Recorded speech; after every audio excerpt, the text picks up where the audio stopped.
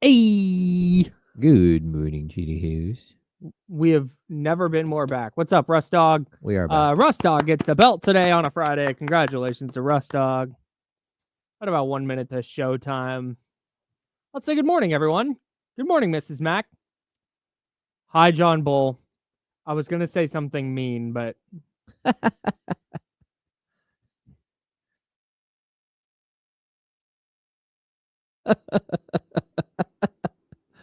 Steven, hello. Good morning. Good morning. Good morning. Top of the morning to you. Hey, Russell. What's up, Yudi? Michael, what up? Hello, hello. Tyler G, hello. Hey, are we late? What are you talking about? I'm late. Are we late? What's up, David? What are you talking about? 30 seconds. Morning, Brian. Soren, I'm not allowed to do this bit anymore, but just know that I see it and I appreciated it, and I'm saying it in my head. What's up, Wheezy? Hello, John. Hi, John. Dawn, what's good? Trina. John Pulls, P-Dub. Thana? It would be awesome if you just said, what's up? What's up, Dawn? What's up, Dawn? Hang on, we got to... Good morning to the various dawns.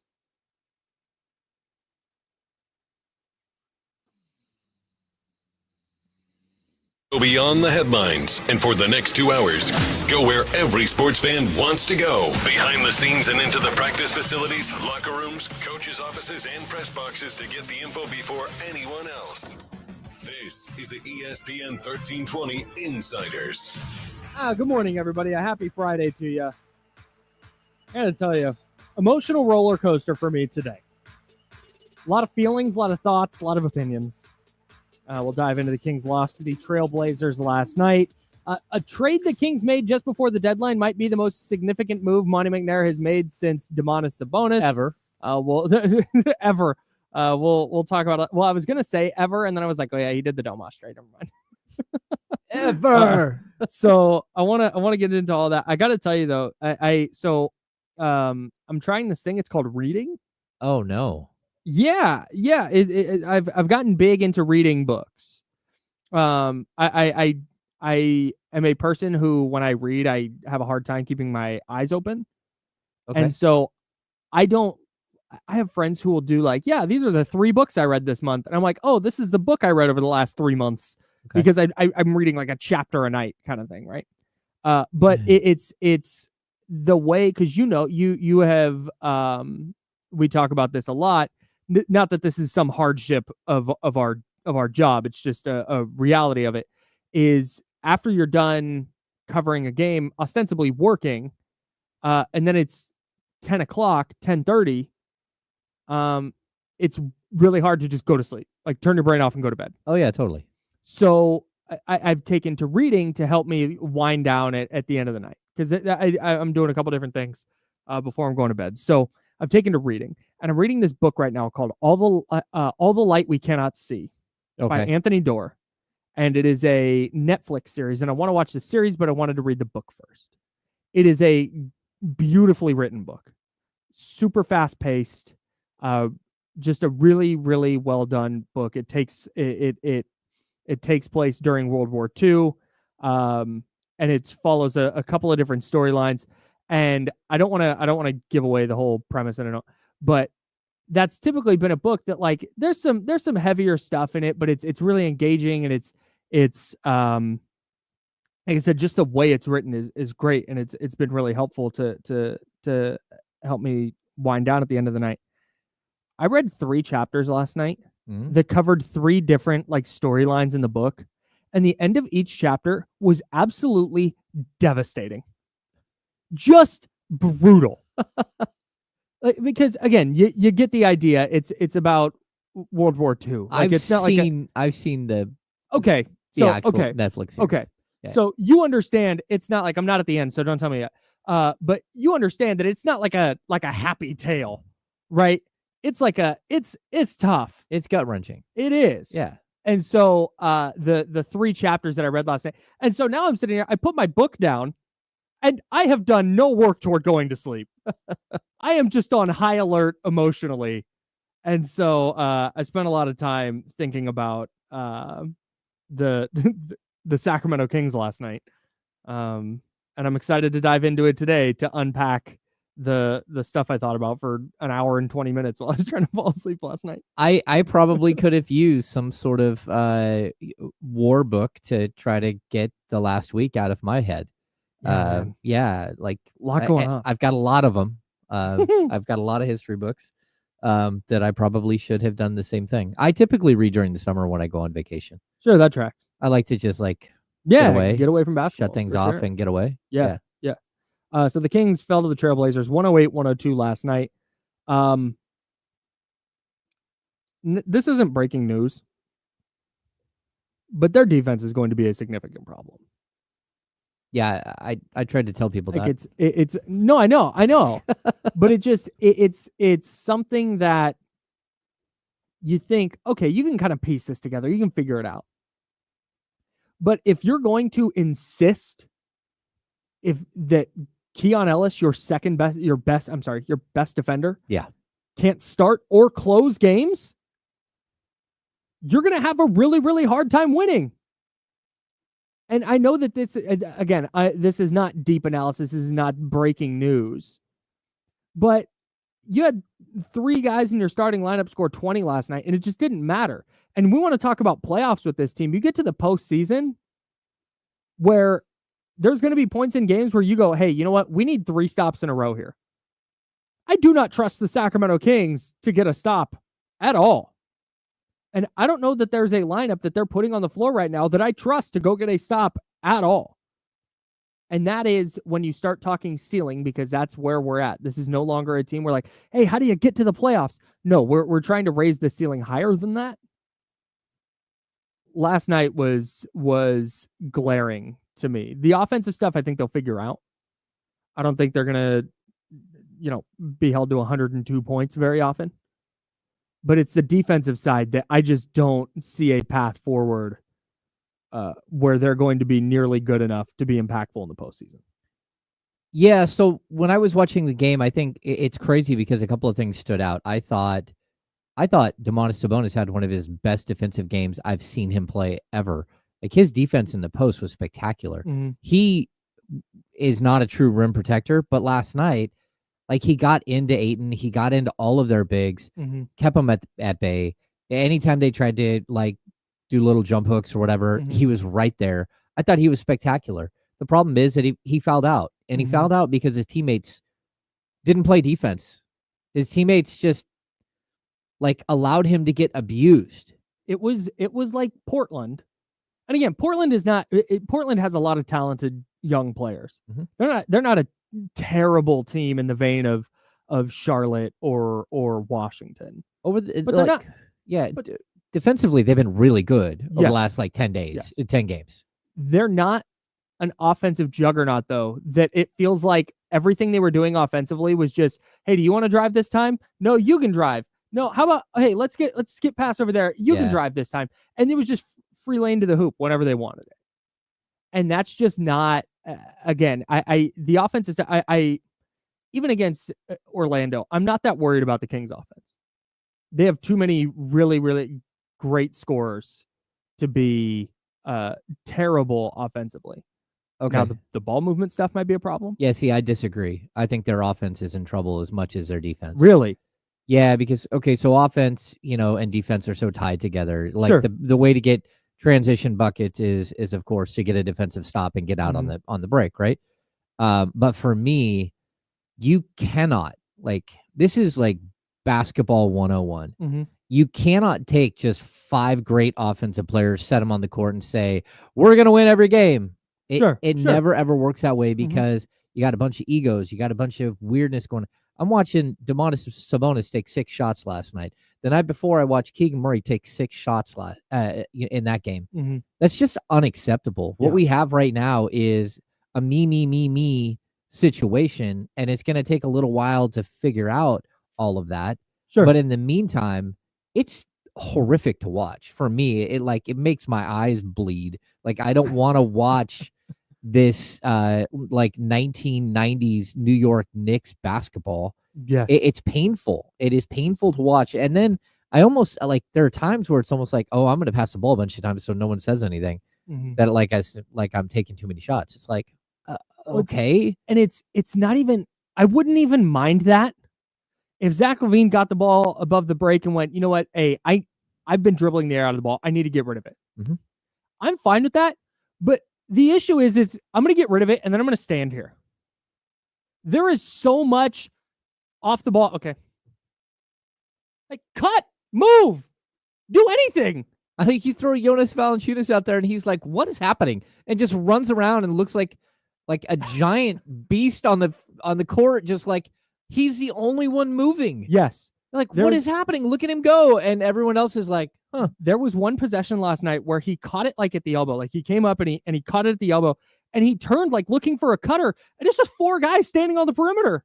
And he had to throw this weird like sidearm pass to get it out to I think it was LaVine maybe. Yeah. But and again, they haven't gotten to practice. And they're not going to. They're not going to get a ton of opportunity to practice. They have the All-Star break coming up, which maybe they can get a couple of days in, which we discussed yesterday. But and per NBA rules, after a back-to-back, you're not allowed to practice. Right. So they're no practice today. I think the overarching issue is, if we're going to zoom out, every team needs to have a hierarchy when it comes to scoring the basketball. That's just a fact of the NBA. Because if not, you're going to get what you're running into with the Kings right now, where it's 3 different guys, Monk, LaVine, and DeRozan, saying, this is my time. They're playing King of the Mountain. Yes. And that's not, well, okay, if you're big into like individual ball handling and shot creation, you might love this. But it's not conducive to winning. If you like watching fancy dribbling and then losses, that's what you're going to get. Sure. Yes. Yeah. It's just really tough because, again, you're adding players out of nowhere, right? And you're changing the entire direction of the team out of nowhere. We talked about it yesterday a little bit, how like just the basics of the dribble handoff versus a pick and roll. You can visually see on the court that Zach LaVine has never played a DHO in a DHO system with a dribble handoff. He does not know where to go with Sabonis. Nope. And so right now you can't really do a 2-man game. And for some reason, the Kings are trying to work it out on the court as opposed to just giving the ball to Monk and having Monk and Sabonis go get you 8 easy baskets in the DHO. 1,000%. In the pick and roll. Like, you're like, what is happening? Like, Zach, go stand in the corner. We're going to run this 2-man game. It might come to you. If you're open, shoot it. If not, put it on the deck, get to the rack, and play make. And while you're standing in the corner watching, actually watch what's happening. Watch the action. Learn something from what Malik Monk is doing. A little live film. It is. It's a live film study. Like, go out there and watch what they're doing. But they've gone away from it completely. And it's like, if I'm Sabonis, I'm sitting here like, if this is the way it's going to be, we'll deal with this in the summer. And you guys want, like, you think he's going to want to be here for that? No. Definitely not. No. Again, we talked about this being the Bulls 2.0, Bulls West Coast. It sure does feel like it. And I don't know whose idea was to emulate the Bulls over the last couple of years because they have not been good. We talked about that. Domantas Sabonis is a significantly better player than Nikola Vucevic. He's a significantly better player than everyone else on the Kings team. Yeah. Right now. on the Bulls discussion though. Yeah. We went, hey, he's not, Zach LaVine's played in, with the center, before but Domas is so much better, so maybe that helps. And it's like, no, they're turning him into Nikola Vucevic. Yeah. And that's not what they should be doing. Not at all. So like I said, maybe I'm being overly optimistic in saying they'll figure it out, and I think it'll look better. The problem comes back to what that hierarchy though. And whose team is it? Whose offense is it? Who has the ball in their hands? Who's playmaking? Because to me, it's very obvious that the offense should be running through Malik Monk. When they did that, he's averaging what is a starter? He's 20-7. Yeah, it's really close. Yeah, really close to 20 points. Those are good numbers, especially for a modern point guard. That's about where you're going to sit. Is that 7 to 8 assist range. And you're going to get that with Malik Monk. The problem is that's not off-ball stuff is not DeMar DeRozan's game. No. Off-ball stuff is not Zach LaVine's game. And can they play? Can they do things? Sure, but it's not their primary job. And I don't know that getting them to fit in an offense that is primarily the Sabonis Monk two-man game, I don't know if that's ever going to be a thing. Because if every time they get the ball, it's put it on the deck and I'm going to work for my shot, that's not going to lead to a ton of wins. It might work on some nights where Zach LaVine gets hot and he goes 15 of 22 from the field and 9 of 13 from 3. And wow, look, he had 40 last night. And maybe you win that one. But on a night-to-night basis, on a game-in, game-out basis, especially in a playoff series where you're facing a team 7 times in a row and they're going to figure out what you're doing, it's just not it's not going to play. So, I like I said, I don't think they're going to get held to 102 every night because there are going to be certain little things they figure out, and I think they'll start being more efficient offensively.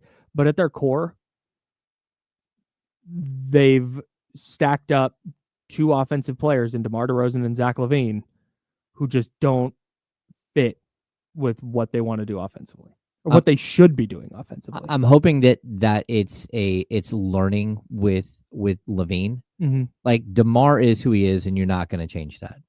And it's okay to have a player like DeMar. You can't have multiple players like DeMar that have, and so really you're just looking at dueling banjos. Yep.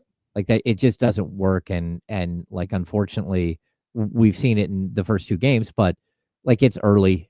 They do need practice time. They need time to figure things out. I'm not hitting some panic button. I just know that like the analytics said that this is what it would look like already. Mm-hmm. And that's why this trade wasn't made years ago, because the analytics said, no, it's not going to work. And we're seeing it play out in real time. Mm-hmm. And you're just hoping that they can make adjustments and they can learn how to play together and they can push forward. Yep. Because what we saw right now, I don't care how many years DeMar DeRozan played with Valanciunas. I don't care how many years DeRozan and LaVine played together. They haven't played with Monk. They haven't played with Sabonis. When you get them all together, it doesn't look right. Nope. It sure doesn't. Okay, the Super Bowl is happening. FYI, we're going to dive into the Super Bowl coming up in a bit. Chiefs and Eagles, we've got a rematch of that one. We'll dig into that one. And I think Monty McNair yesterday made the second most important acquisition of his tenure, and we'll talk about it next. He's James Ham. I'm Kyle Madson. We're the Insider, sponsored by Jiffy Lube. This is ESPN 1320 at Sacramento Sports Center.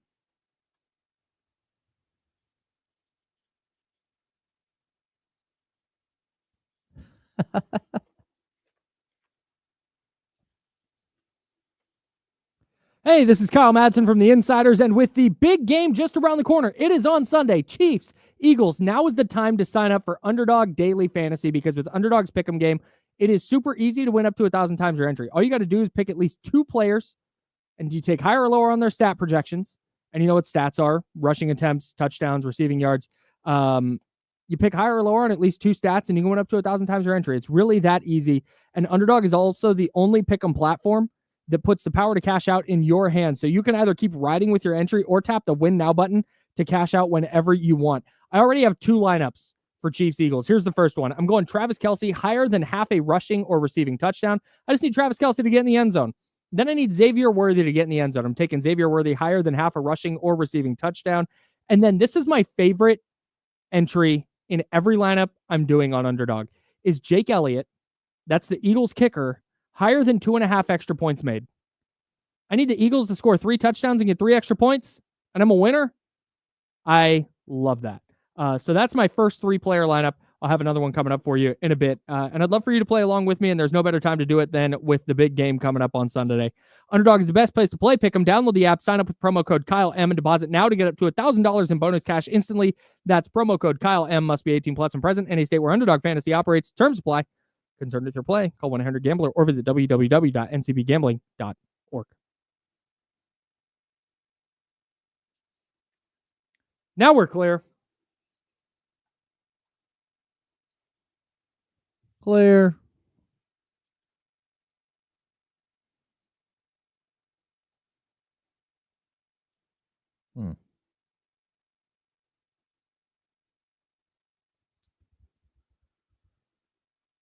Boy, these trades are Damn. still rolling in. Sorry. What? The Clippers trade just got formally announced. Camp.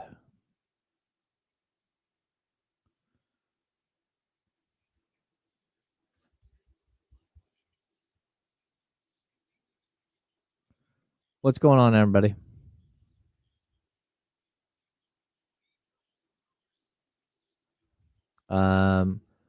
Tom L. What's the main reason Vivek and ownership won't consider a rebuild? Number one, they've jacked up ticket prices so high because they had a playoff team that going back would be really, really difficult. And you cannot charge premium dollar for a bad product. And that's a problem. So, if you want to see 12,000 fans in the building, and of those 12,000, 1,500 were tickets that were given away to local charities, then that's what that would look like. Because I've seen it happen before, and they've tried to do it before, and that's typically what it looks like. So that's number one. The other thing is, like, once you get a taste for the playoffs, if you're an owner, I think you want that, and you think that you can twist and turn and make things different and all that stuff, and try to figure out how to get through this and make your team good again. But again, I don't know how you do that. So at this point, you now have at least 2 more years of this. Like, Zach LaVine is under contract of $46 million next year and $49 million the year after that. It's really, really difficult to see a way in which the Kings can go a different direction. And so that's why you don't consider a rebuild. I'm not saying it's right. I'm more of a proactive person.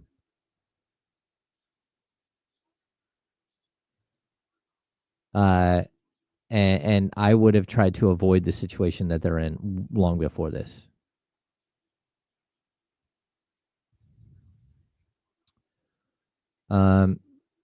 No, to Baby Daddy, I don't remember saying any of this. I don't remember predicting anything that would have happened. I don't know what you're talking about. I'm being a smartass. I was going to say, I'm pretty sure you said that exact thing. I'm pretty sure. I'm with Baby Daddy on this one. I'm pretty sure that I predicted everything that has happened so far and will happen in the next 3 months. But it's neither here nor there. I'm so excited to have strong Jake LaRavia takes. You guys have no idea. You're out on Jake LaRavia. No, I'm not. No, I'm fine.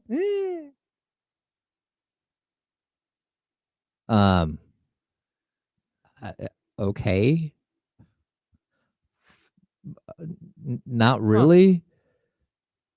Like, hey, didn't he have a player option? Yeah, a player option that he will opt into, but that's okay. Unless you're saying it's a massive expiring deal. Yeah, but still. Hang on, we're back.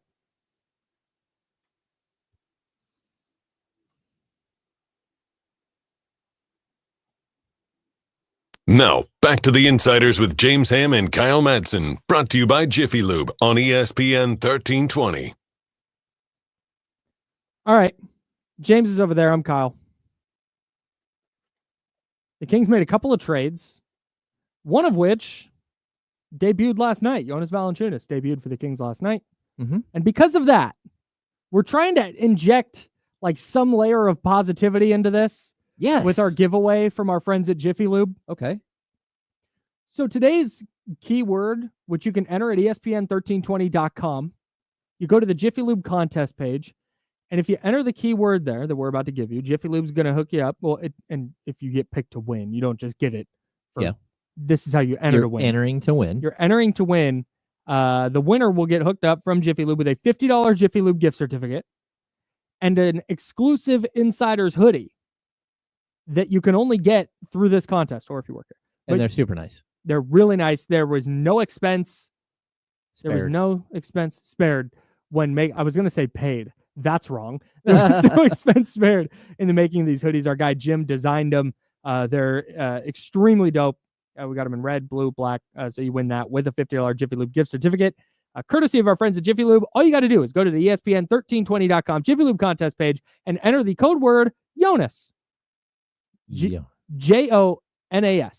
Yep. Jonas.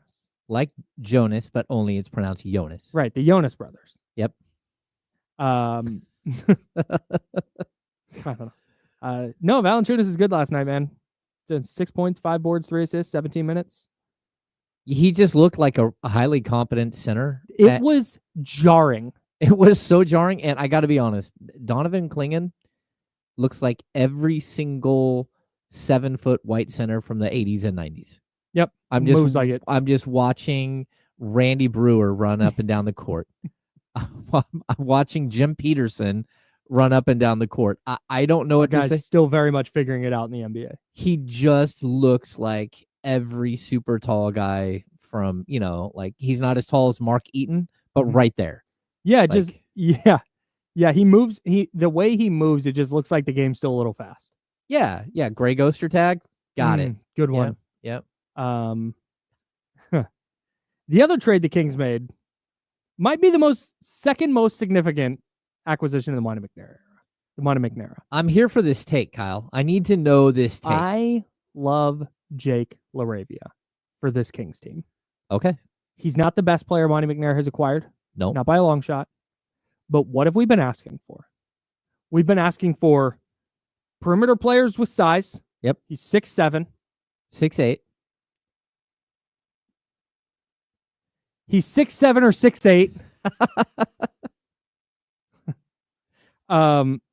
And he does the things like I'm of the mind that the Kings did not need more players who are like, hey, get in the ball and he's gonna go score. They needed players like Keon that are just gonna play good defense. They're gonna get a tough rebound. They're gonna steal a couple extra possessions per game. They're just gonna know where to be on the court, and they're just gonna do the right stuff.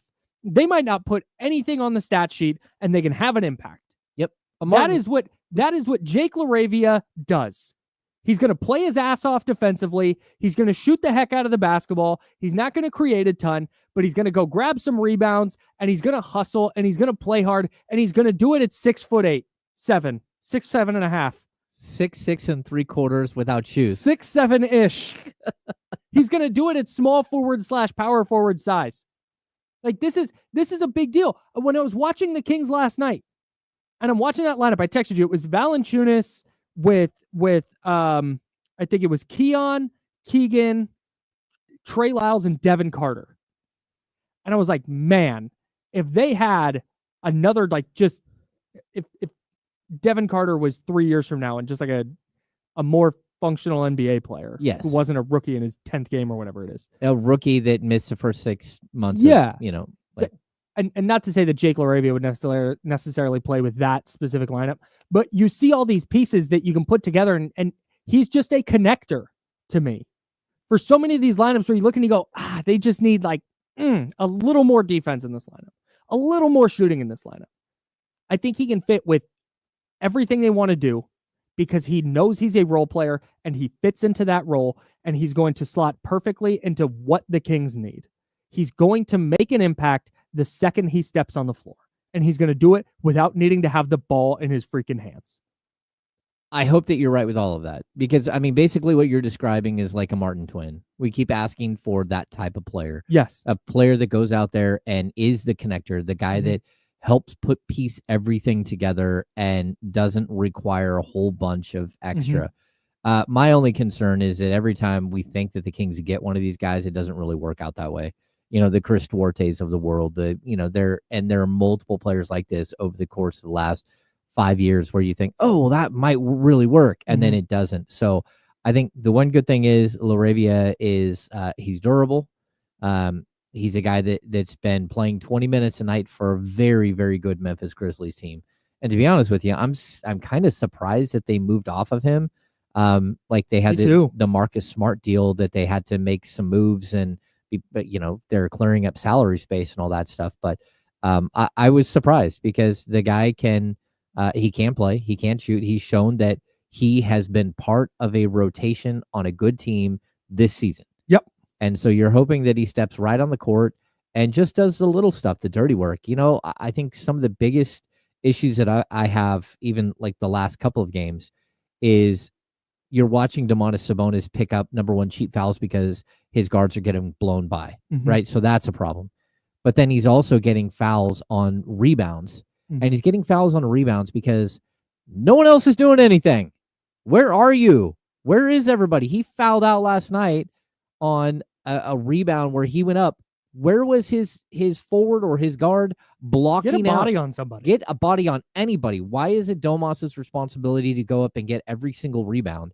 And so for me, this is a guy that doesn't mind mixing it up a little bit. There are players like this that go around in the NBA and are highly successful because they do the little things.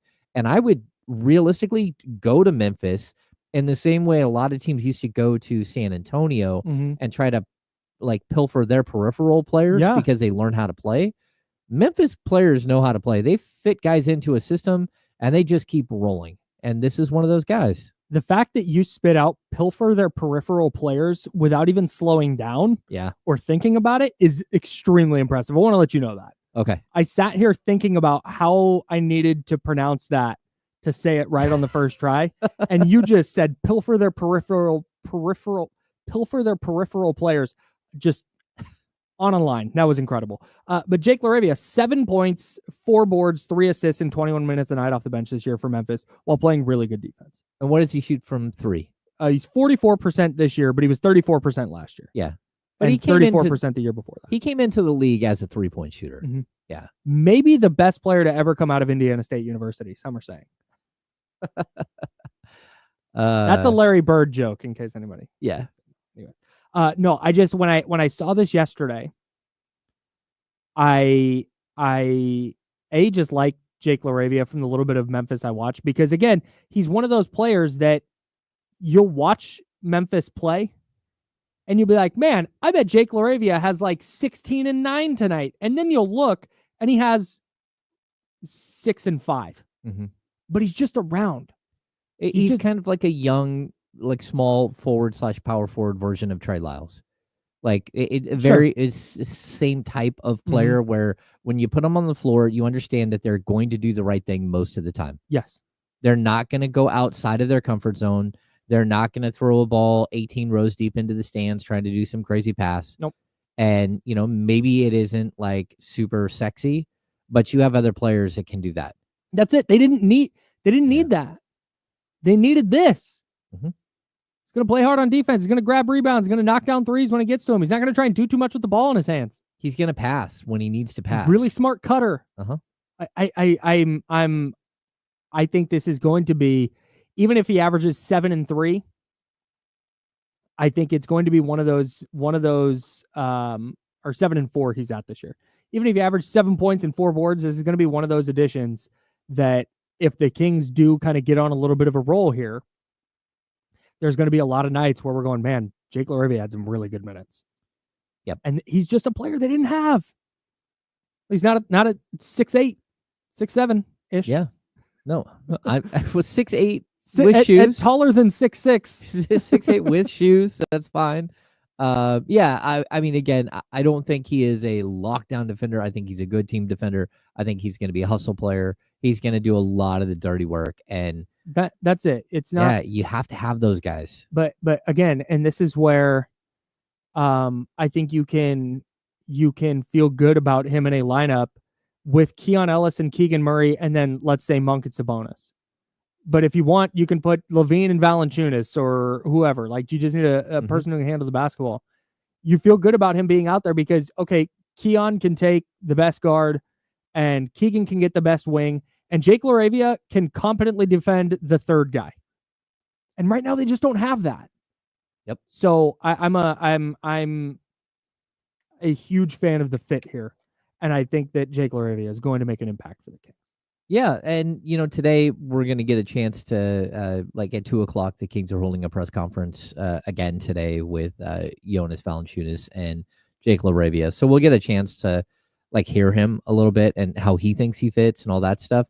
But look, I think it's one of those things where you can't just keep going out and thinking that all you have to add is superstar level players or star level players or guys who average 20 points a game. Mm-hmm.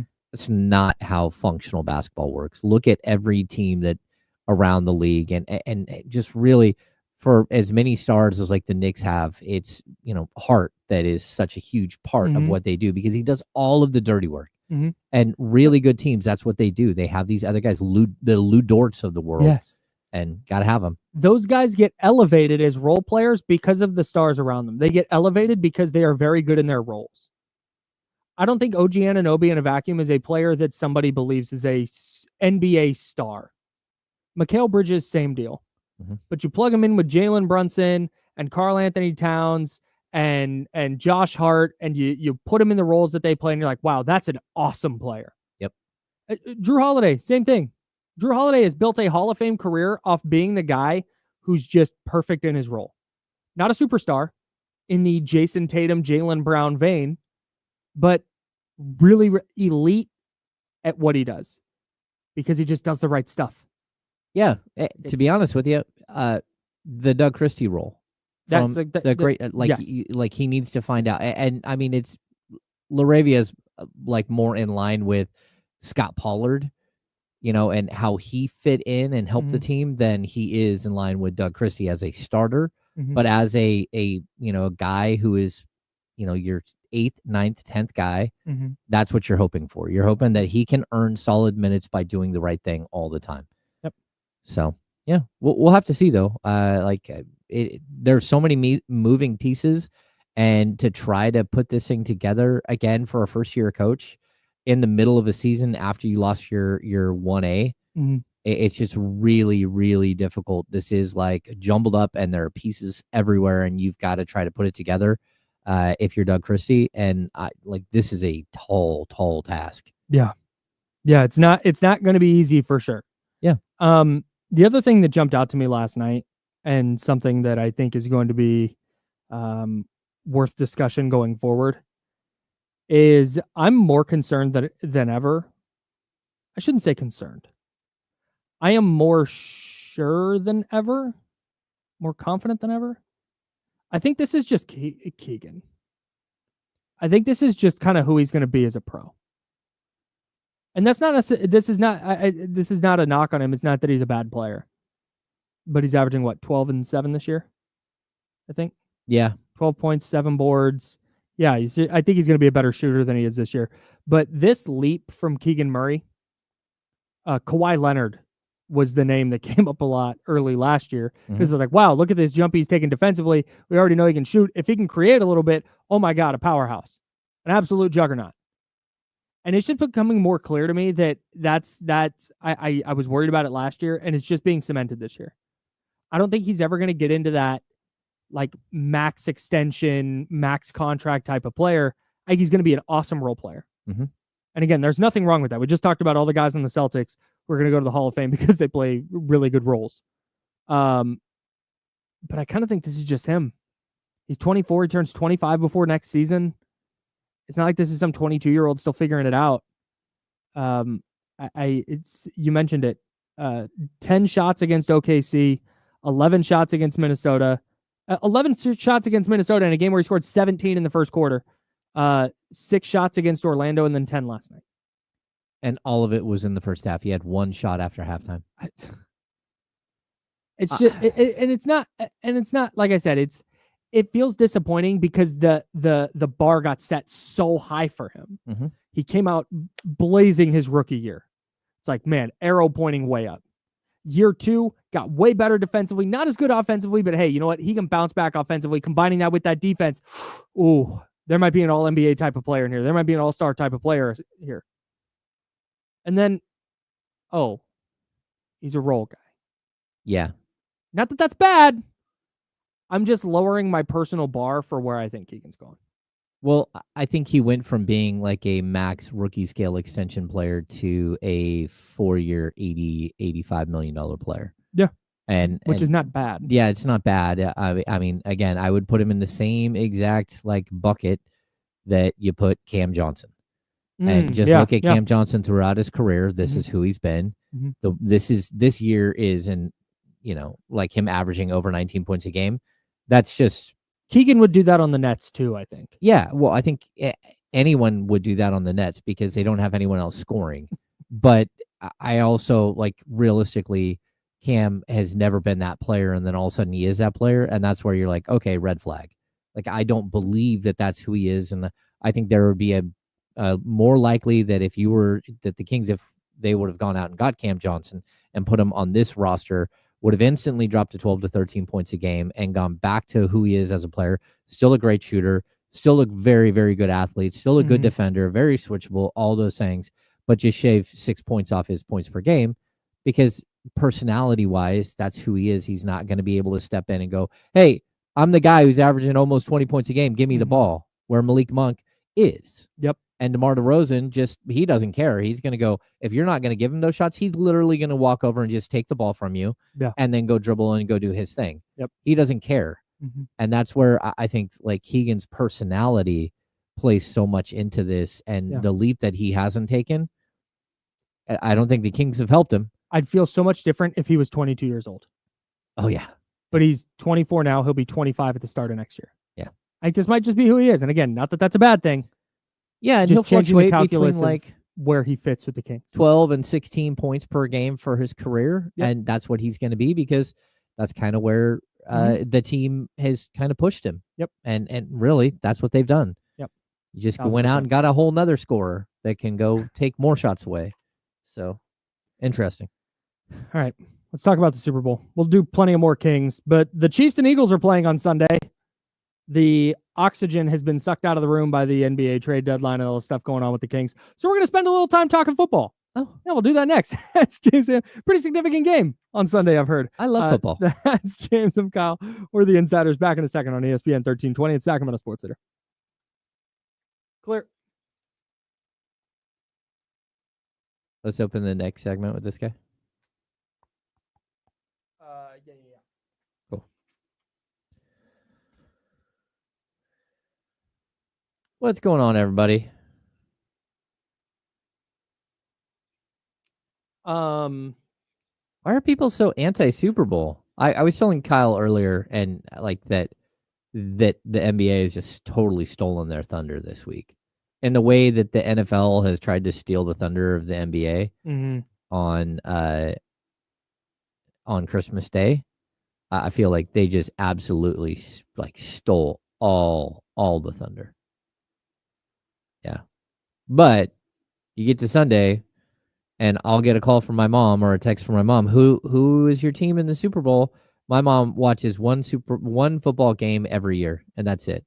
And she's with everybody else. She's at some party at someone's house watching the Super Bowl. Outside of that, she doesn't know what football looks like. Here's the thing for me is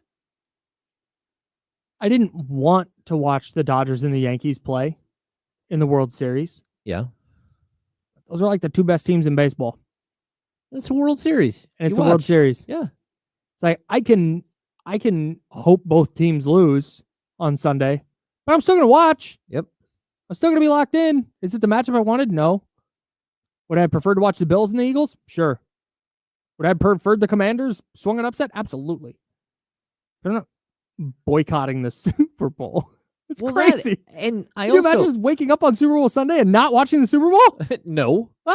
Sounds insane. Well, salute to the people who do that, though. I get it. People are tired of the Chiefs, I guess, or they're tired of this ref thing that everyone brings up with the Chiefs. But at the same time, like, I like to watch greatness. I appreciate Steph Curry. Yeah, I want to root against it. I'm actually here for it. I haven't decided who I'm rooting for yet. My body will tell me on Sunday. Oh, I know who I'm rooting for. Like, yeah, no, of course. You're a Mahomes guy. Mm-hmm. And I don't begrudge that. I don't begrudge the people who are like, I'd love to see someone else do it. No, I get it. There's like, root against something. There's be a hater. Like, why not? Yeah. And also, this is pro tip for everybody. If you're actually deep in the Chiefs conspiracy theory thing, and you actually think the NFL is assisting them in winning, take out your life savings and head to Vegas and put it all on the Chiefs. That's free money for you. Free money. If you think that there's a conspiracy to make the Chiefs win and the refs are in on it and the league is in on it, brother or sister, go win some cash. Yeah. Put your money where your mouth is. I'm going to take my life savings out. I'm going to take $26. $26. Throw it on red. That's amazing.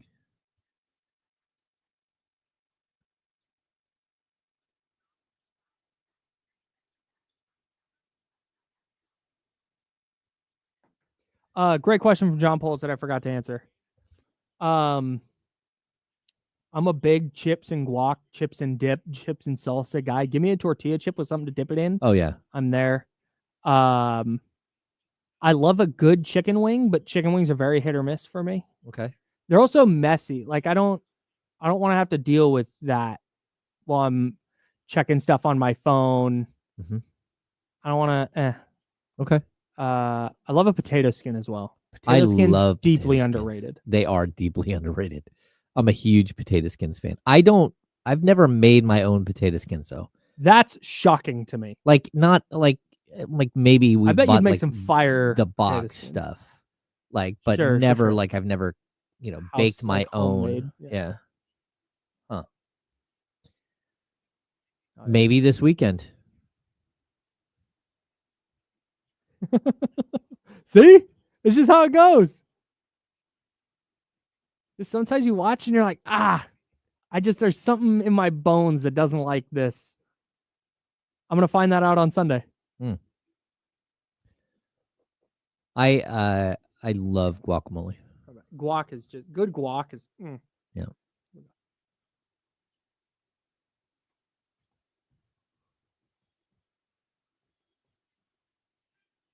Now, back to the Insiders with James Ham and Kyle Madson, brought to you by Jiffy Lube on ESPN 1320. James Ham's there. I'm Kyle Madson. Before we get into the Super Bowl, Valentine's Day is next Friday, y'all. 1 week from today. The good news is, if you're like, oh, shoot, that's a week from today, I got to do something. James and I got you. We do. We've got you. We have partnered with Strelitzia Flowers out of Davis, California.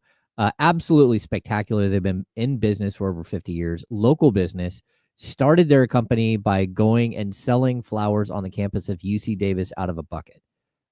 These are good people who do great work, and we are very excited to partner with them. We are going to give away a dozen long stem roses with free delivery. We've been giving one away every day this week. I don't know if you won out there or not. But we'll have a contest. We have a contest page. We'll give you a code word for that in a little while. But if not, don't be that guy that waits until the last second. Sports station here, we do have a large male population in the chat, but also as listeners out there, go out and get ahead of the game and don't be that guy at the grocery store at 5:00 on Valentine's Day, picking through the dregs of what's left. You don't want that. No. So go to StrelitziaFlowersCompany.com and use the code RADIO224 for $10 off any purchase of $100 or more. Also, if you go to ESPN1320.com, we actually have a button right there. You can click on it and go straight to their website where you can order flowers for next Friday. And we'll be back talking about this in just a little while, and we'll give you a code word. So make sure to tune in, and we will give you a code word for today's drawing for a dozen long stem roses. Hell yeah. Call the Oak Grove Kia Talk on at 916-909-1320, 916-909-1320. So the Super Bowl is happening on Sunday. Okay. Chiefs-Eagles rematch of a couple of years ago, a thrilling game a couple of years ago that the Eagles were a holding call away from winning. I know there's a lot of I don't like to be fan police. Mm-hmm. So if you hate this so much that you're not going to watch, cool. Yeah. If you're not a football fan and you're like, yeah, the Super Bowl does nothing for me. Cool. It's just for me. And again, this is not hating. This is just complex. DJ Complex. Yeah. Not a sports guy. He doesn't know anything about sports at all. He'll come up in the kitchen here at the studio and be like, "Hey, so how are the sports?" Yes. They're sportsing, dude. No, but he goes, "Oh yeah, that's right. The Super Bowl's on Sunday." He's like, "That's my favorite day to go to Costco because nobody's there." The day before? Oh no. Nightmare.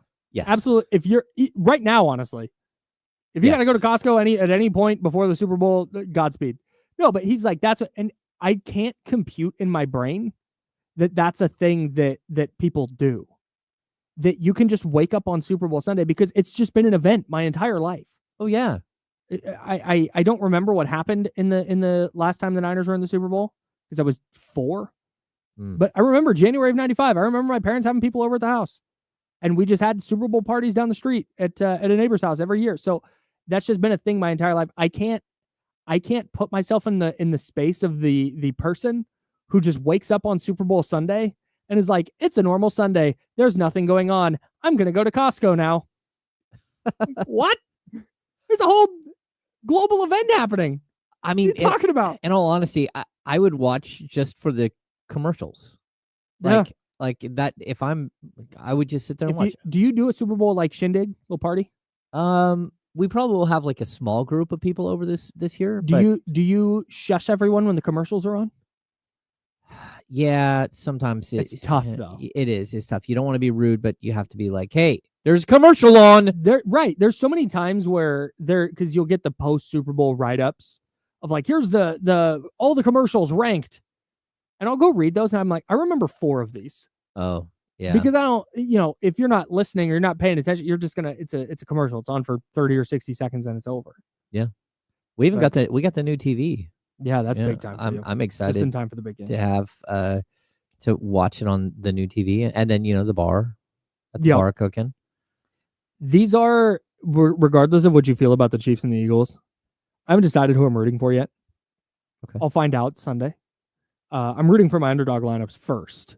But that's the main thing here. That's a segue right there. But no, not really. That's just what I'm doing. So I'll have a rooting interest there.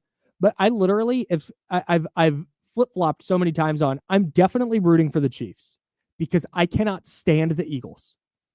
Big Dom and Nick Sirianni and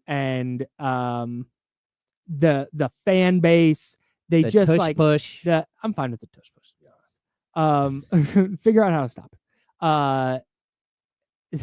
The Bills couldn't figure out how to get a first down with one. But no, so there's like so many things I dislike about the Eagles. Mm-hmm. But then there's just a lot of things I don't like about the Chiefs. I don't want to watch them win again. I don't want to I need a Chiefs fan to be humbled one time. But then it's like at the expense of the Eagles winning. But anyways, I'll find out Sunday when something happens in the game and my body is like, yes, I'm glad that thing happened. I love that you can have that you can have that moment because I'm just walking in the game, I don't really have I don't really care. Sure. But if I have to choose a team, I'm choosing the Chiefs. Yep. When someone says, who are you rooting for? Yeah. Like when the Niners were there against the Chiefs, it was like all in on Niners. Of course. Now it's like, okay, like if the Chiefs win, I will be happy. Yeah. If the Eagles win, I'll be like, meh. Like, okay. It's fine. Like, I'm not going to like shed a tear. It's not going to ruin my day. Yeah. No. And it'll be cool. Like, honestly, if the Eagles win, I'm tapping in to WIP, our sister station in Philly, on the free Odyssey app. And I'm watching all the videos of the carnage that's going to happen in Philly streets. It's going to be incredible. That fan base is amazing. I hate them, but they're incredible. Yep, they are. So I don't quite know yet who I'm pulling for. I do like that like the week of this is usually the biggest week, right? Where you get the Hall of Fame announcements, and we do have that. And did Eli Manning get snubbed as a first ballot Hall of Famer? No, he did not. He didn't. Also, Luke Kuechly didn't get snubbed as a first ballot Hall of Famer. If Patrick Willis had to wait 5 ballots to get in, Luke Kuechly can wait a while. That's right. Get out of here. I do like I like the class though. It's a really strong class. Yeah. So I thought the video today of LaDainian Tomlinson surprising Antonio Gates, absolutely spectacular. Yep. Like such a cool video. Yep. I'm here for Jared Allen, Eric Allen, and Sterling Sharp makes it. Shout out to Sterling Sharp, man. Yeah. In my brain, he's been a Hall of Famer. I'm so happy he's in. It was just his career was so short because of the injury. Yep. Yeah. But man. Yeah, no, he was great. Yeah. Unbelievable. So and Josh Allen is your NFL MVP, despite not being a first-team All-Pro. It's weird. So I've heard the explanation on that. Okay. On the split vote, because there were a bunch of people who voted Lamar Jackson first-team All-Pro ahead of Josh Allen, but then Josh Allen MVP ahead of Lamar Jackson. And the explanation is essentially the All-Pro stuff is stats. What are the best stats? And Lamar Jackson's statistics were better than Josh Allen's. Okay. But then Josh Allen got the MVP votes because there's more of like a team dynamic and a team aspect to that. I think what it is the reason Nikola Jokic lost to Joel Embiid a couple of years ago. Because they said, hey, he's not going to get a third one here because he hasn't won a title yet. He doesn't get to enter that stratosphere of having 3 MVPs because he has not won a title. He doesn't get to be that. So here, Joel Embiid had a great year. He's going to get it. That's why I think Josh Allen got it. Because people went, Lamar Jackson doesn't get to be back-to-back without a Super Bowl. Yeah. I think that's what gets held over his head. He was better than Josh Allen this year. Like just yeah. Straight up. I agree. And but team-wise, the Bills were better. No doubt. Yeah. So if that's the explanation, like, okay. But I think part of it is people look at Lamar Jackson and they go, okay, he was good in the regular season, but how good was he really? Because look at the playoffs. And I think that is something, and it's, dude, we have this exact same conversation about Domantas Sabonis. It's, okay, yeah, that's a nice regular season, but like, hey, playoffs, anyone? Like that, I think that's what's happening to Lamar Jackson. Yeah. And Josh Allen doesn't run into it because everybody goes, oh man, poor Josh Allen against the Chiefs. Boy, he just can't, he was so good, but you know what? The refs screwed him. And then there was the 13 seconds game where he didn't get the ball back at the end. Man, Josh Allen really, I mean, in spirit, has beat the Chiefs a couple of times already. He deserves an MVP. This was the MVP Luka was supposed to win this year. Like, here's your Lifetime Achievement Award. Yes. You just get it.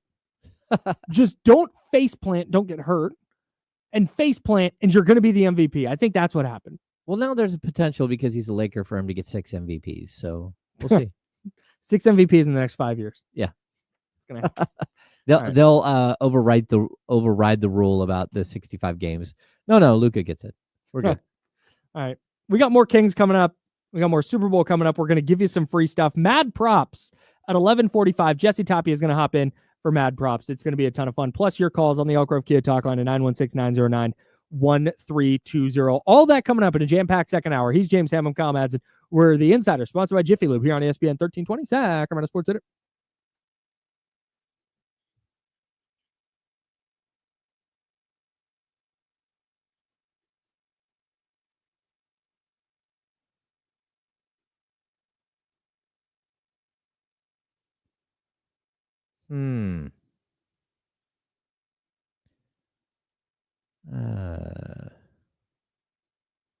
I know a lot of people are just so obsessed with why Keon Ellis isn't playing the whole time. And we've asked the question of 2 separate head coaches multiple times on this. And like, I don't know what to tell you. He's going to play what he plays. Norm, how do I feel about baby goats? First of all, like, we're not allowed to do anything cool here ever again for team building at Odyssey Sacramento, because last time we did it, it was catastrophic. Like, well, I mean, we had 2 major injuries. I don't think anyone wants to play tug of war with goats. No one will play tug of war ever again. But I really would like to see Kenny show up and what Kenny looks like when he's around baby goats. Because I don't know if Kenny's going to know what to do with like baby goats. Like, they jump all over the place. They're crazy.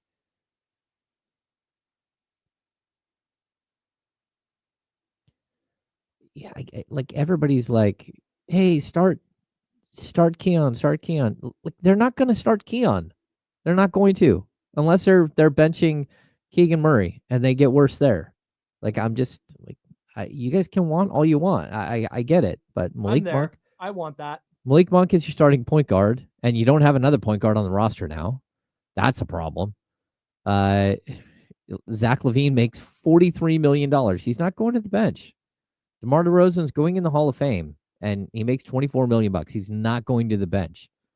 So I get what you guys are saying. I'm just telling you, it doesn't matter who I ask. They're going to just look at me funny and say, yeah, we'll try to get him more minutes. That's what we're doing. But some nights it works and sometimes it doesn't. Just saying. Well, that's stupid. Next time you talk to him, let him know I said that. It's Doug. Don't tell him I said it. I think we're going to have a conversation a little bit about the buyout market. But just to be honest with you, like the Kings aren't part of the buyout market. Like, okay, if DeLon Wright gets bought out, maybe he would consider coming to Sacramento. But Ben Simmons isn't coming to Sacramento, which, to be honest with you, I think is the wrong decision for Ben Simmons. I think Ben Simmons could rebuild his career in a town like Sacramento, where no one's like has him under a microscope. But oh, sorry, everybody.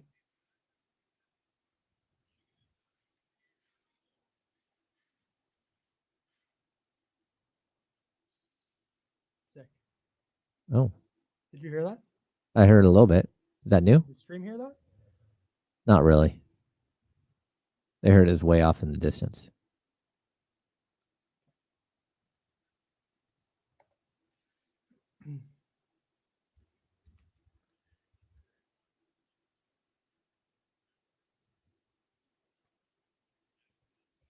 So we have these new little intro things for the handoff that Charlie made.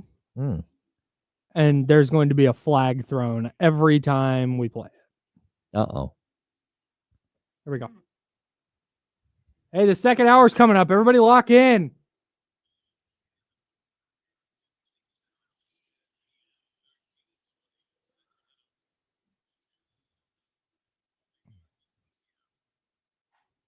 Welcome back to hour number 2 of the ESPN 1320 Insiders.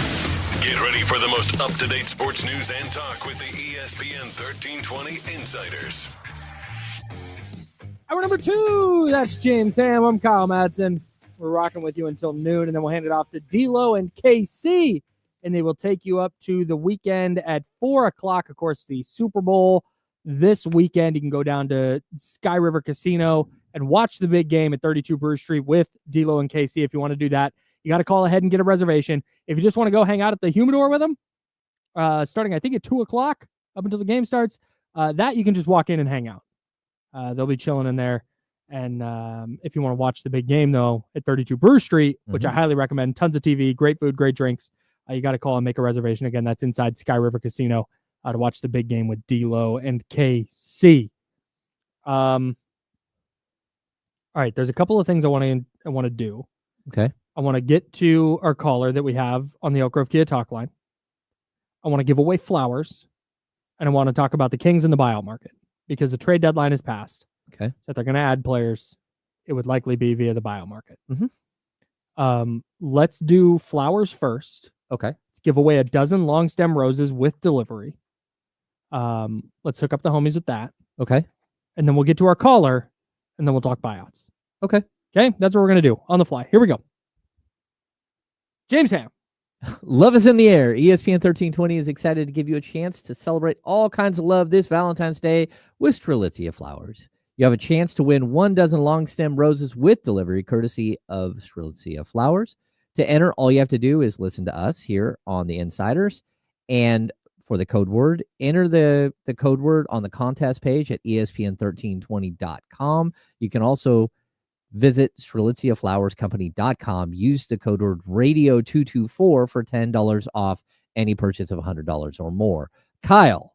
Yes. What is the code word for today for people to enter to win a dozen long stem roses? You know what? I'm so glad you asked. Dozen.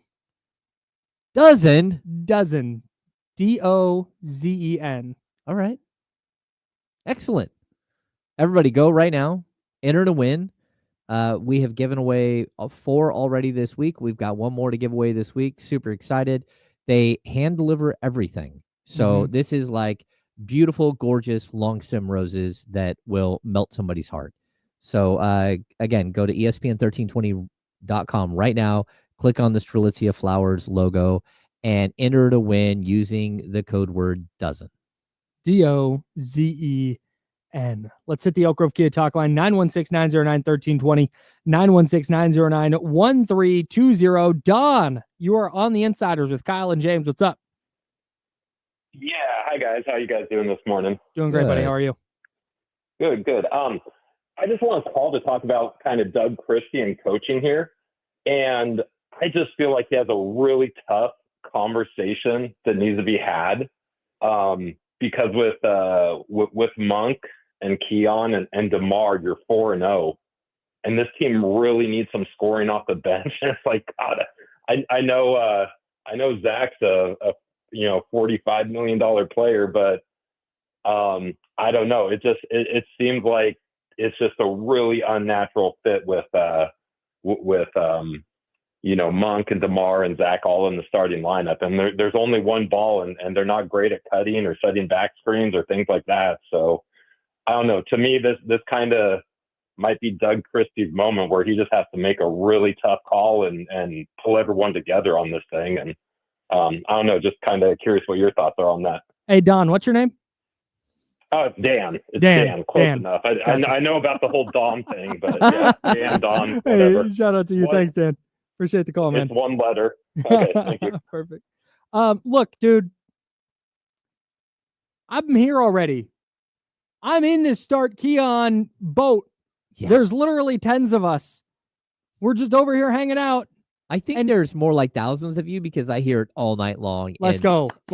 And my feeds wherever you follow James on social media. I thought I was just on this island, and it turns out there's an entire civilization on the other side of the island. Yeah. No, it's just you were explaining this at the break, and if you want to hang out with us during the breaks, please do it. YouTube.com/ESPN1320 and Twitch.tv/ESPN1320. But no, we're talking about this, man. Like, I am firmly in the camp that Keon Ellis should be starting. Mm-hmm. Pick the player out of Monk, DeRozan, and Levine that should come off the bench. I have advocated that it should be DeMar DeRozan at this point, but it's not about one of those players is bad. It's not about they can't score. It's just about fit, and it's about maximizing what the Kings are doing. Yep. On a night-to-night basis.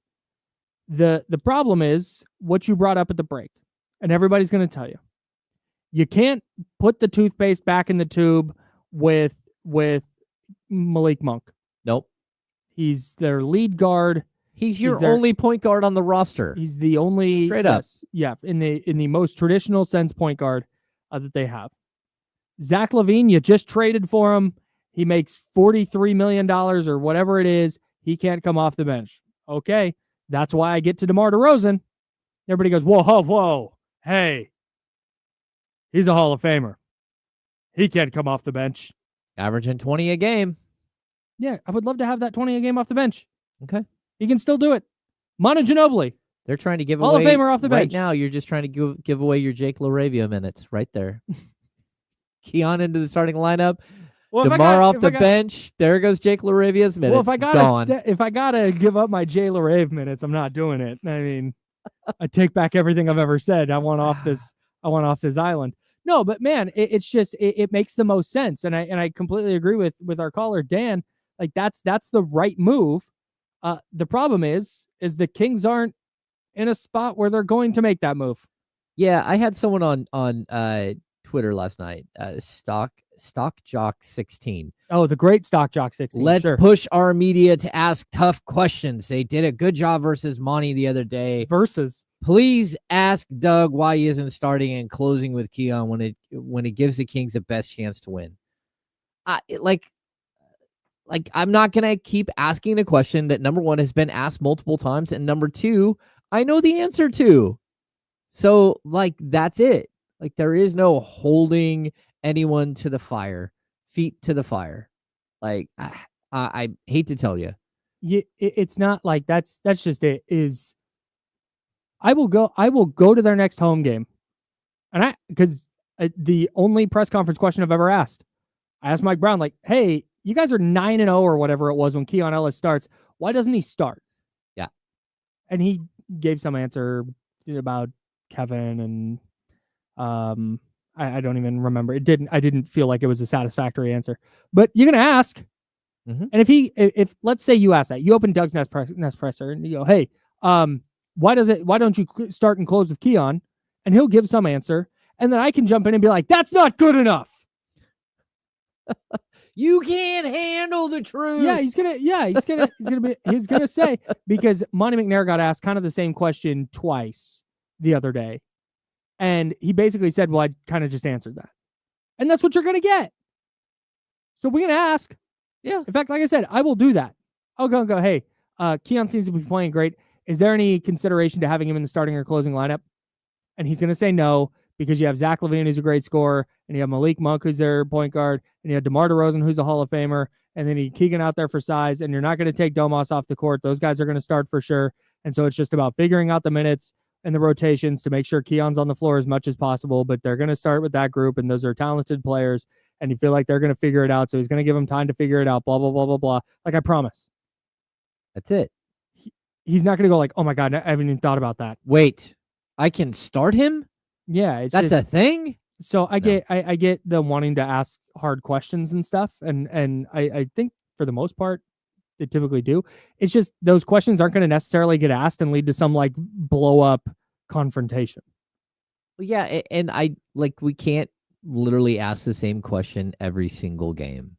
That's just like, and I get it. Like, there are people out there that really want this question answered, but they're going to give you the same answer they did before. And that's all I can tell you is, they have other people that also have to have minutes, and also like they're big money players. And it's part of the issue here. Yep.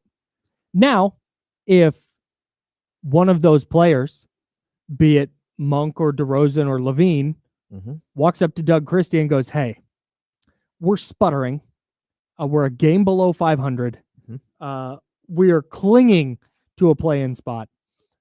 I think we can really elevate if I come off the bench. Start Keon and bring me off the bench. Then now it's different. Yep, it's a different story.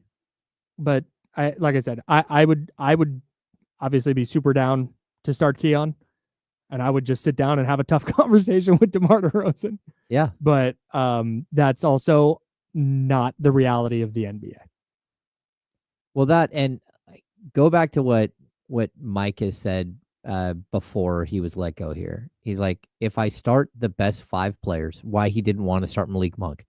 Once you hit the button, it was over. But like, he was very clear. He's like, if I start my 5 best players and it doesn't work, where do I turn? Like, that's, you got nothing. I got nothing. Like, that's it. Yep. I tried. I put my 5 best players out there. Your players are better than my 5 best players. Now what do I do? And that's where we're at a lot of times right now. Yep. You put your 5 best players out there. They get off to a slow start in the first quarter. Done. Like, yep. Like, and sometimes you can claw your way back into the game, but that's not a sustainable way to win basketball. Nope. Not. Anyways. 916-909-1320. That's the Elk Grove Kia Talk line. 916-909-1320. Don, you're on the Insiders. What's up? Are you saying Don or Dawn? Dawn. Like AWN? Oh, okay. DON. It's like a Pam situation. Yeah, exactly. First thing I just wanted to say, thank you guys for taking my call, being on the air. Appreciate it. Thank you. Thanks for calling.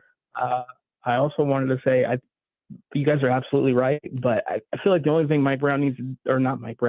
Doug Christie with his lineups is just to let them know, like, hey, you guys have 3 minutes at the start of the game. If you're not getting stops, somebody's going to sit. And then I got to put Keon in, and then you're going to have to sit here and ride with the second unit. Like, that's just what it is. Like, like James said, the money, how much all these guys are getting paid, the only one you pull out is Keegan. And I would tell, if I'm Doug, I'm telling them, if your name rhymes with Zadrunas Marshallonis, you're the only one that gets to stay after 2 minutes. Like, that's it. If you guys aren't playing defense, one of you is going to have to sit. Show me something. And I feel like Doug has said that on the radio before in the past, like, having that conversation with them. And I feel like he's the kind of guy that he relates to people. Like, he meets you on your level. He's like a motivator.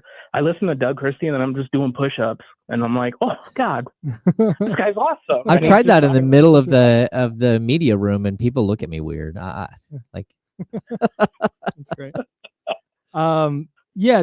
And what's your actual name? My name's CJ. CJ, appreciate the call, CJ. Thanks, man. That's one of the problems of the timing here. Is I think what CJ is saying is like, hey, that's a good idea. It's probably easier said than done, because who do you pull out at that 3-minute mark? And let's say you're down 10. Yeah. A, who do you pull out? And pause. And B, you just added Zach LaVine. They're going to let that, whether you think they should or not, the reality is they're going to let that try and work itself out. They're going to let DeMar DeRozan and Zach LaVine and Malik Monk play together as much as humanly possible early on. They're going to get extended run, especially when they're not practicing. They're going to get some extended run to try and figure this thing out. And the problem is let's say they get to 15 games of Zach LaVine and they're like, ugh, this is just not, this isn't okay. And Doug does what CJ was saying. He goes to those guys and says, you have 3 minutes. And if you're not figuring out in those 3 minutes, one of you is coming off the court, Keon's going in, and we're starting our rotation. You can do that, but you have at that point, if you wait 15 games, you have what, like 20 games left? And at that point, you might be cooked. Well, Kyle, the only pathway forward the Kings have right now, just today, Jake LaRavia. Yes, is Jake LaRavia. The only pathway forward they have is with the starting group that they have, and to try to give them enough time on the court together to figure it out. That's the only way forward right now. And you can say, "Oh, we're gonna throw in Keon," but you're limiting the ceiling of your team by not just running them out there. And I know there's a good chance that the Kings are not going to figure this out, and that they're going to lose a lot more games than they win in the second half of the season. And this team is not going to make the playoffs. I'm just being honest. Sure. That's go ahead. I want to stick on something you just said. You think they lower their ceiling I'm just going to stick with DeMar here. It can be whatever player you want. I'm going to say DeMar. If they move DeMar DeRozan to the bench and Keon Ellis into the starting lineup, and let's say DeMar is amenable to this, and you're going to get he's a 36-year-old pro. I don't think he'd pout either way, but you're going to get just the best version of him coming off the bench. You think it lowers their ceiling? Yeah, I do. I think the best path forward for this team is for the 5 key guys to get on the same page, figure out how to play together. And if somehow you can make the playoffs, the only way through, Keon can be a huge part of what's happening, but the only way through is for them to get those 5 players firing on all cylinders, whether they're starting together or they're playing, in spot duty off the bench together, whatever. It doesn't matter. Still the key is that those 5 players have to learn how to play together. And because Keon can play with anybody on any day of the week. Sure. He can. And Jonas Valanciunas, he can jump in and do the same thing. But at the end of the day, if you can't get those 5 players on the same page, your season's sunk one way or another. And it might be sunk already and we just don't see it. Sure. Or we do see it and we just don't want to admit it. One way they could save it is the buyout market. We'll talk about that next. He's James Ham. I'm Kyle Madson. We're the Insider, sponsored by Jiffy Lube on ESPN 1320, Sacramento Sports Leader.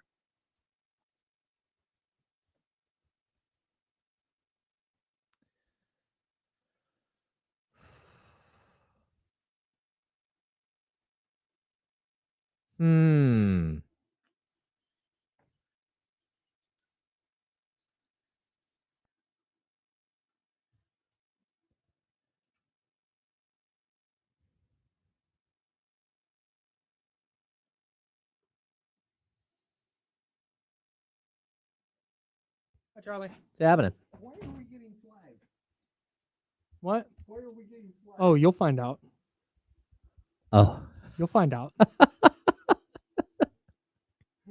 You'll see. uh-oh. I enjoy the intros though. Those sound great. Thanks. See, I listen to the show. Dude, we got my guy say there's a need. I try to fulfill it, and now I'm gonna get stabbed. No, you're not. No.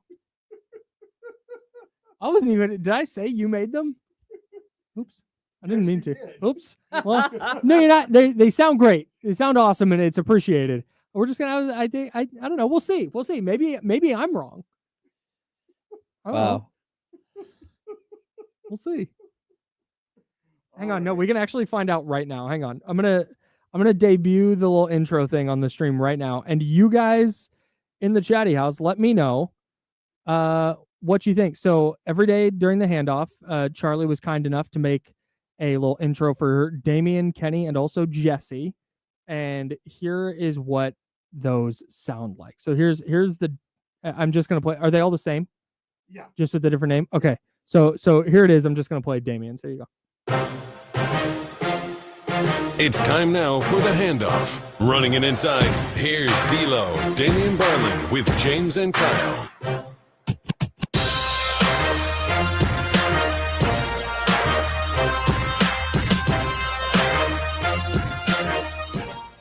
I like the music.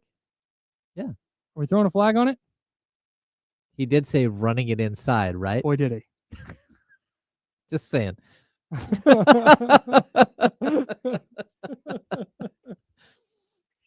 I was pushing all the wrong buttons there. Whoops. Is my old man coming out? Is that what's happening? We are the show that played Ram It. That's a good point. Shout out to was it the 86 Rams? All right, now 82? 84 Rams, I think. All right, yeah. All right. Just ram it. All right, very good. All right. Continue. Thanks, Charlie. Continue with the show. Appreciate you, buddy.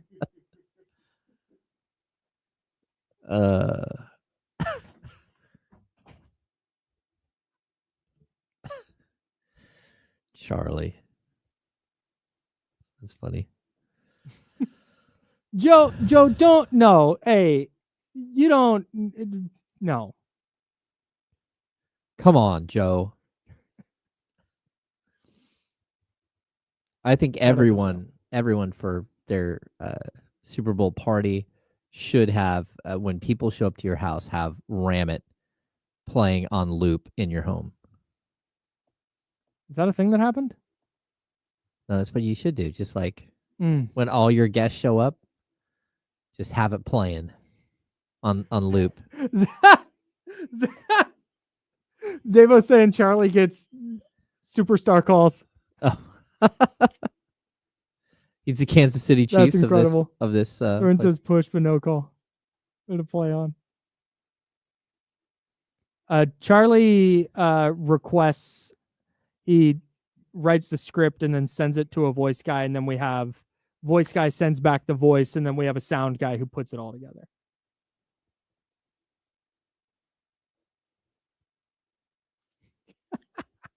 I love you guys. Here we go.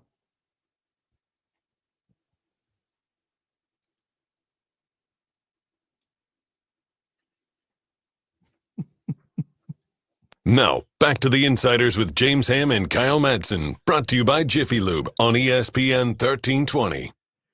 All right, Charlie gets a superstar whistle. That's fine. I get it now. All right. I didn't know. We'll see. I'll adapt my expectations going forward. We'll see when people come in and sit in the chair and then hear it. And Yeah. Yeah. Wait, I'm not going to say anything. Don't, because okay. I would be stunned if Jesse's listening right now. He's not here, is he? No, yeah, no. Don't nobody say anything to Jesse. Okay. I'm just going to let it play, and we'll see if he has any kind of reaction. Okay. Anyways. I'm here for it. Yeah. Where are we going with this discussion Jiffy here? Lube is what I'm calling it. Shout out to Jiffy Lube. Are the Kings going to be players in the buyout market? I mean, let me ask you this. Could they, via the buyout market, via players available in free agency, do you think there's a player they could go get that would have any kind of tangible impact? Yeah, I don't know. Like, we haven't seen who's getting bought out yet. And there's always this idea that someone's getting bought out and then they don't, right? So we're going to have to wait and see. But for me, like, look, the Kings, all of a sudden, they should always be looking for a small forward or power forward, the 6'8", 6'9". Like, if someone decides to waive one of those guys, the Kings should be all in, right? But I also think that they now have a glaring hole at the reserve point guard position, and there might be a guy that gets waived here in the next day or two or 5 days that makes sense to the Kings. And whether, again, like, I don't know, Bones Highland, he got traded. I don't know if he's getting waived. I don't know if again, DeLon Wright would get waived and potentially become a player that. But it doesn't matter. The Kings don't have a backup point guard right now. And that is so, like, you can just see it on the court. You can, if this season spins out, it's like, okay, Devin Carter, go ahead and play backup point guard for the next, 30 games. Right. That's fine. 25 games. We're just going to let you get better and learn how to play at the NBA level. And maybe we got something, maybe we don't. But if that's not the plan, then you have to try to go out and figure out your needs and try to, add pieces. So I'll just, like, very quickly, we have, like, some weird stuff with Jake LaRavia's contract, right? The Grizzlies didn't pick up his fourth-year team, like, rookie scale option. So he, at the end of this year, is an unrestricted free agent, and the Kings cannot pay him more than $5.1 million. I saw people say, "Oh, you can give him the MLE or anything else." No, the Kings are capped at $5.1 million. That's all they can give him. It's the same exact situation they were in with Harry Giles a few years ago. So if Jake LaRavia blows up in Sacramento and all of a sudden becomes, like, a really expensive player, the Kings are going to have a tough time retaining him. Either way, they don't have rights to him outside of that $5.1 million. That's difficult. So if someone else wants to give him more money, the Kings can't do anything about it. But when you made the trade for Jake, basically he makes $3.3 million. The two players that you send out, Colby Jones and Alex Len, combined to make $4.2 million. You created $900,000 under the luxury tax to add to the $2.5 million you already had, right? When we combine that, you're, like, basically $3.4 million. Like, minimum scale contracts for veterans is $2.1 million, and again, is prorated. Okay. And then rookie scale for a guy like Isaac Jones is like $1.6 million. Okay. But again, it's prorated.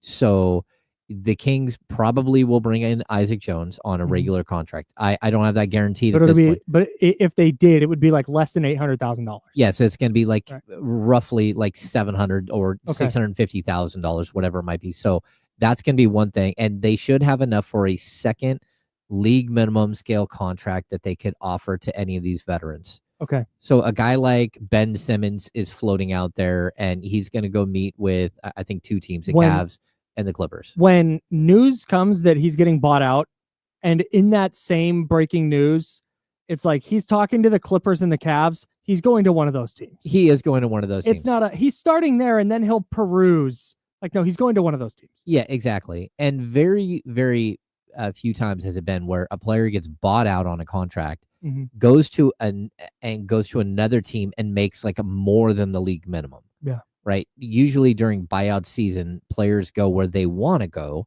and where they think they're going to get to play, so they can bump their value up long term. So again, if a player like Dennis Schroeder gets bought out, I don't think he's getting bought out now. He went to, I think he got shipped to Detroit, right? But if he were to get bought out, you'd be like, okay, like, look, if Schroeder is available on a minimum scale deal, you could make a run at him. But then you're going to be up against the Lakers, who he's played for multiple times, or you're going to be up against all these other teams that might have a better opportunity. Right. And so it's more likely that they would go there. So you're going to be looking for players, but I don't know what you can find in the buyout market. And the Kings have never been a destination location for buyout market players. There would be like definite minutes available, but it'll be interesting to see if that's enough to get any kind of quality veteran to join up over joining a team that might have a real chance to make a deep playoff run. Yeah. At least on paper right now. This is via HoopsWire. Mhm. These are the current point guards available on the free agent market. These are the ones that intrigue me in some way. Reggie Jackson is number one. Yeah, Reggie Jackson is the exact type of player we're talking about. Yes. Where go organize the offense and maybe make a three every now and then. Be physical. Go to the basket. Play a little bit of defense. Do Yep. some of the things. Like, just be a physical presence on the court. Yep. He's the only one out of this group that I'm like, hell yeah. Yeah. Because here's some other names. Markelle Fultz. Nope. Malachi Flynn. Okay, maybe Malachi. Okay. Like, because Malachi can shoot it, right? Alfred Payton. He's already going back to New Orleans. That was something that happened this morning. Oh, okay. Yep. Okay, so this has not been updated yet. IT? Isaiah Thomas? Yeah. Like, this is John Wall's on this list. Killian Hayes, Kyra Lewis, Jamari Bouye. It just, like, those are the kind of names we're talking about. Yeah, there's no one that moves any needle at all. Ryan Archidinakano? No. Yeah, No. Reggie Jackson is the one guy on this list that jumps out to me as that definitely helps.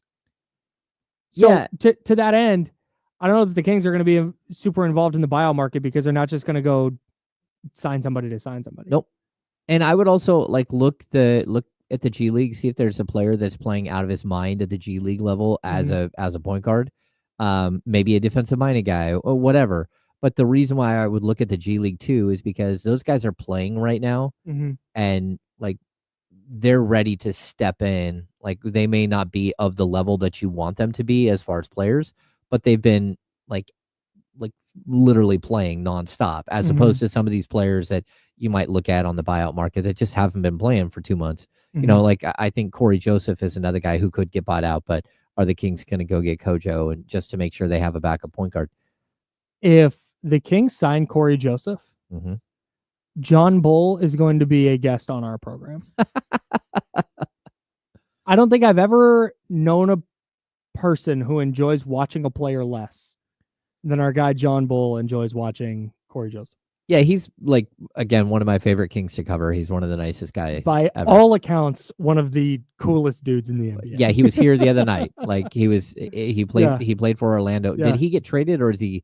The rumors are he's getting bought out. I don't think he got dealt. Okay. Yeah, it's not in any move that was on my radar. Yeah. So if he does get bought out, it is what it is. Like, I don't think the Kings are going to go up. Like, Garrett Temple might get bought out. Like, there's like a list of players that could get bought out. I want to get to our caller. Okay. And then I have a question for you that I've been dying to ask. Oh, all right. And I keep forgetting, but I'm going to ask right here in a second. Mitch in New Jersey, what's going on, buddy? Hey, doing, Kyle, James? Doing great. Happy Friday. Happy Friday to you. It's going well, considering what's going to be happening in the next 8 days. No, but anyway, Kings and Chiefs. First of all these point guards that you're talking about, I mean, it's like they're on two, three teams every year. It's like, to me, it reminds you of the death of a salesman. Come on. Yeah. Come on. Does it seem like Kings have gotten older from last year after the offseason and these trades? They got older. I think you want the team to be young and you want talent. And I'm hoping for the Chiefs. I can't stand the Eagles. It's just egg in the face. Pat Mahomes is like LeBron. I mean, especially in his early years, he made everybody better, got the team to the finals. Yep. Yeah, I need a little help with another star or two. But it just shows that it's more important to have players than the coach. Yep. And Andy Reid, Philadelphia letting Andy Reid go is egg in their face. For sure. Thanks, Mitch. Appreciate the call. The Kings players did get older from last year. That's a thing that happened for sure. Well, I know what he's saying. It was just yeah. it was just kind of a funny thought. No, and I agree though. Like, you had a window that was like 8 years, and then you shortened that window to 2 years when you signed DeMar DeRozan, and then you shortened that window further when you brought in Zach LaVine. Yep, you got older at that spot. You got older when you got significantly older when you shipped out Harrison Barnes and brought in DeMar DeRozan. Jake LaRavia is only 23. Yeah. That's quality. But Jonas Valanciunas has been around, this is his 12th year? Yeah, he's 32. Yeah, he's in it. So Mitch makes a great point. This has gone from this up and coming team where you're hoping for development to a, hey, there's really high urgency. You kind of need to win now. Mm-hmm. Yeah, I think that's a great point. You bring up the luxury tax a lot. Yes. And I don't, because you're not in Vivek Ranadive's head. So you have no idea if he would or would not, unless you do know and you want to let us know if they would go over the luxury tax. I'm inclined to believe they would if it meant making a title run. I'm inclined to believe they would not if they think that this is just kind of a team that may or may not make the playoffs, which makes sense to me. But why should I, as a fan of basketball, or if I'm a Kings fan, why should I give a damn if the Kings are getting a check because they were under the luxury tax? Why do I care if they get an extra $8 or $10 or $12 million? Why does that matter to me? Well, I mean, realistically, it shouldn't matter all that much to fans, but the luxury tax is tied to the aprons and everything else, right? So the Kings are X amount of dollars under the luxury tax, and then they're X amount of dollars under the apron, and those numbers are only really $3 million apart, right? And the aprons affect what kind of moves you can make and how you can make trades. Totally. So there's consequences that come with being at the aprons. It's not just a dollar amount. Well, and going over the luxury tax is kind of like a gateway drug, right? Once you go over that luxury tax, you're like, okay, well, we're not that far from. We can go over the first apron. Oh, there's a good player. We can maybe go over the second apron. I'll be honest. I don't think that Vivek will go over the luxury tax, and I certainly wouldn't do it with this season, with this team right now. Sure. Again, right now, I just told you they're about $3.4 million under the luxury tax, right? What do you think you're going to get that you just named the point guards that might be available? And maybe if you were to say, hey, we'll give you $5 million right now if you join the Sacramento Kings, Ben Simmons, as opposed to going to the Clippers.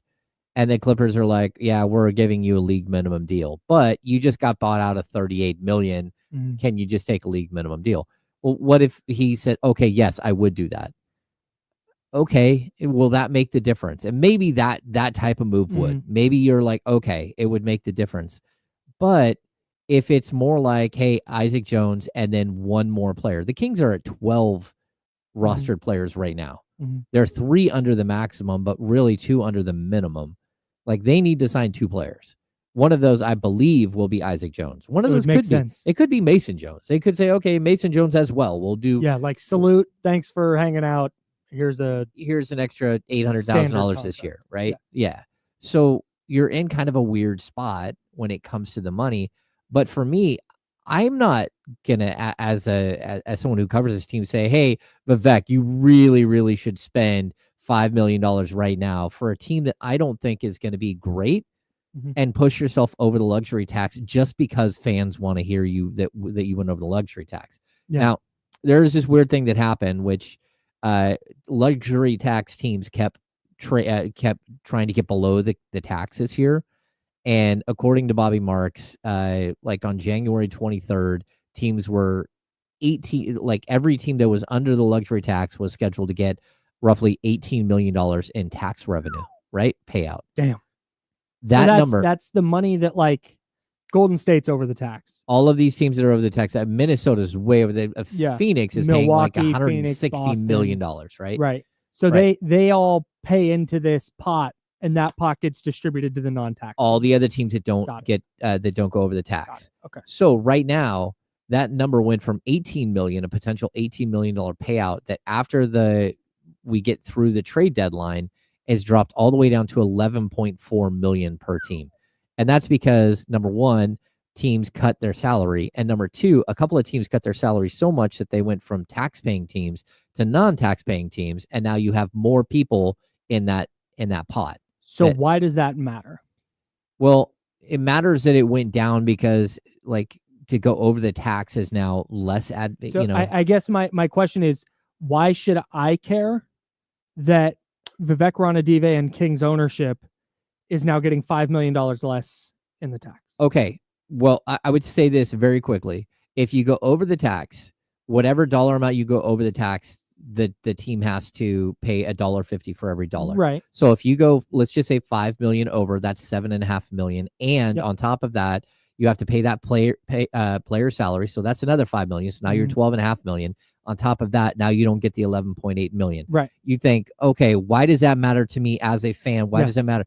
What do you think where do you think your ticket sales money goes? Like, why do you think they keep jacking up ticket prices?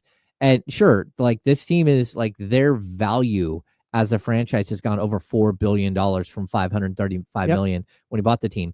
But that's not like he's got like a giant bank account with $3 billion, $3.5 billion. The only way to get that equity is to sell the team. Right. So like that money is like very, very like way out in the distance, and it doesn't really even matter because Vivek doesn't intend to sell the team.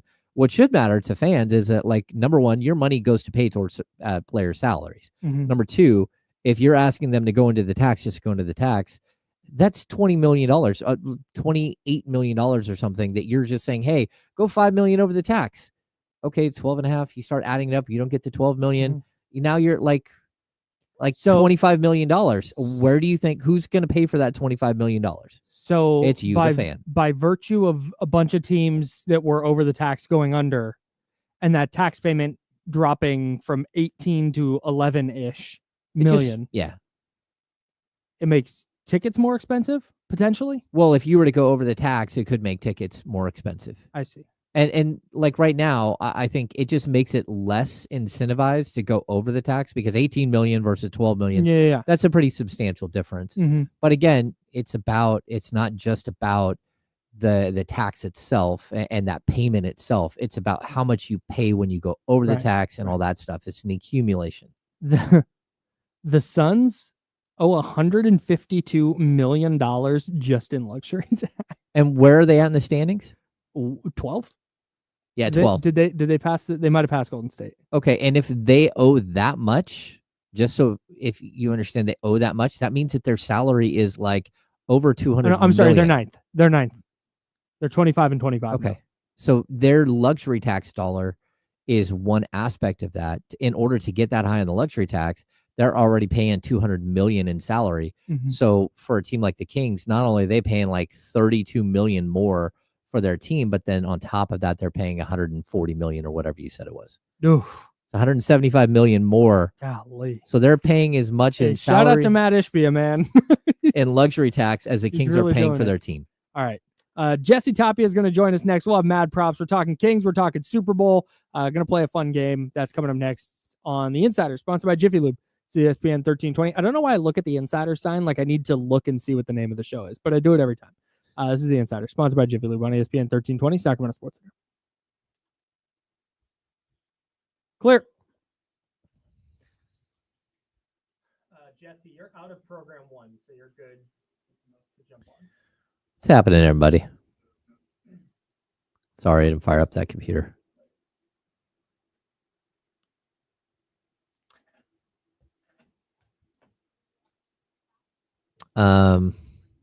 Okay, hang on. Chris, what happens to the money the team doesn't spend under the cap? Do owners keep that? No, if they don't spend the money under the cap, like teams don't get a dollar amount like handed to them that they can go spend. They can spend like within the confines of the luxury tax of the CBA. They can spend whatever they want, like the Suns are doing. There is no like you have this much money and then like it's a business. So yeah, some of the owners might get some tax payment. It might get some dividends from what's happening with the team, but that would mean that the team made money. And like most NBA franchises, they don't make like just hand over fist. It's that they're unless you're the A's and you're just not paying anybody for a decade. But most owners just see their product go up in value. That makes sense. What's up, Chatty House?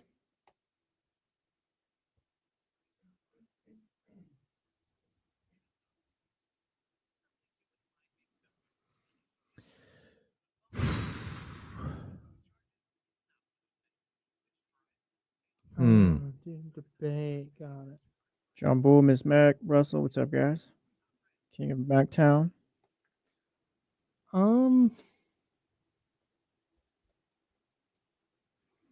Marcus Spencer. Andrew, I don't even hate Bret Hart. It's just take it a little less serious. That's my thing. What's up, John Poles? David. John Poles, I don't think I necessarily have like a favorite food or snack for the Super Bowl.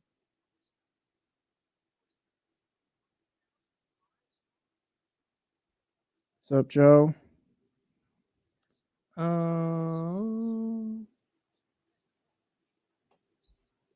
Yeah, Spencer, that was no good yesterday. Nothing. They're second best team, second best record in the East, third best record in the league. They'll be fine. We have 1 minute. Quentin Post got elevated from a 2-way contract. Oh yeah, shout out to QP.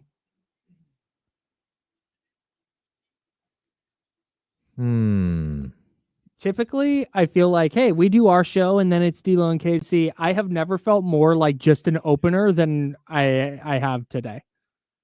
Oh, you think there's going to be fireworks? Well, it's whatever. Our guy Scooter at like 10:06 was like, can't wait till noon. Damien had a hell of a tease yesterday. Like, dang, all right. Yeah.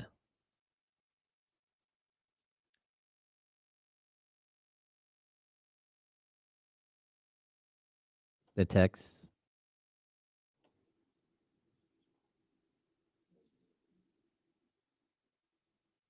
Oh, what's up, Manny?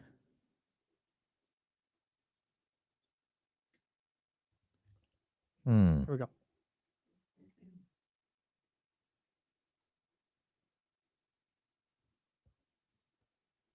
Now, back to the Insiders, brought to you by Jiffy Lube on ESPN 1320. Super appropriate that this song is playing. Oh, you can't hear it on the stream. Sorry, everybody. It's Kendrick Lamar and The Weeknd. All right. And Kendrick Lamar, of course, performing at the Super Bowl halftime show, which is the game we're talking about in Mad Props because we have the Super Bowl and we have a Kings game on Saturday against the New Orleans Pelicans. Those are our two Mad Props today. But before we do that, a big salute to our guy Charlie, who gave us a little handoff intro. Here we go. It's time now for the handoff. Taking it right up the middle, here's Jesse Tapia with James and Kyle. The hell's going on out here? What? Redo that one. Yeah, send that one back.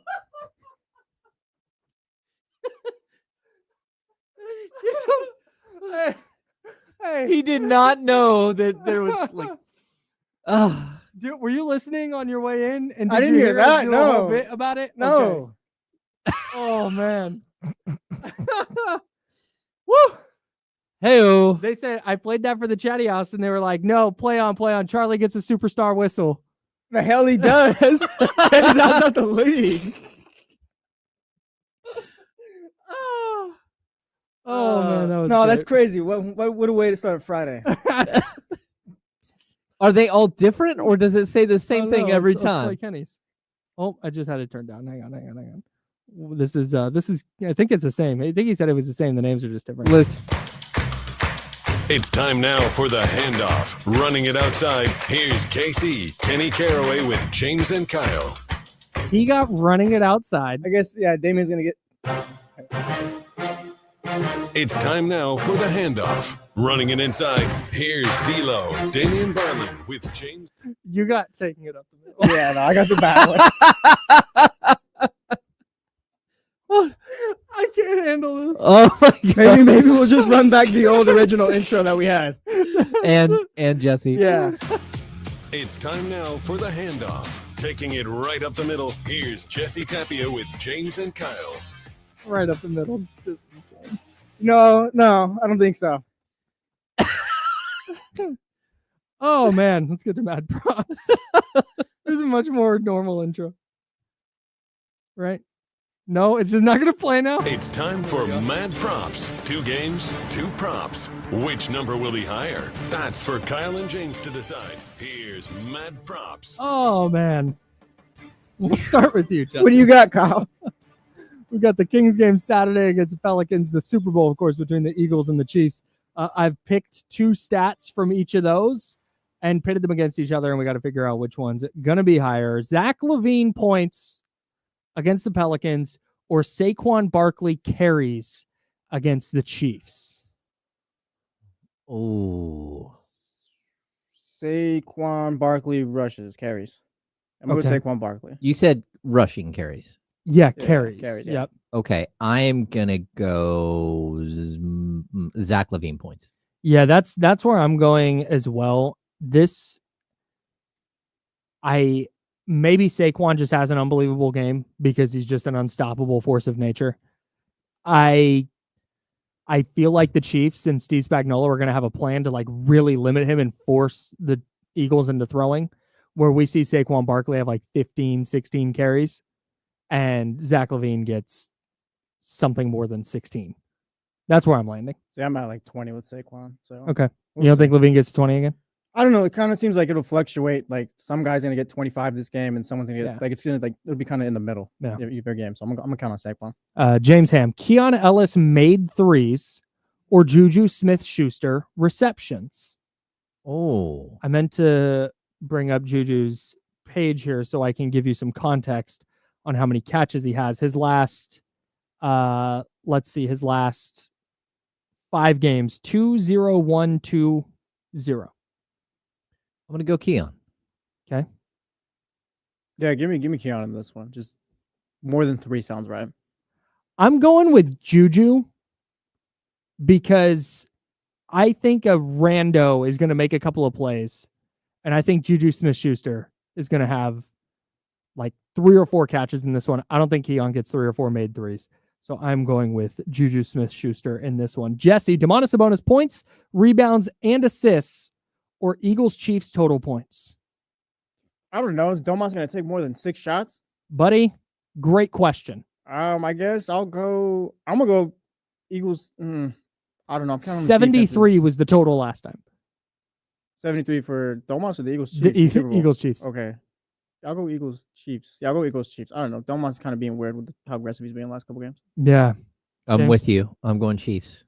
Eagles. I'm going Domas because I don't know who's playing center for the Pelicans. Well, buddy, like Joel Embiid and Andre Drummond were out for the 76ers, and what did Domas do that day? I have no idea. Like he wasn't aggressive enough. Is Messi hurt? Oh, Eve Messi, that's right. Yeah. Yeah, Domas is going to cook. I'm taking Domas. James Ham, Jonas Valanciunas minutes or Patrick Mahomes completions? Mahomes minutes. Mahomes minutes. I meant Mahomes. Sounds right. Yeah, those 60 minutes from Mahomes. Oh, that's tough. Yeah. I'm gonna go Mahomes.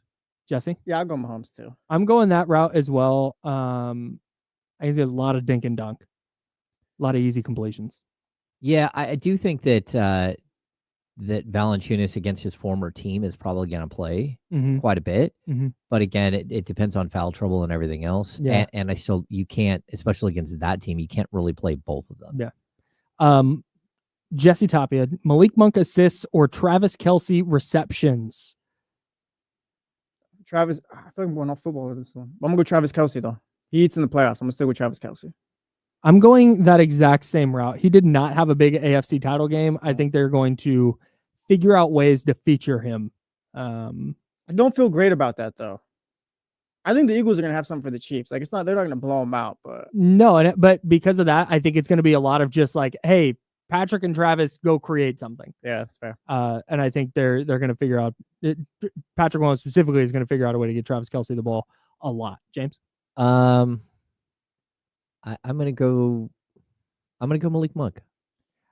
The other thing is nobody's passing the ball on the Kings right now. It's kind of you cook, I'll cook, you cook, Yeah, I'll cook. I just those 7, 8, 9 assist nights for Malik just seem like a thing of the past. I do think that there's gonna come a point though where Doug has to say, hey, just go pick and roll this team to death. 5 minutes. I need I need a whole bunch of pick and roll, 2-man game stuff, and maybe he can get his assists there. Last one, James Ham. Keegan Murray, offensive rebounds or Eagles rushing touchdowns? Eagles rushing touchdowns. I'm in the same one. Yeah, Eagles rushing touchdowns for me, too. They might have like 4 or 5 touchdowns on the ground in this one. Yeah. All right, that's Mad Props. It'll be we'll do our this will be our last one for the year. Then we'll do totals and we'll add everything up and then we'll figure out how we're going to move the bit forward. But we can do that off the air. Before we step out, I want to give everybody my last lineup for Underdog Daily Fantasy because I have one more 3-player lineup. I gave you one earlier. I'm going to give you another one.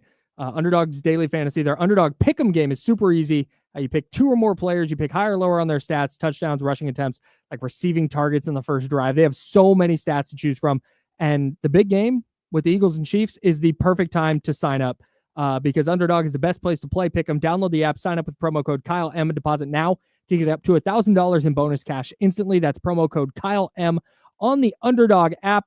Here's my my other lineup right now. I'm gonna have multiple, but here's my other one. Harrison Butker, higher than half a missed field goal. I think at some point the Chiefs are going to try a really long one, and he's hurt. I think Harrison Butker is going to miss a field goal at some point. Juju Smith-Schuster, just talked about that. I'm going higher than 1.5 receptions. And then Jake Elliott, higher than 2.5 extra points made. Run that one up. It's going in all my lineups. Sounds right. Must be 18 plus and present in a state where Underdog Fantasy operates. Terms apply.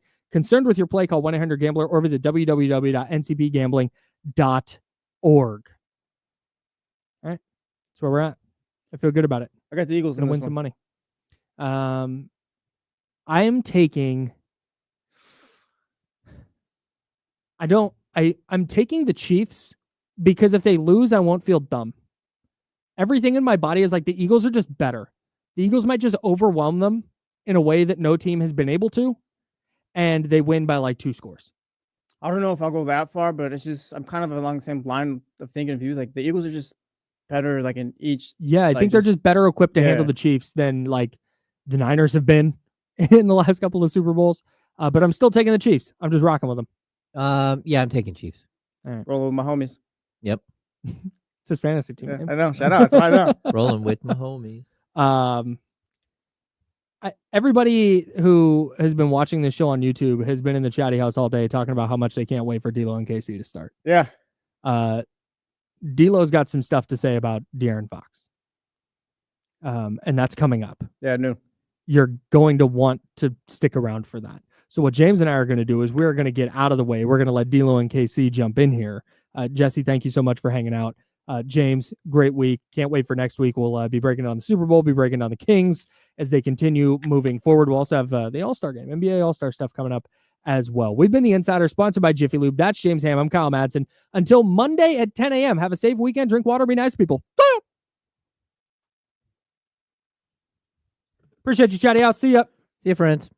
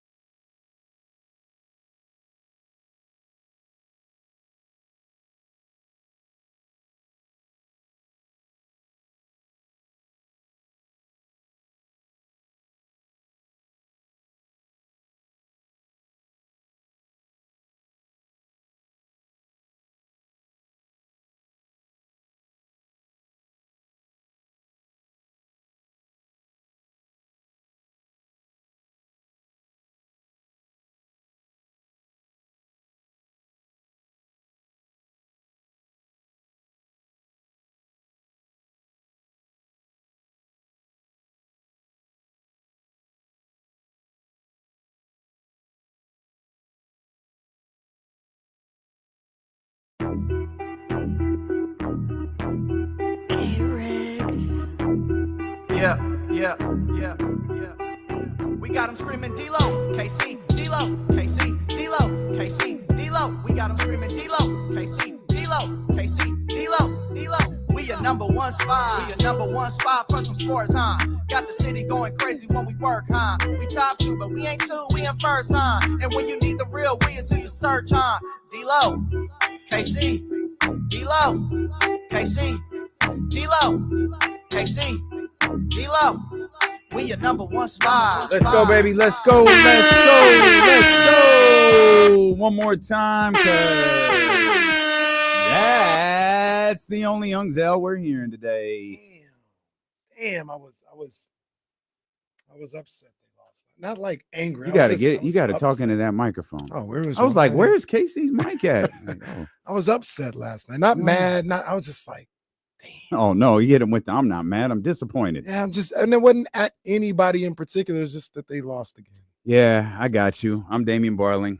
The ultimate needle mover in God mode himself. He's Kenny Caraway. Yes, sir. Acknowledge me. And we are live. From the worst slums of Sacramento. And he's producer Jesse. It's time now for the handoff. Taking it right up the middle. That's what we're doing. Whoa. Hey, hold on. Hey, the hell is going on the Insider? Flag on the play. I don't have any more flags, so I throw my hat. This is crazy. Hey. This is crazy. What is going on? Yo. I don't know. Charlie's out here just running wild, I guess. Hey, hold on. Someone needs to have a talk with Charlie. Hey, one more time. Okay. Okay. That was. No. Oh, that's what we're doing? It's time now for the handoff. Taking it right up the middle, here's Jesse Tapia with James and Kyle. Oh my God. Has Charlie ever heard this show before? Why Guess would not. you say that? Crazy. Why would you say that? Man. All right, man. We've got a. Man. God bless. So the it. Kings lost yesterday. Well, they did just that. They did just I that. just don't know why you would say that. My goodness, man. That was spectacular. What a way to start the day. Goodness gracious. Lord have mercy. All right, let's talk, man. We got a lot to do. Kyle Madson's going to come back and join us coming up in about 15 minutes for his weekly hit. We'll talk about the game last night. I don't. Maybe that'll get some run today. I don't know. There were some awards given out. We are going to talk football, but we're going to talk about the number 1 FCS recruiting class in the country. Yeah. Our man, Coach Brennan Marion, back with us here. Coming up later on this hour, 12:45. He'll be with us. We've got another press conference coming our way about 2:00. We'll try to bring that to you live. Eddie Gonzalez, you don't want to miss this. Coming up at 2:15.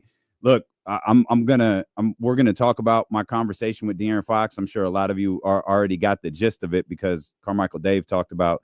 I don't know if he talked about a conversation that he had, but he got this. Maybe he got a text. Maybe he had a conversation. Like I'm not really sure. It wasn't a big, hey, tune in tomorrow for this big reveal. It was, guys, the show is over. We got to go do hip hop now. We'll see you tomorrow. That's the best we can do. And I wasn't going to put that stuff on social media because context is important.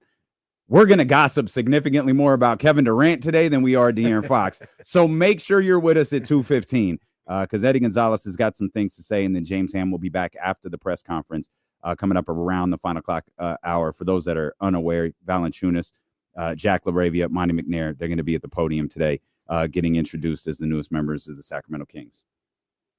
So yesterday was certainly a weird day for D'Lo and KC. We were having a conversation that I thought was taking off when, in fact, it wasn't a conversation that took off. It was a tweet, a modified version of the old snake in the grass tweet. And instead of a snake, it was a fox. And that seemed to have really bothered De'Aaron Fox to the point where he reached out to me. Now, I want to make clear, I think everybody is aware of this at this point. I asked De'Aaron, do you have an issue with me acknowledging this conversation and the fact that I talked directly to you? He said, absolutely not. He said a few things, and when I found the information he was giving me relevant, I asked, do you mind if I share that? Every time I asked, he said, absolutely not. Some of you may have seen me step out of the studio yesterday. That was to take the call from De'Aaron. We had a conversation. It was a perfectly cordial, fine conversation. He showed me, this show, and this audience a lot of respect. He said, I'm reaching out to you because you're not a fan. Like, we've talked. I see you. We've interacted. And I want to know, like, what is going on that is painting me as a snake. I said, okay, let me lay the timeline out for you. That Castle video rubbed a lot of people the wrong way. And I'm not going to reveal too much about what went on with De'Aaron yesterday, because that's not my business to do that. But he seemed to be really upset at the way that Castle video went around Kingsland. Jesse, if you could, real quick, could you pull up that Castle video while I explain this? He was adamant that it was taken out of context, just absolutely adamant that it was taken out of context, and that the text, which he shared with me, and again, he gave me permission to, he shared the text with me. He gave me permission to share the text. His exchange with Castle, his first exchange with Castle is a text that says, yo, brother, this is Steph. Lock me in, gang. Let's get to it. He said, ready to hit the ground running. You're a big part of the reason I wanted to be there. Means a lot, bro. Love you, game. Welcome. That exchange, clearly by the timestamps, that exchange started after the trade. And I'm like, all right, like, I believe you. And then you realize that's not what you said, though. Like, it's not even remotely close to what you said. Jesse pulled the clip up. Here's the video of De'Aaron for those that haven't heard it, seen it, whatever. Here's what De'Aaron Fox said about Stephon Castle and his interactions with him. Whenever we were kind of going through it, I was like, I want Steph here. And I texted him that. I told him, you're a big reason why I want to come here. So that's a big thing about it, being able to play with Vic and being able to play with Steph, and even Dev and Keldon. You can stop it right there. He might have been talking about his interactions with Rich Paul, his management team. I tried to explain to him that clip made it sound like he was talking to Steph. And not to interrupt you, but like, knowing what it was, I understand what he's saying. Not knowing what he was, it sounds like he's talking. He's talking about he's having an exchange with Castle. I want you here. You're a big part of why I want to be here. Now take it with a different context in that the exchange clearly happened after the trade, and even him saying, I made it clear. That's, to me, that sounds like him talking to Rich, or like trying to say, hey, I want him there. Like, not talking to Castle like originally, it sounds like. So I said that caused us to look for other breadcrumbs that we thought you left. And I said, we thought it was weird that you're talking to Castle during this exchange, but you didn't encourage Malik to stay here. That launched into an entirely different conversation. Again, I think De'Aaron was really upset yesterday. That's my opinion. I'm sharing my opinion. I think De'Aaron was really upset about some things yesterday. And again, I appreciate the fact that he took the time to call me and explain to me why he thought my exchange was, why he thought basically my opinion was wrong. And then he never really, he said, I just told him to go get his money. And he kind of left it at that. And we didn't get into a big exchange because he is really, the Castle thing didn't happen the way that it came across on that video. And seeing the text exchange, looking at it with different context, I'm going to choose to believe him. That's a choice I can make. That's a choice everybody else can make. Okay, I believe you. I got you. The first text from Steph certainly looks like the first time you're ever texting someone. You know what I mean? And that's at 9:50 the night of the trade. So then we get into kind of a deeper conversation about the organization. And I know Dave shared this morning. So for those that didn't hear it, De'Aaron, during the contract negotiations for Mike Brown, they did not want to. The reason the contract negotiations went is because the front office didn't want to re-sign Mike Brown. And De'Aaron basically said, if you don't, like, send me, I'm not playing for another coach. Like, we're not going to keep doing this. If Mike's not coming back, then send me somewhere else. And obviously, I guess begrudgingly, whatever, the front office winds up signing Mike Brown.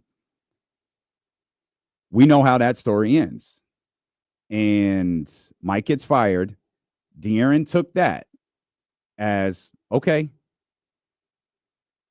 I told them before the season started, if they move, if they're not bringing back Mike Brown, move me. I take this as they're moving on from me. They know how I feel. De'Aaron said as much in Los Angeles. I think he said it to Sean Cunningham. The front office knows how I feel.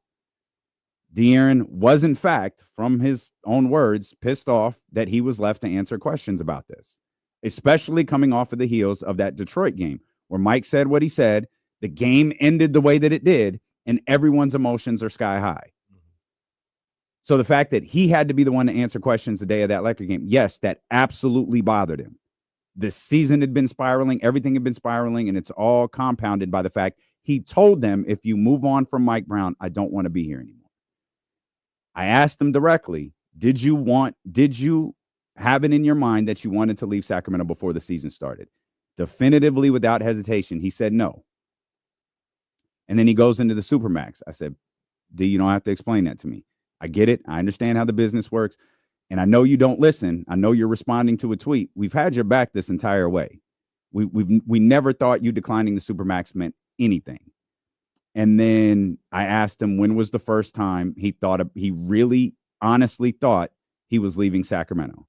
He said it was when they fired Mike. So when they fired Mike, that's when I knew I'm probably leaving Sacramento, because I told them, if you fire Mike Brown, I want out. Mm-hmm. He didn't reiterate it to him. He didn't say it to him again. Mm-hmm. He told him before the season, if you fire Mike Brown, I want out. When they fired Mike Brown, he immediately thought, I'm leaving Sacramento. I'm out of Sacramento. He also told me he didn't expect to get traded during the season. He wasn't trying to finesse a trade during the season. When all of this started happening, he was like, well, I'm getting traded this offseason. He was like, I did not want to get traded during the season. Mm. That's what he told me. Mm-hmm. We had other discussions. It was a 20 some odd minute conversation. It was a perfectly pleasant conversation. And I told him, and I don't have no problem saying this on the air, that tweet seemed to have really bothered him. And so I apologized to him. I said, that was my opinion. And I still think there's probably a few things that need to be like put together in all of this. I think when you break up with someone, you want to believe that you're in the right during the breakup. I think there's a lot of spinning happening. I understand you're emotional because, well, I went to his Instagram page. I understand why he's feeling the way that he does right now. Mm-hmm. I saw a lot of the comments. Like, I understand the way he's feeling the way he does. If he's telling me he wanted to be in Sacramento, and the first time it ever popped up was during that conversation about Mike Brown during the summer, I'm going to choose to believe him. There was nothing about our conversation that made me feel like he was lying to me. Nothing. We've had 2 conversations ever. That was the second one. And so I'm going to choose to believe him in that regard. There are still some things that have a little fuzzy math on them. But again, he was adamant with no cameras, no recording, no nothing. He didn't want to leave Sacramento. And the first time he brought it up was when they fired Mike Brown, or when they were getting hesitant about Mike Brown. So that's that. Any questions? Because I got nothing else on De'Aaron Fox. Yeah, I was about to say, I got a question. I'll ask him when we get back. Kyle Madson. Number one, how dare you?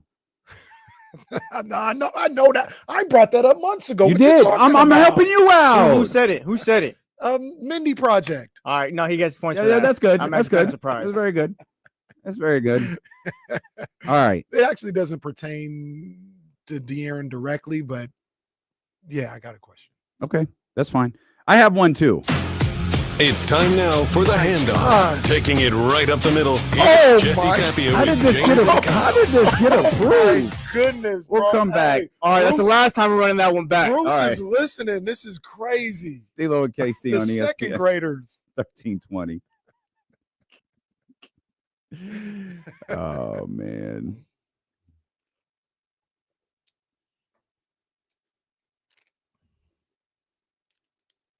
It looks like Eddie's is tired of talking about Kevin Durant. I'm talking about this on D'Lo and KC, and that's it. I'm done. Spectre, I have not seen Mindy Project, but I know that was her show. I've watched. Kenny and I were talking about this for a couple minutes before the show started. I've watched that LeBron James shot 20 times. That's crazy. Like, but probably 40 times. That is crazy. That boy is ridiculous. Well, absolutely a little ridiculous. bit later, we'll talk about it. But yeah, We said some things. Don't even play the clip. Don't even play the clip. We sure did. No, we sure did. We sure did. I don't have no problem with that. I'll stand on that one. I'm gonna stand on it. I'll stand on that but one. Don't play that damn clip. I won't. Play Jesse's clip instead of mine. Well, do not play that clip again. Jesse gonna beat us up. Bringing Kyle Madson. Hi, everyone. What's going on, Kyle? I thought it was fruit snack season. I thought that's what you were also having. No, it's always almond season until they're gone. Mm. I don't know where this obsession with almonds came from. I don't know, 9 months ago. But I love them. I know what pisses me off is I forgot my mouse. What? I forgot my mouse for this laptop. You don't like There's the nothing trackpad? there. There's nothing there. No. We're playing on. No, it wasn't that. No. That was more like that pisses you off. Oh yeah, because let me scroll on the man, just give me the mouse so I can do what I need to do. Oh, double click here. Oh, well, wait a minute, it's got to be on the right side. This has been a hell of a week for Jesse, because what was Jesse's line the other day? How many crackers have you put down? What was the line? That was an all-timer. You got it. How many crackers have you put down?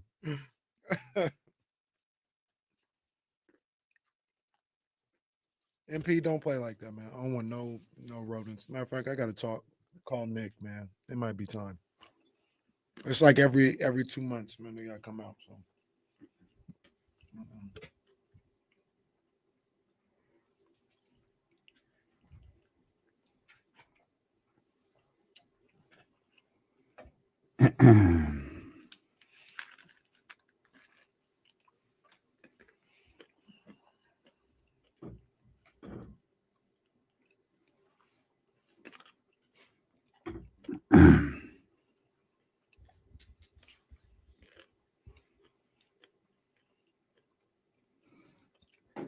Oh man.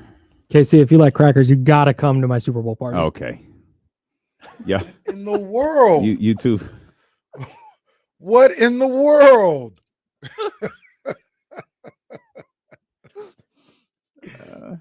I've been to some of Kyle's party. Kyle's got some good crackers around him. He absolutely. Oh my! He's got a variety of crackers. Oh my goodness.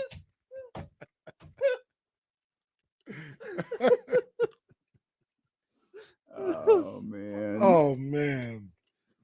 Look, man, I just like Ritz. That's all I know. I like Ritz. Oh, that's funny. Oh man.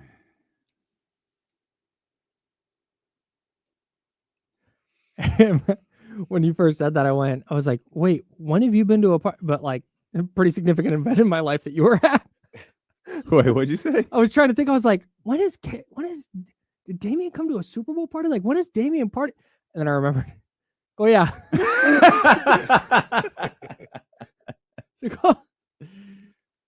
Maybe the biggest party you've ever thrown. Yes, that's correct.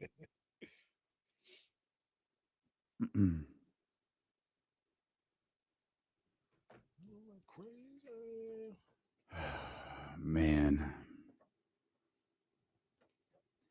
Kyle Madson of the Insiders here with us.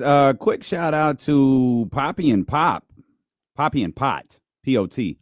I received some flowers from them. Oh. I just thought that was dope. It's a black-owned business in Curtis Park.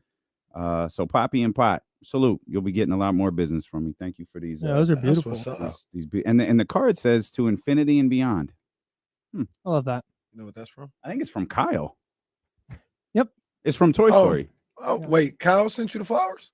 No. No, it's Toy Story. Well, I know, the but- quote's from Toy Story. No, Kyle did not send me flowers. Oh, well, you said it was from Kyle. I Well, appreciate no, that the was a homies. joke. My friends aren't getting flowers from Because me. you like Toy Story. Yes. Yeah, that was the joke. Men like flowers too. Talk about it. We're a week away. Let it normalize sending men flowers. Yep. Poppy and Pot. Everybody's getting flowers. Go ahead. Can I? I like shoes. You don't want no flowers that are going to I'm die? not gonna say that because I'm just saying. No, I because you got know. people, No, I ain't know. gonna It say- doesn't matter what we feel. You still do it. You gotta buy $110 bouquet that normally costs $30. Yes, you do. Those are the rules. No, we do. Yeah, no. But you giving me something that can be used elsewhere. No, that doesn't happen. You don't get stuff next Friday. Those are the rules. I remember somebody said, like the wife for their birthday, like, took them on a trip and took them to dinner and all this other stuff. And the guy was sitting there like, I just wanted shoes, bro. I didn't want all this. Just give me the money so I can get my shoes. You had a question before we get into a conversation with Kyle Madson. I did. So the whole thing with De'Aaron Fox and not wanting another coach, and I'm assuming, but I think it's a safe assumption. It wasn't.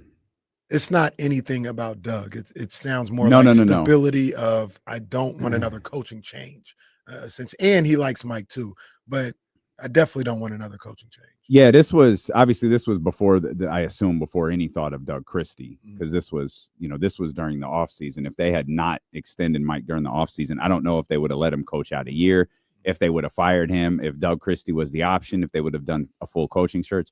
No one knows. We all knew at the time this doesn't smell right, and clearly it didn't. Now, so the question that I have, and we may never know the answer to, or we might know the answer to, why didn't they not want Mike Brown? Yeah, that's a great question. I don't know. I think De'Aaron really liked playing for Mike Brown. De'Aaron told me he liked playing for Mike Brown. Now, there could be that doesn't, I like working with you every day. That doesn't mean you don't frustrate me. There are days I'm sure you love working with me and days that I frustrate you. That's the nature of a relationship when you're working together to achieve a goal every day. I'm sure there are times where De'Aaron was unhappy with Mike and vice versa. I don't know of influential players how many more outside of De'Aaron like playing for Mike Brown. Right. We joke about DeMar DeRozan, but it's not a joke. Like, it's kind of obvious. I think there were, and DeMar got here after the fact, right? He got here after the contract extension was signed. I think there's more than one or two names who voiced the displeasure of playing with Mike Brown for whatever reason. I don't know the reason, but I think there's more than one or two influential players who were like, I don't like this. And they all skated while De'Aaron got tossed under the bus for getting Mike Brown fired when he actively did not want Mike Brown to be fired. Every single one of them. Yep. And I don't know how in their defense, I don't know what you do. Right. Like, I don't know what you do. You can attempt to read body language. You can attempt to read between the lines. Like the DeMar thing, it was time for a change. DeMar, he was your coach for a month and a half. What do you mean it was time for a change? Okay. So DeMar was out. Like, you could put a few other pieces together, but like, I don't know that I expected, Malik to go, yeah, he got on my nerves. I don't know that I expect anyone to do that. And I said it at the time, and a lot of people, including De'Aaron Fox, I feel took it the wrong way. When Lou Williams said what he said, that spoke volumes. It said at the time, it wasn't De'Aaron Fox. He said there was people, and when he said there was people, I guess I never even thought about it this way, but I guess you could think of like his agent or his circle or something like that. I immediately thought players, teammates. And he said there are people who had a problem with how Mike always blamed things on De'Aaron Fox. Sure. And I didn't even think anybody outside of that locker room. I immediately thought the locker room. Now, you leave it up to interpretation, I understand, but I mean, that was, to me, instead of a lot of people were like down on Lou, I was like, oh, Lou has talked to people in the locker room who didn't like the way he was doing that. Yeah. And he's not just like we don't reveal story. He ain't gonna say so-and-so told me. Of course. He's gonna say, yeah, a lot of people didn't like the way he handled De'Aaron Fox, which flies in the face of all the people saying De'Aaron was the reason that he was out and he didn't like him. It's easy, like you said before, it's easy for me to say brush that stuff off because it's not happening to me. But there were so many people that had no idea of the inner workings of the organization in that locker room who were saying that it was easy for me to dismiss them. Like there was people like we talk about a playbook. You just go into a playbook. Yeah. You don't know what you're talking about. But once again, it's easy for me to say that because I'm not going through it. Yeah. But never once did I think De'Aaron Fox got the man fired, was actively trying to get him out of here. It didn't make sense. Right. Yeah. None at all. Did you have something? Yeah. I think did you ask why they fired Mike Brown in the first place? Well, no. You asked something and I didn't hear the very end of the question. I asked why were they hesitant? Here's another thing about real quick. Uh-huh. Another thing about that is, and I think it's important to the story, but I understand the intricacies of how a contract works. They didn't have to sign him to anything. Right. He was still under contract. It would have been a quote unquote lame duck year, but he was still under contract. He put his foot down and said he wanted an extension. And that's why they had to make a decision. They weren't deciding whether or not to keep him for this season. He was under contract for this season. He put his foot down and said, I want the extension now. Did he? Who? Mike? Sounds like it. Like what you thinking? Well, no, I'm just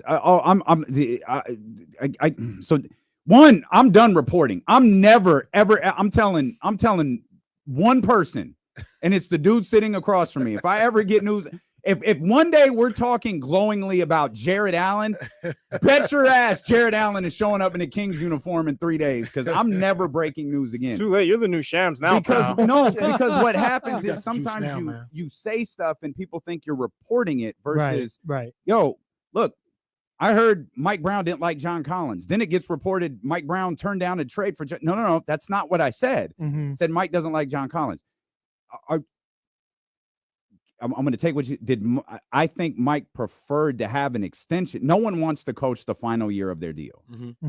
You're saying he put his foot down. That comes across like, well, I'm not coaching next year if you don't put me, if I don't get an extension. Fair.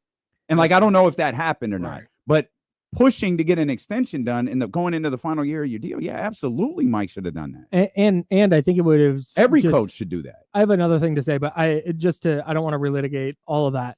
But it also just made sense. You don't want to go into a year where you're hoping to make the playoffs and every single game is going to be a referendum on the coach. Like, you get that out of the way, you get that out of the news cycle, and you try and move forward. But I think there's just a philosophical difference between what the Kings front office or beyond wants and believes it takes to be a successful basketball team and what Mike Brown and De'Aaron Fox believe. I think they were really aligned in this is what this team needs, this is what we need to be doing, and this is how we need to get there. Because that's what stuck out, the De'Aaron shoot-around sound, not the interview, the shoot-around sound, where the first thing he brings up is how he was excited about the size and the athleticism and the potential on, he was excited about the height of their players, the athleticism of their players, and the defensive potential that he and Mike always talked about. Yeah. He's like, we went to the playoffs and we saw that you need to play defense to win a championship. And I think this group can do that. I don't think the Kings had any, and I think that's what Mike Brown believed. And I don't think whether it's Wes Wilcox or Monty McNair, Vivek Ranadive, or somebody else doesn't have that same philosophy about basketball. And I think that's why you see them making the moves they make. I think that's why you see the team construction that you see. And I think that's why Mike Brown was let go, because he was never going to be on that page. And I think it's why De'Aaron Fox wanted out, because he knew if they're letting go of Mike Brown, they're not seeing this game the same way I'm seeing. That could be the case, but why are you never playing Keon Ellis? Keon Ellis is what you've been searching for 2 years. So, that I don't have a good answer. So now we're talking about two separate things, I think. And but to his point though, if that's how you see, because I hear you. Yeah. Keon Ellis is essentially how you see basketball, Mike Brown. Why don't you play him? Because I think he's a little Kyle Shanahan-ish. In the way that, get him, TC. In the way that, in fact, you know what? Get Kyle TC's right. No, but I think he's Kyle Shanahan-ish in that, I'm just gonna pick Danny Gray, wide receiver, 3rd round pick. He's not on the team anymore after a year. Had this speed, the way he could go vertical, and you watch his college tape, and it's all this stuff he can do and underneath routes and creating yards after the catch. Like, man, Danny Gray is going to be a great fit. That's a piece that they need. But you know what? Danny Gray doesn't play the position exactly how Kyle Shanahan thinks he should. And Danny Gray is a bad example because I don't think he's very good. But if you don't do the thing exactly the way Kyle Shanahan thinks you should do it, he's going to get somebody who will. Chris Conley's going to play because Chris Conley's going to line up in the exact right spot at the exact half-yard line he needs to line up on. And he's going to run the route the exact right way to the exact right point on the field, and it's going to make the play work. Mm-hmm. I think Mike Brown had the same issue with Keon, where, okay, he's going to do all this stuff. He's going to wreak all this havoc, but you know what? Hey, he lost that. He didn't switch that thing that needed to be switched. He lost that back cut that one time because he was trying to gamble for this steal. I just can't have that. And I wonder if that's why Keon wasn't playing. Well, I mean, that could have been the case, and that's a Mike Brown problem, especially when you don't have the options and like the other directions to go. And if I'm the front office or somebody, I'm like, all right, you talking about you want this and that, like you got a guy right there that you're not playing. Sure. Like, what are you doing? You know what I mean? And not to be all Damian Barling. But I got it on good authority. They were upset with that. They were upset with that. Like nightly, like, why aren't you playing this guy? Yeah, sure.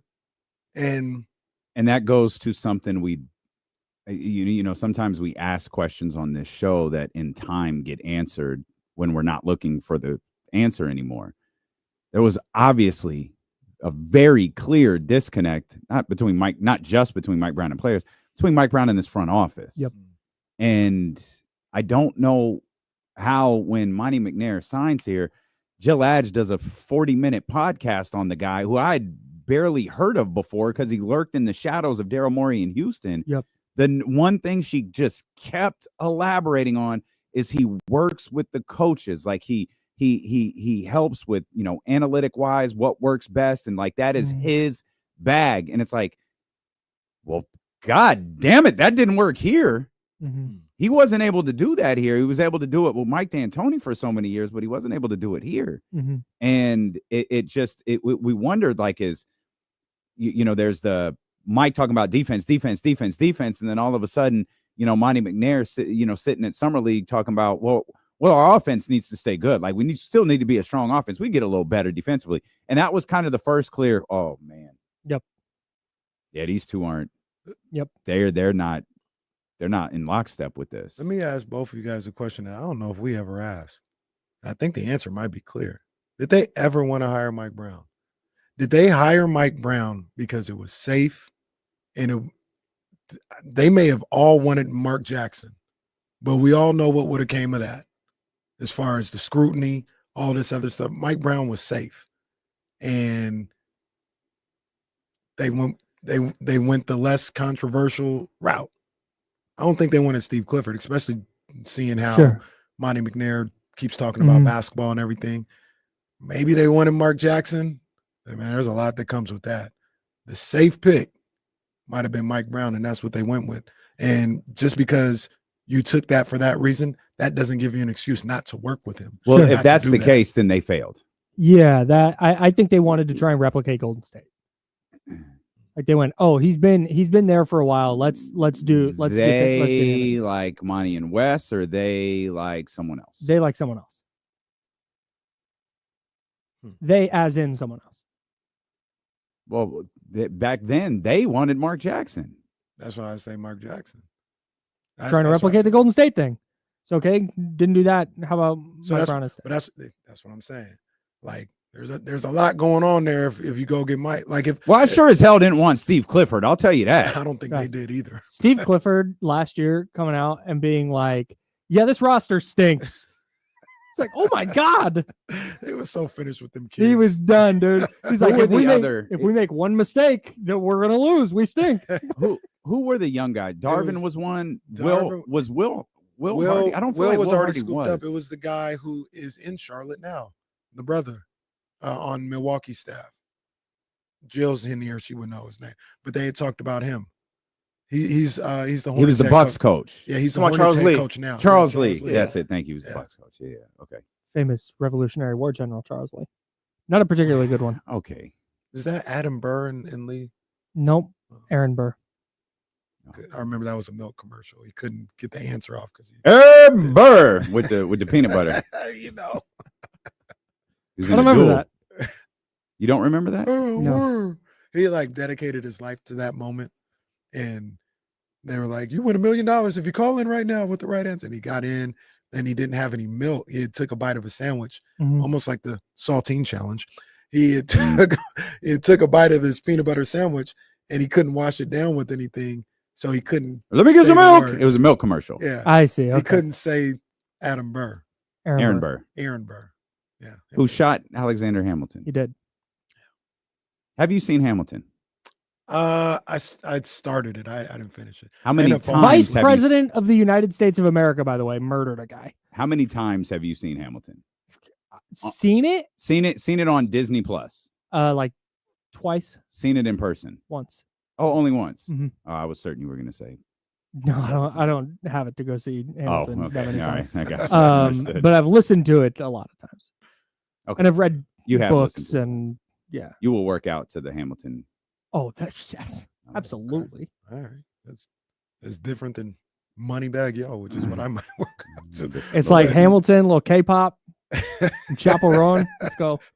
Chapel Roan. Okay. Pump this A iron. lot of Young Thug on my workout playlist. Okay, there we go. Okay. So we don't know if they ever won them. Kyle, I said this the other day. You would have maybe a little bit more knowledge of this. Do you think the Kings hiring Mike Brown might have been how that story goes when Jed York hired Jim Harbaugh? When he hired him, yeah, we got our guy, da-da-da-da. And after like the first team meeting, he came in there and like covered up the locker room walls or did something crazy. And Jed was like, oh no, what did I do? No, I don't think it was that. No. No, I don't think it was that at all. I think that they hit a ceiling and there was a disconnect in how to raise the ceiling. That's a good point. I was thinking, like, were they a little more? Was like we said it after the playoff, after the series with Golden State, that of course it was with Golden State because there hasn't been another one. That Mike's probably going to have to adjust the way that he coaches. Yep. Like you accomplish something really, really important to the franchise, more specifically to the fans, to the city. Like it was really important to get that ugly, stretch of Sacramento basketball over with, and he did it. And kudos to him for that. But we did pose the question, like, he's probably going to have to make some changes. Like some of the things that he did late in the season, that the Knicks, the offensive rebounding post Knicks game on TNT, brilliant. You're going to have to be a little bit more strategic.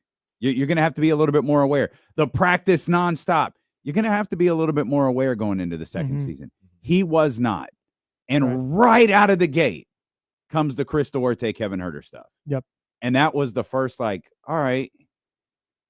Okay, Kevin Huerter hasn't been the same since. Now, I'm not going to blame Mike Brown for that because Kevin Huerter had a chance to be good under Doug Christie and wasn't. That's a grown man. So, like, I'm not gonna put all of this on Kevin Huerter.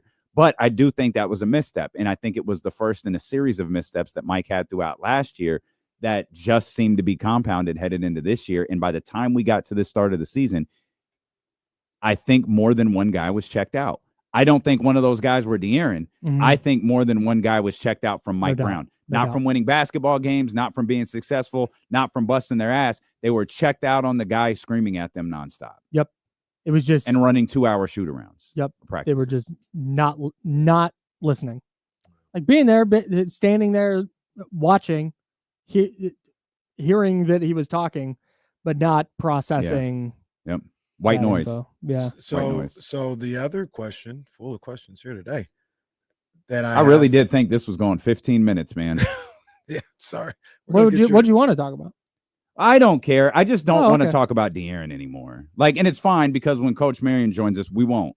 No. But like, I don't. But it's fine. It's a conversation. That's what we do. This is just all the way up. We're going to a lot of Sac State football games this year. Can't wait. We're going to be like Lanier. That's going to be us at Sac State games. We D-Lo and KC, or we as a family? We as a family. Okay, great. Yeah, we got to get that field pass. No, we got that. I'm getting the field pass. No, stop begging for Bro, field. I'm getting the field Do pass. what you want. Me and Kyle will be in the Sky River touchdown zone, eating popcorn, I heard drinking they building wine. that up too. I heard they building it up. I'm going. I'm going to be the Lania of Sac State football. Watch me get that cowboy hat that I found the other day. We getting cowboy hats and we going to football games this year. Straight up. Bet. Hell yeah. It's going down. It's lit. And then you can recycle that for PBR. Not that kind of cowboy hat. When we all go. Nah, that's not. You got to come to PBR. Nah. PBR look like that's actually a solid time. I'm going to PBR next year. I'm going. You are. Yeah. As a family, we're going. A family like you two. Well, my wife is going. Yeah. Oh, that's right. Your wife wants to go. I forgot. Will your wife wear a cowboy hat? Yeah. You one of them like Cowboy Carter joints? Yeah. She will. Okay. She will. It won't be Love bedazzled. That's not really her bag. It's gonna Sure. be a nice. Oh no, solid, it'll be like the one I was looking at. Yeah. Yeah. For sure. So I'm always trying to figure out. It's easy to say what you should have done, but what would you have done? If you're Monty, if you're Wes, if you're Vivek, season is going how it is. You heard what De'Aaron Fox had to say over the summer. Are you keeping Mike Brown or are you firing him? I'll say this: if I'm firing him, I know that I'm trading De'Aaron Fox, and I have that ready. Yeah, that's what I was gonna. I'm not firing Mike and just going, man, I hope De'Aaron's not too upset over this. Yeah, I'm not doing that. Yeah, I'm absolutely not doing that. Yeah, I'm firing Mike Brown, and I'm dead serious. I might try to do it in the same day. Yep, I'm getting that trade on the table for De'Aaron. The second you have an inkling, like, hey, we've lost 3 in a row. If this gets to 4, it's time. I'm making calls about De'Aaron, and then I'm firing Mike when I have a trade ready. And it fit. And this is just a repetitive failure from this organization. It feels like they're constantly waiting to fire guys. Yep. James has told the Mike Malone story a dozen times about wanting to fire him a certain amount of time into the. It's like this organization, and these are different general managers. I don't know how hands-on Vivek is. I don't know how hands-on anyone outside the names that we know. But at some point, everyone else can't be wrong. There is something rotten in this organization. Yep. And whether it's within the walls and you walk in the building and you're immediately undermined by someone higher up than you, or you're just succumbed by like Sacramento Kings history and you believe this is how it is there. And so you start to operate like that. A self-fulfilling prophecy. But something, exactly. Thank you. Something is rotten because it's the same story. Mike was a good coach. Yep. He was absolutely good. Mike was a good coach. Yep. I was about to take a shot at Luke Walton and I didn't. So Thank you'd be you. proud. Thank you. Really nice. Thank That's you. really Shout nice. out, Luke. All right. Hey, All did right. this felt like the handoff a little bit, huh? It did. Did You guys are going to It's time now for Well, You guys want to be funny? You tune into the JT show when we're back. Lock in. We're good. Jesse's a legend for that. That that was is perfect. fantastic. That was perfect. Legend. Oh man. Somebody asked about Gus Bradley. I like the hire because I don't know if Gus Bradley is like a great defensive coordinator, but I think they need somebody familiar with their scheme if they're going to do some different stuff. And he is the OG of running that Pete Carroll defense. So I like it. Okay. My buddy's a big Steelers guy. He covers the Steelers, and he spent some time around Gus Bradley in college when he was like interning or doing whatever he was doing. And he was like, "This is big time." He's very excited about it. Anyways, good stuff. I'll let you guys get on with the program. Stingers up. All the way up, baby. All the way up. We'll let Coach eat before we bring him on camera. So let me ask you something real quick. And we'll talk about this, I guess, later. I don't. Wait, hold on. I don't even know what that means. You must sit near the chutes. Well, the chute is where the bowl comes out. Okay. I don't want to be. What if you go up into the stands? I don't want nothing to do with that. Well, you got to sit on that side of the stand. Okay. How to throw away $5. I appreciate you. I don't want to mispronounce your name, but we appreciate you. What if we just create Hashan? What if we create like a company Venmo account and just throw it in the chat? Throw your super chats there. That's a good idea. A D'Lo and KC. They need to Venmo stop throwing account. this money away to Bob and accounting in Philadelphia.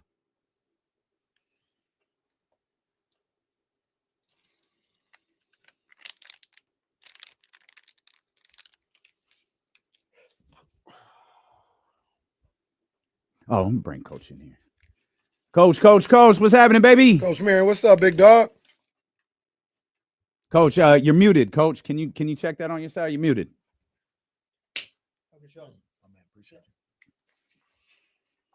There you go. Yes, sir. What's up, man? How you doing? We obviously live on the video. We still on commercial on the radio. Okay. Sacramento. You know what I do need? I'm not asking Coach for that. I mean, if you want to hook it up, you can hook it up. But you need what you need. I want a football jersey. I like that. I like that with the go-go. But I saw something because I got a basketball jersey, a Sac State basketball jersey. I was like, man, I need a football jersey. I need a Sac State football jersey. Just something you to rock. You know what I mean? That's what I do. Sometimes it ain't got to have nobody's name on it or nothing like that. But yeah, we'll get you something. Might be a little dated, but we'll get you something nice. Give me the whole choice. I was just saying just in general. I was just saying in general because I was like, oh man, like. Sorry, Coach. Casey always begging for something. He wants field passes. He's gonna want to call a play. Well, yeah. He's gonna want to call plays at some point. Let me call banana wide left. Let me call one time. It's an odd play call, but that's fine. All right, we're coming back, Coach. Hang on. Hold on, man. Let's let these air horns fly. Dude, man, the man who orchestrated the #1 recruiting class in the FCS. Coach Marion back with us. Coach Marion, Sac State football. What's up, baby? How y'all doing? Good. Man, great. We was just talking before you joined us. We are going to be heavy at Sac State football games this year. We're going to be out there with cowboy hats, man. We're going to be those people. Everybody, man, who are them dudes in the cowboy hats and the Sky River touchdowns on every single football game, man? Because we ready for the season already. That's right. No, it's been an exciting time. The Marines woke the boys up this morning, so we're rolling. Getting ready to roll. Yeah, we've been on.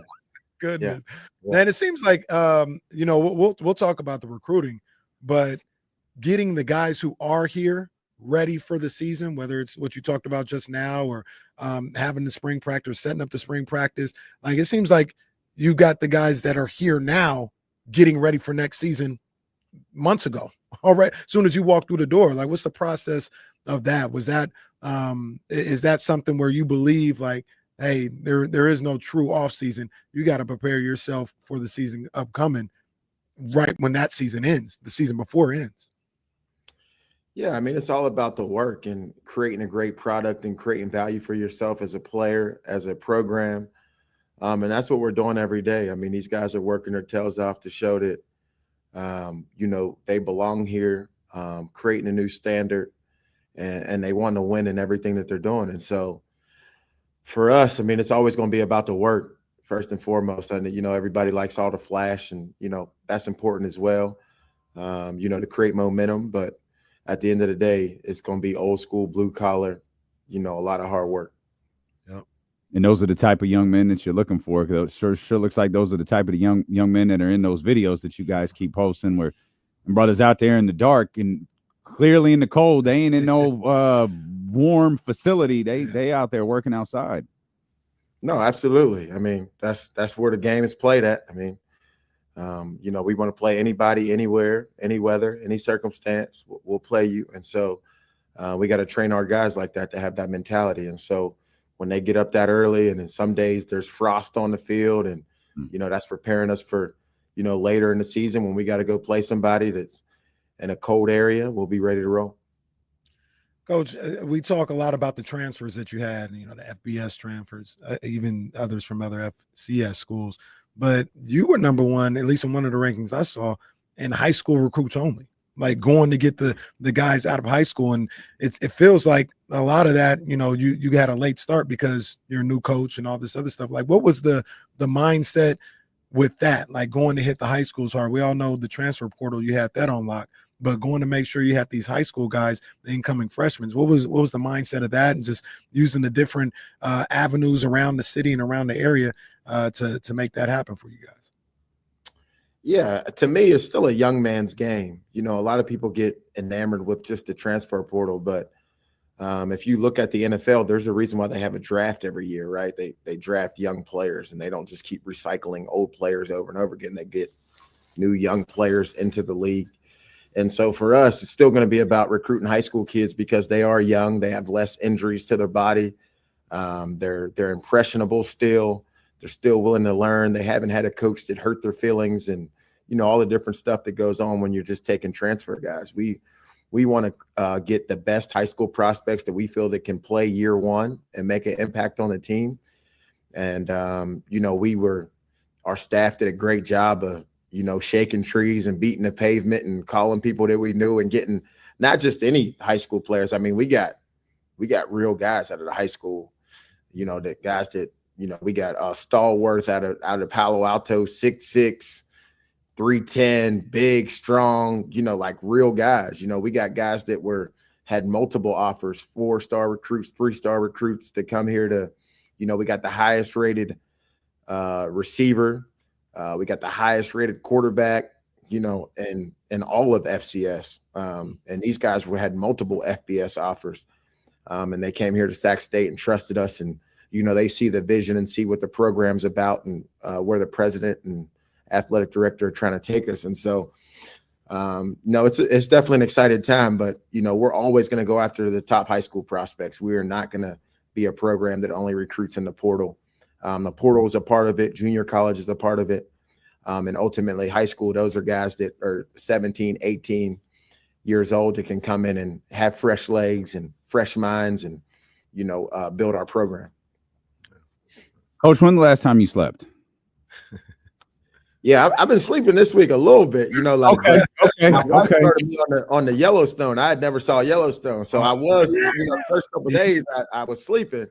Yeah, Yellowstone is I got the ADD bad, so I got to keep going with the episodes. I'm like, all right, one more. It's midnight now. One more. It's 1 o'clock in the morning now. So I got to get these episodes in right now. So been watching the Yellowstone. That's a good little show, and. But I don't sleep much anyways because I want to be successful more than I want to sleep. There you go. Coach is like us. He's staying up late binge watching TV shows. My wife and my mom, they're heavy on Yellowstone. Heavy. Yeah. They love that show. I kind of seen it in passing, but I'm the type where I don't want to. If you already on season 2, episode 3, I'm not gonna hop in. Like I'm gonna just wait till everything's done and I'm gonna go binge watch. I just did that with Snowfall. I just finished Snowfall. The guys got me to watch Snowfall, so I saw that for the first time and finished that. So I got to see that one. I haven't seen that one yet either. I don't watch TV, but my thing is like I'm the same way. I got to binge watch it. So I'm on season 2 now. Yellowstone. I started a day ago, so I'm busting these episodes out right now, trying to. You got a favorite show? You got a like your favorite show ever? Nah, I'm a movie guy. I got some favorite movies. Yeah. Okay, what's your favorite movie then? Harlem Nights. I mean, okay. Okay. All right. That's iconic. Yeah. That's iconic. So Harlem Night, I really like. I think it's a classic. But I got in this conversation not the other day. It was a while back. Harlem Nights are coming to America, and I was like, man, clearly coming to America. And they was like, you bugging. They said, you bugging, Casey. Harlem Nights is up there. I said, I'm not saying it's not. But coming to America, that might be the best comedy of all time. Coach making faces. Coach feeling Harlem Nights more. I think the dope thing about Harlem Nights though is like Red Fox is in it, Richard Pryor is in it, like Robin Harris is in it. Like it's cool, Eddie and Arsenio are in it, but it's also the merging of two. Moment. Yes, the merging of 2 generations of comedy. Yeah, absolutely. It's epic. I remember sneaking up with my uncle late at night watching Harlem Nights with him. I mean, that's the all time right there, all time. No, that's a good watch. Eddie's I know Netflix is doing an Eddie documentary. I've seen that. And Eddie's he's my favorite comedian of all time. Like Eddie would be if I made a list, that would be my one. Yeah. I think I'm with you. Who you got Sunday? Are you looking forward to Sunday? Do you get excited for the Super Bowl? You get excited for big games like this?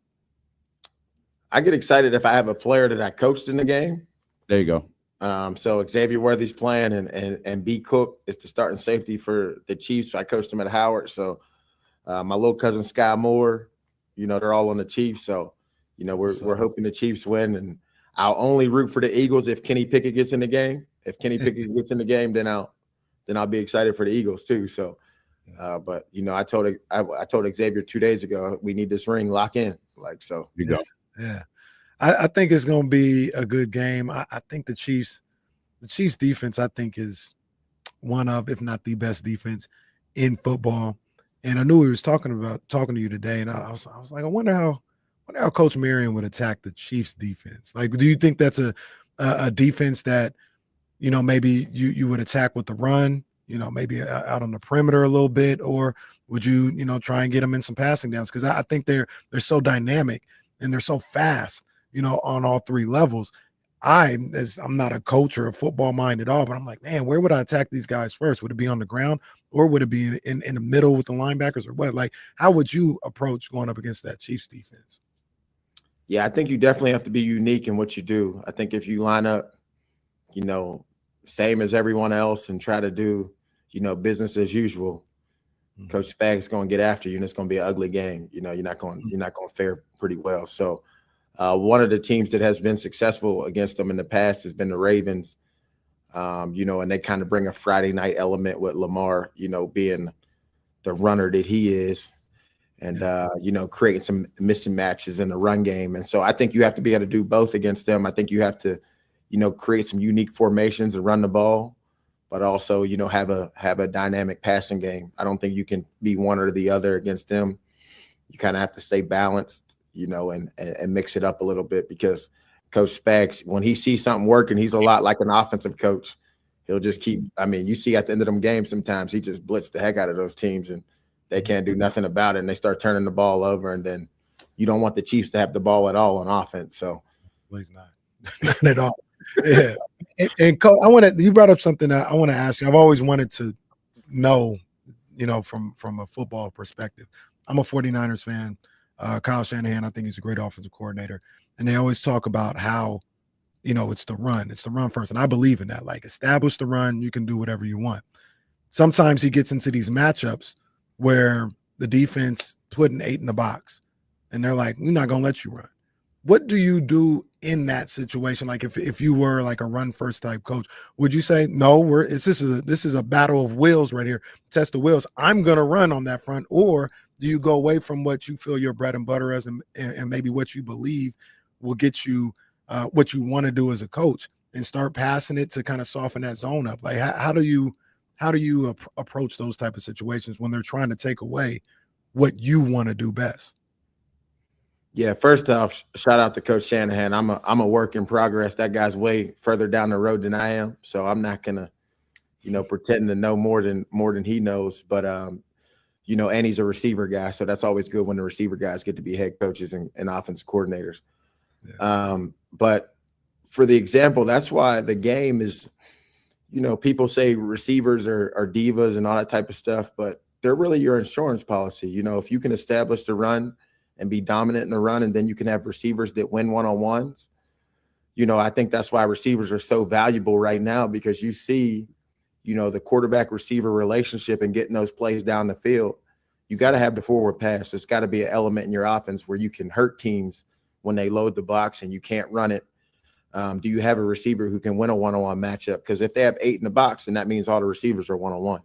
Right. And so, just winning those one-on-ones and having those matchups, and, Coach has done a good job of being creative and getting all the way to the final game. It's about those receivers staying healthy and making those winning plays that change the game, because, the 49ers have proven over and over again that they can run the ball. It's about the perimeter players making those plays to close it out and seal the deal. And you've seen now with the Chiefs, right? They'll run the ball, but, Travis Kelce always makes that wild play in a game, right?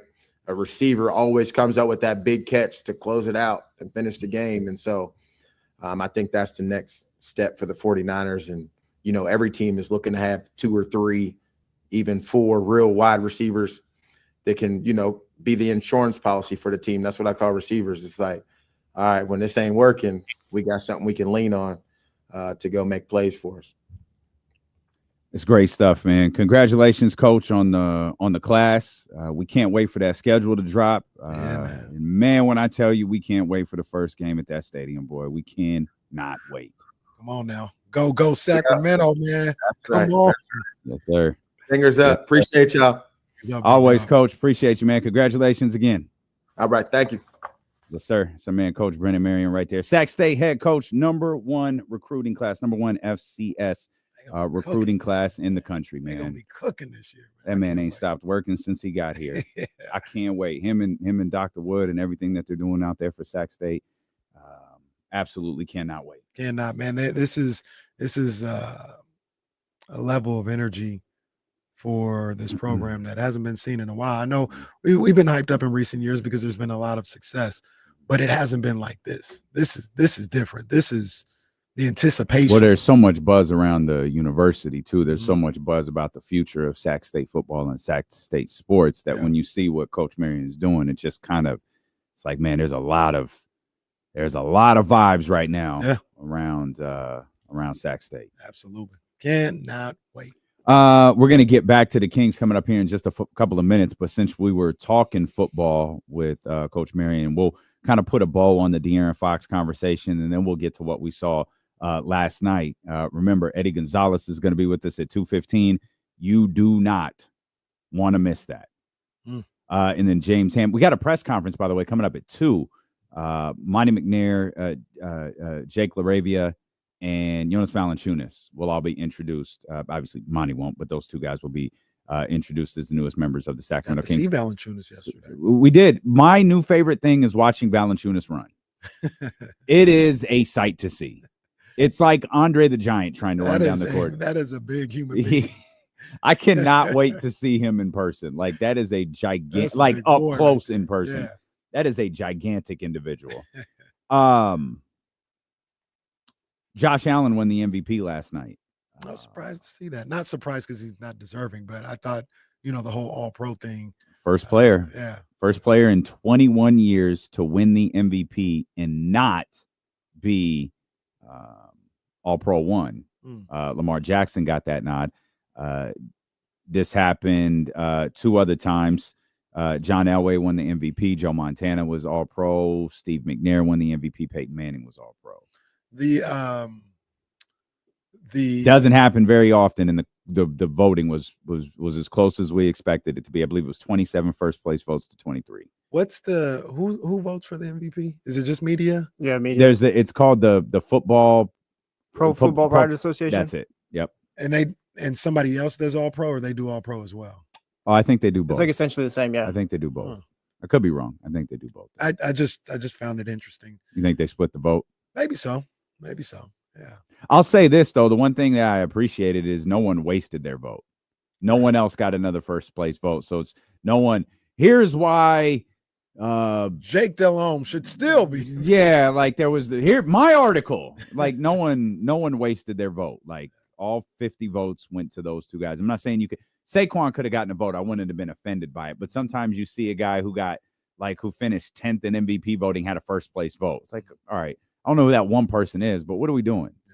Well, because they wrote an article to go along with it.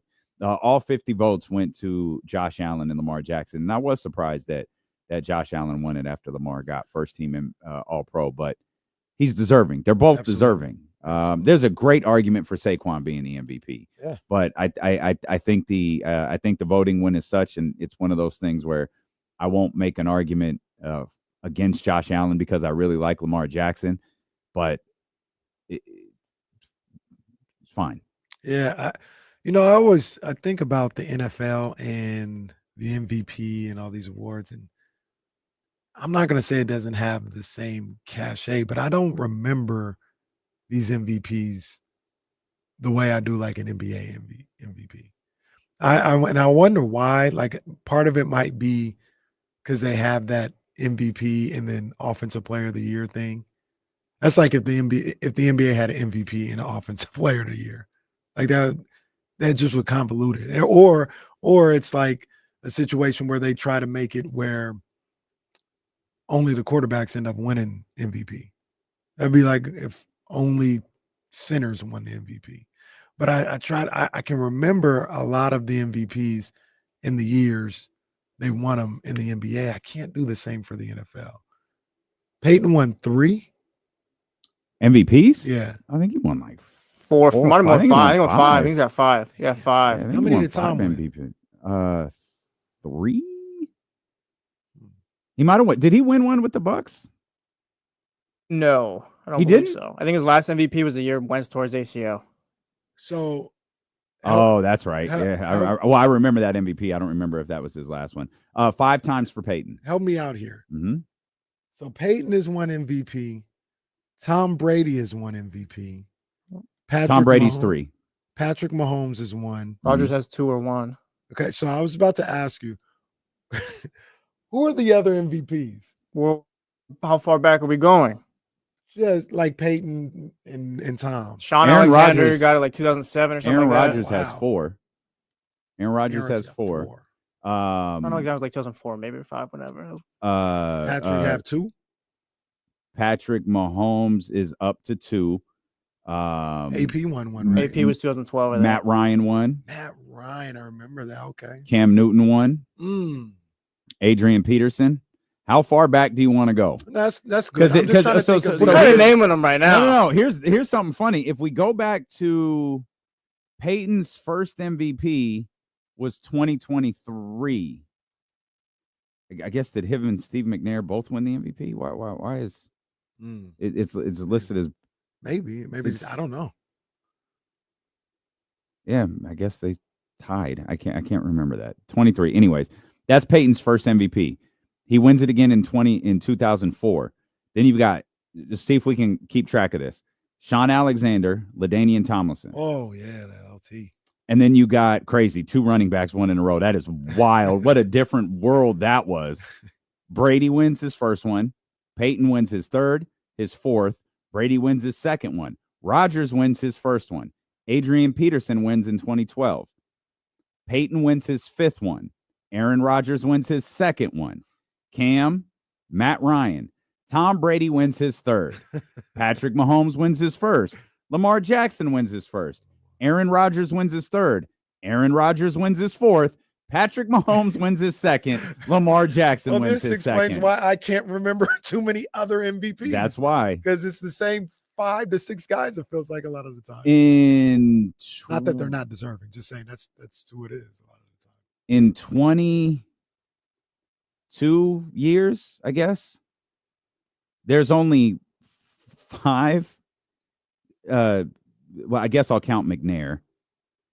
Sean Alexander, LaDainian Tomlinson, Adrian Peterson, Cam, Matt. So 6. Since 2000, there's only 6 one-time MVP award winners. Wow. So I mean, the other guys you named too are like 3 of the 5 best quarterbacks of all time. So here's the thing, and I'm not saying one is better than the other. It's just something I noticed. That's all we're talking. Would who's the NBA MVP that they talk about like people talk about Cam Newton or Matt Ryan? Steve Nash. Yeah, I was gonna say That'd be Steve Nash. that's probably the only one though, right? Steve Nash actually won 2 of them and still gets that treatment. Because and what I mean by that is Well, like they're kind of well, like what do you mean though? Because like they like if you ask somebody about Cam Newton right now, they wouldn't hold him in the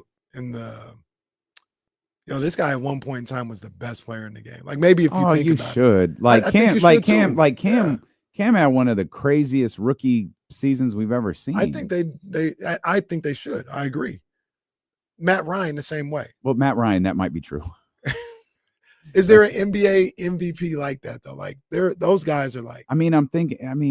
Derrick Rose, I guess. Derrick Rose is probably the Cam Newton, right? Yeah. And Careers and cut people talk short. about Derrick Rose like, yo, if it wasn't You don't for think people injuries, talk like Cam like that? maybe. Like Cam was Maybe. him, but Maybe. he's just such a different type of quarterback than these other guys are Matt on this Ryan list. isn't like that. Sean Alexander isn't like that. No. I mean, Adrian Peterson is at the top of his position group. Like in history, he's near McNair's the top. not even like that. Yeah, McNair ain't like that either.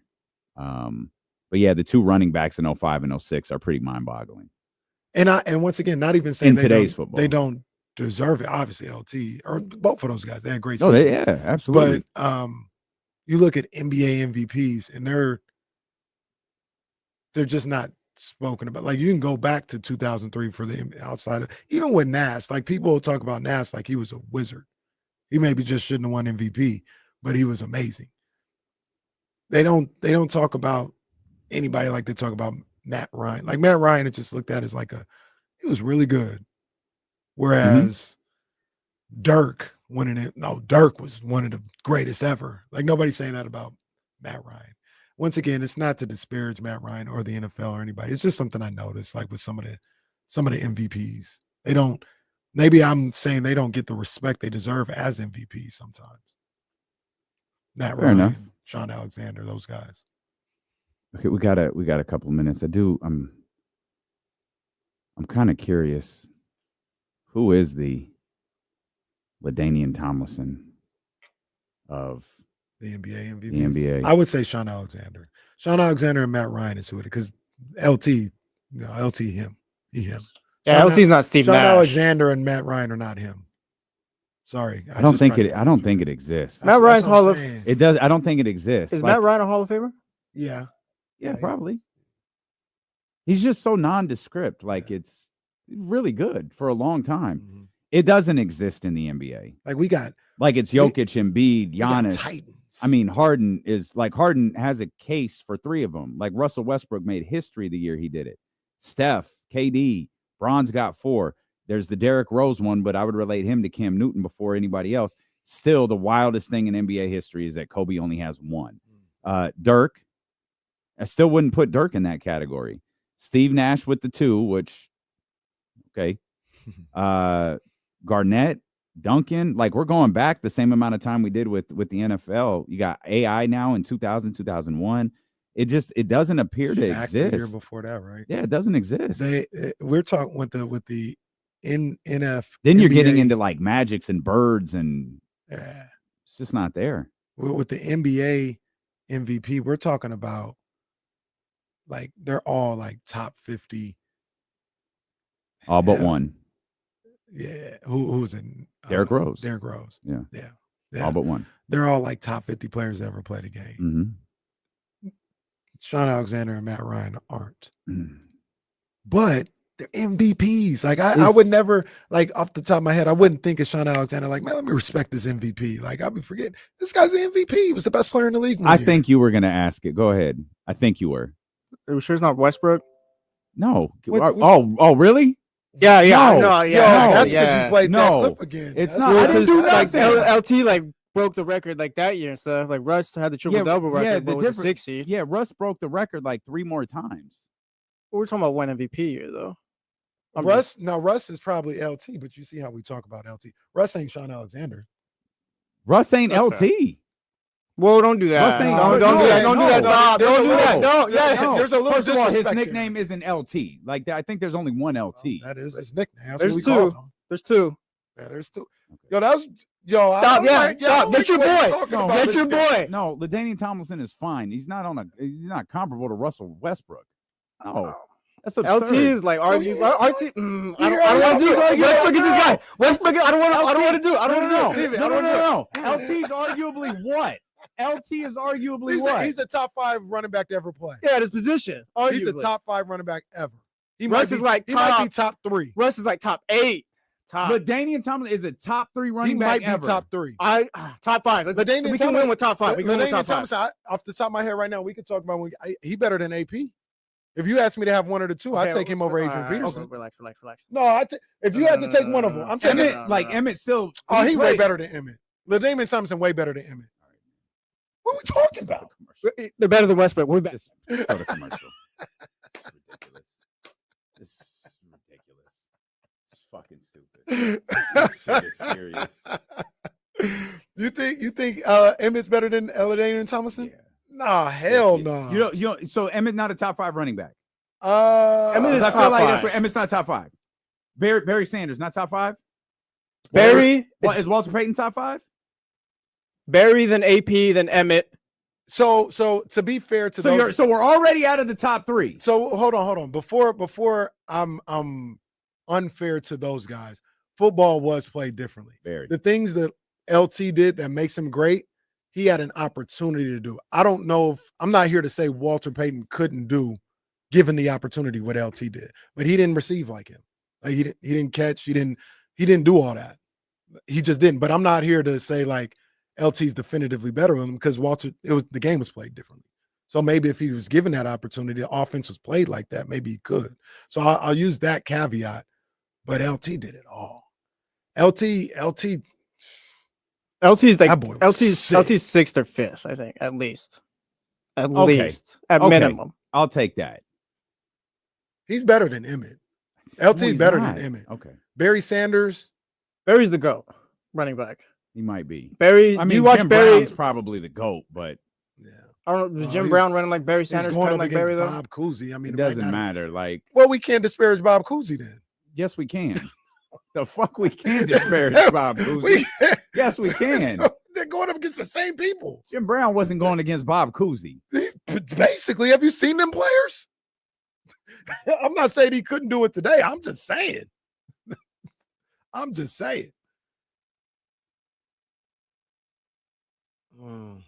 don't want to disrespect Barry. I just know what LT could do. Barry's number 1, I think, for the running backs. LaDainian. I'm trying to think of who else is in there. Sweetness.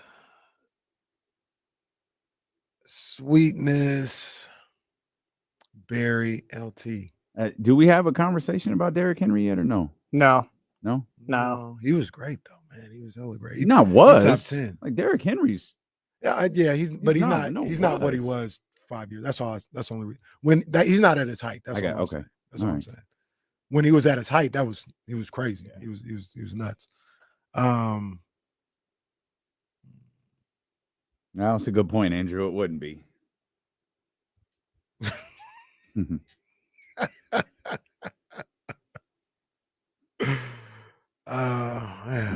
Eric Dickerson was nice too. Well, Eric Dickerson, yeah. Jonathan, I mean, yeah, I'm not putting it on. He's hey, right. No, hey, He's right. keep it real. If He's he right. didn't do it, he'd be the GOAT. Well, he didn't. He wrote a book about it. Okay, yes.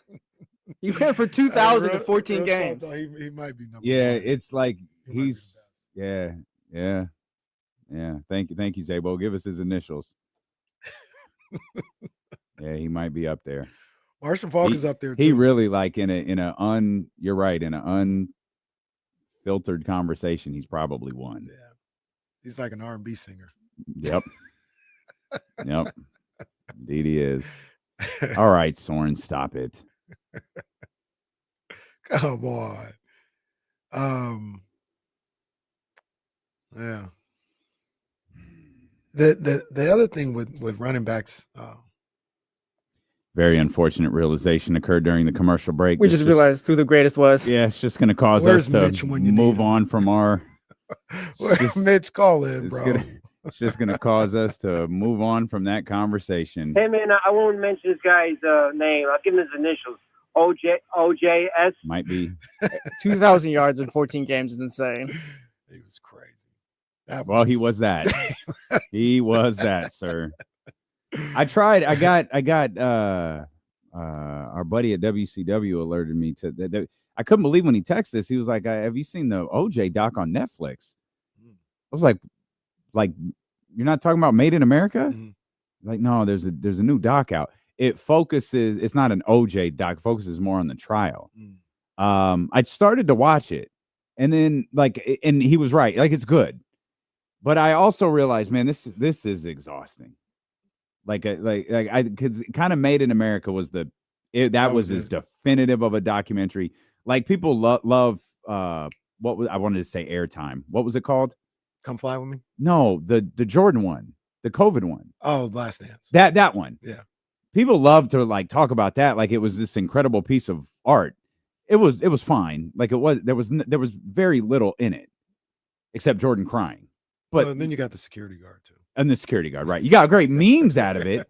Jason Jones lives off of the memes from the Final Dance. But in terms of like a documentary where you're walking away like, whoa, that was the OJ doc.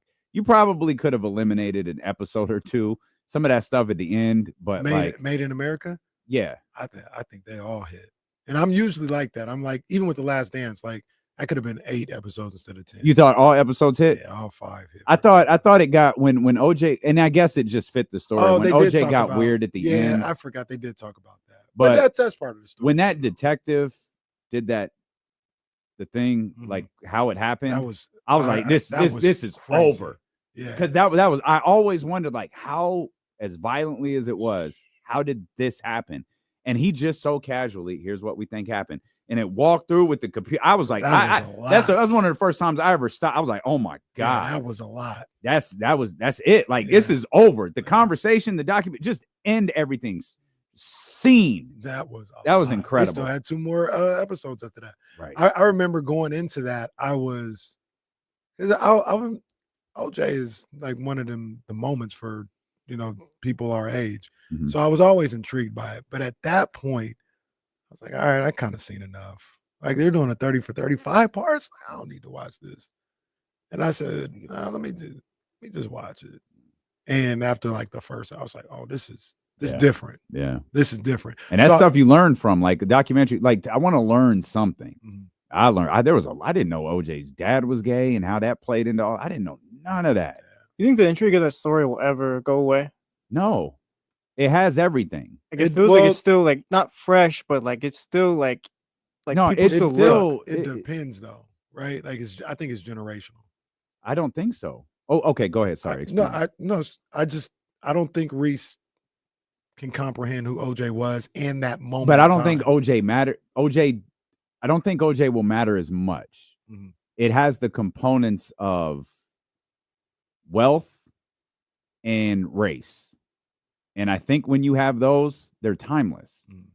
When Reese gets older and starts to fully grasp racism and the system of racism, it does, like, he can learn who OJ Simpson was and attempt to, equate him to, a star of today or a star of what, the future, whatever at the time that this becomes for Reese. But wealth discrepancy and race in America will always hit. Yeah, that's true. That's why that OJ thing might live. I told you, like, we talked about this when OJ died. I was just like, I don't know what to do. Like, I don't know like what to say about OJ at this point. And then it was like, well, there's always going to be something to say about him because the core of that story, that tragic story, will live forever. Like, you could take that exact story and rewind it 50 years or fast forward it 50 years true. and it'd be exactly the same. I think me and WCW, as a matter of fact, I'm like 99% sure we were together. Word. When the verdict came out. Oh, wow. Okay. We were at school. I was definitely in high school when it happened. I know exactly where I was. Yeah, we were at school. Mr. Camberg, RIP. We had a field trip to what was the name of it? It doesn't matter, but this black bookstore in Land Park. Mm-hmm. And we were like, I don't want to say late to that, but Mr. Camberg brought the TV in and turned it on, and we didn't leave until we heard the verdict. And sure enough, we heard the verdict, got in the cars.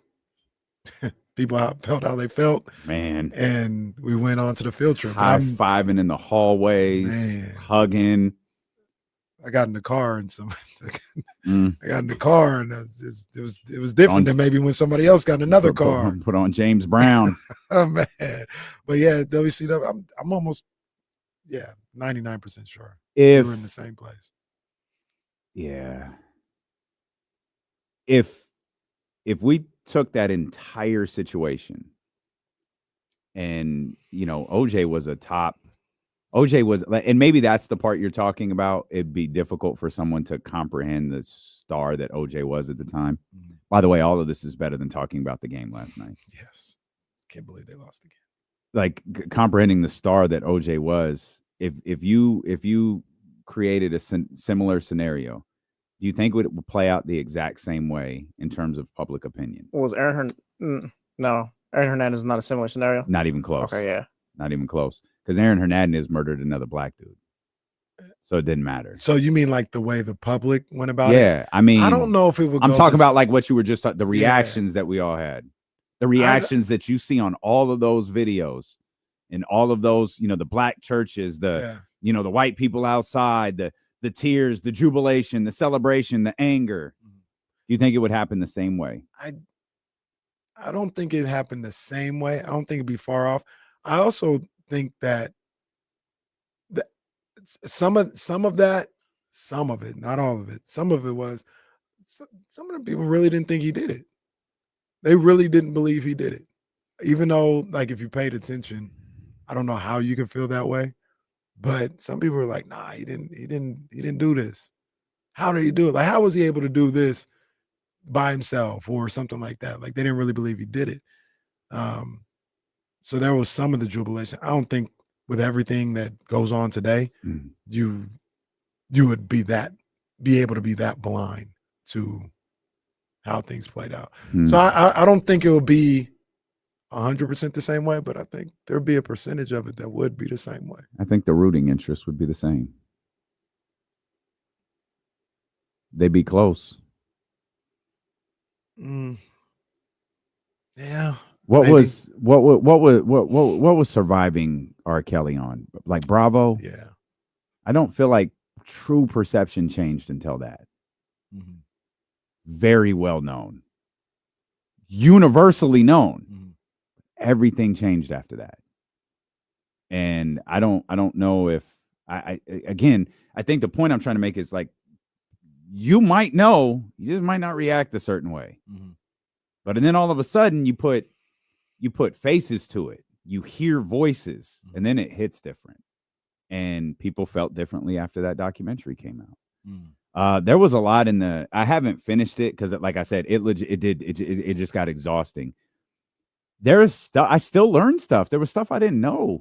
There was evidence that wasn't collected. Like they have crime scene photos of like OJ's. I don't know if it's a closet, like a cabinet, medicine cabinet or whatever, where they go in, you know, the day after, and they find all of these medical supplies ripped open, like bandages, Band-Aids, all of that stuff ripped open, and there's blood like all over them. There's just like blood everywhere. There's a story, and I'd heard this story for years, that he went to the airport with a duffel bag. And he walked over to the trash. There was a witness to this who walked over to the trash, saw him pull something out of the bag and throw it away. He didn't let anyone else touch the bag. They had his luggage. They were like, it's Louis Vuitton luggage. They took it to the Sky Cap, but he had his carry-on bag. He walked over to the trash, pulled something out, and threw it in the dumpster. Guy was never called to a witness. And I know there's reasons for that stuff. Like they, you know, maybe they don't find him credible. It could damage the trial. All of this, of course, we know how that trial wound up getting, you know, damaged anyways. And that guy's all over these documentaries. He damn near the baby face in all of these documentaries. Like, well, you guys are really painting him out to be something. But yeah, wild. It's interesting. I do want to finish the documentary. But it's exhausting. I know for us, and like you said, you're probably right. Like you can tell that story, the story works in any era. But I know for us, that's just that'll never go away for our generation. Never, ever. All right, let's get back on track here and talked about things that were also exhausting to watch last night. The Sacramento Kings losing to the Portland Trailblazers. We haven't really touched on this game yet, but we want to get to the Elk Grove Kia talk line first. 916-909-1320. We'll start with our brother TC. TC, what's happening, baby? What's up with my two brothers? What's up, TC? Oh man, just vibing. You know, that game last night, man. I'm glad to see Zach catch his feet. I like what I've seen from Val, snatching rebounds, pushing people around. That's what we wanted him for. That's he on our team now. D-Lo, you and Kenny. I'm glad that that y'all was able to holler at number 5. We're gonna put a bow in it, like you said, and we're gonna move forward. He going his way, and we're gonna go our way, right? and we just gonna leave it at that. Everybody gonna have their own feelings on how they gonna feel about it, but I respect that for you calling that man and y'all doing whatever y'all said. I respect that, D-Lo and Kenny. For real. That's coming from me. Well, I appreciate you, Straight up. TC, but I'll give love to De'Aaron because De'Aaron was the one who initiated the call. So part of me wanted to believe De'Aaron was listening to the show, and he was like, man, you don't think I'm a leader? Like, he doesn't care what I think about him as a basketball player. His interests were elsewhere. And like I said, we'll put a bow on that in just a second. We want to talk to Justin first, though. 916-909-1320. What's up, Justin? Hey, how y'all doing today? Good, man. How you doing, bro? Good. First off, I want to give props to Sacktown Media, to both you guys for the local the trades lately. I feel like I've been following you guys more than Shams with everything going down. Turn on your notifications and all that. So first off, I want to give you guys props for that. Second topic, I just want to say I don't know what we do with the front office at this point. Obviously, they got to go, but I think it stems from the very top. Vivek, obviously, he has his hands in a lot of this. He's been the owner since 2013. That was probably the time we were most trusted as an organization. I feel like everything since then has been spiraling downhill with all the Fox comments. I mean, I don't blame the guy, to be honest, with everything that we've put him through. I just feel like it's time for ownership. I mean, you can't really force them out. The only thing I can say is, as Kings fans, the only say we have, we got the light the beam chant. You could rhyme with it and say, sell the team. Do a little chant, sell the team chant. That's the only thing I can think of. What do you guys think we need to do with the front office? How do we move forward and gain that trust from players and agents once again? Man, that is a hell of a question, Justin. I'm not a fan of the front office. I don't know. My opinion hasn't really changed on the front office. I think they did a good job of landing Valanciunas and Jake the Snake. That's all I got. So it goes back to something that you said earlier when Kyle was here. That was a great point. Thank you. I don't know what it was, but I know it was good. It leads to another question. And you said it feels like this team is always looking to fire somebody. The way I look at it is that has to stop at some point. At some point, and I know what people are going to say. I know what you might say. Like, that can stop on the next hire. These guys need to go. But that's got to stop. I hear you. Like, you're right. At some point, and I guess I'm making an argument for these guys to stay. Like, you've got to let them work through this. They've got a coach. If they signed Doug Christie, they let this coach and this GM work through it. Don't look to fire. Don't have these guys, not saying you're doing it, but don't have them on the perennial hot seat all the time. Like, you've got time to work through this. That doesn't mean just be nonchalant and don't do anything, but don't worry about having to trade draft picks because you might get fired or something, whatever. Like, let's build this thing. I don't think they're capable of building. So I hear you. You are 100% correct. At some point, it has to stop. I think this front office is rotten. I think this organization might be rotten. Like, I mean, I understand De'Aaron was feeling a certain way, but I don't know that his tweet was necessarily wrong about the organization. Like, I'm willing to defend Vivek on a lot of stuff. A lot. He is not an incompetent idiot. As frustrated, you said this the other day, as frustrated as I might be with the front office, these guys aren't a bunch of idiots. But that doesn't mean you know how to run a team properly. That doesn't mean there isn't constant infighting. Let's go back to this. You are, again, I'm going to state this again. You are 100% right. At some point, this firing and starting over and trying to figure things out, it's got to stop. But this is a group, whether it's the front office or it's the ownership group, that made the decision to bring a coach back that they didn't want. You posed the question, did they even want him to begin with? Was Mike some sort of compromise to Mark Jackson? Were they not able to get the coach that they wanted? How did they wind up on Mike, and why 2 years later did we get to the point where this isn't going to work?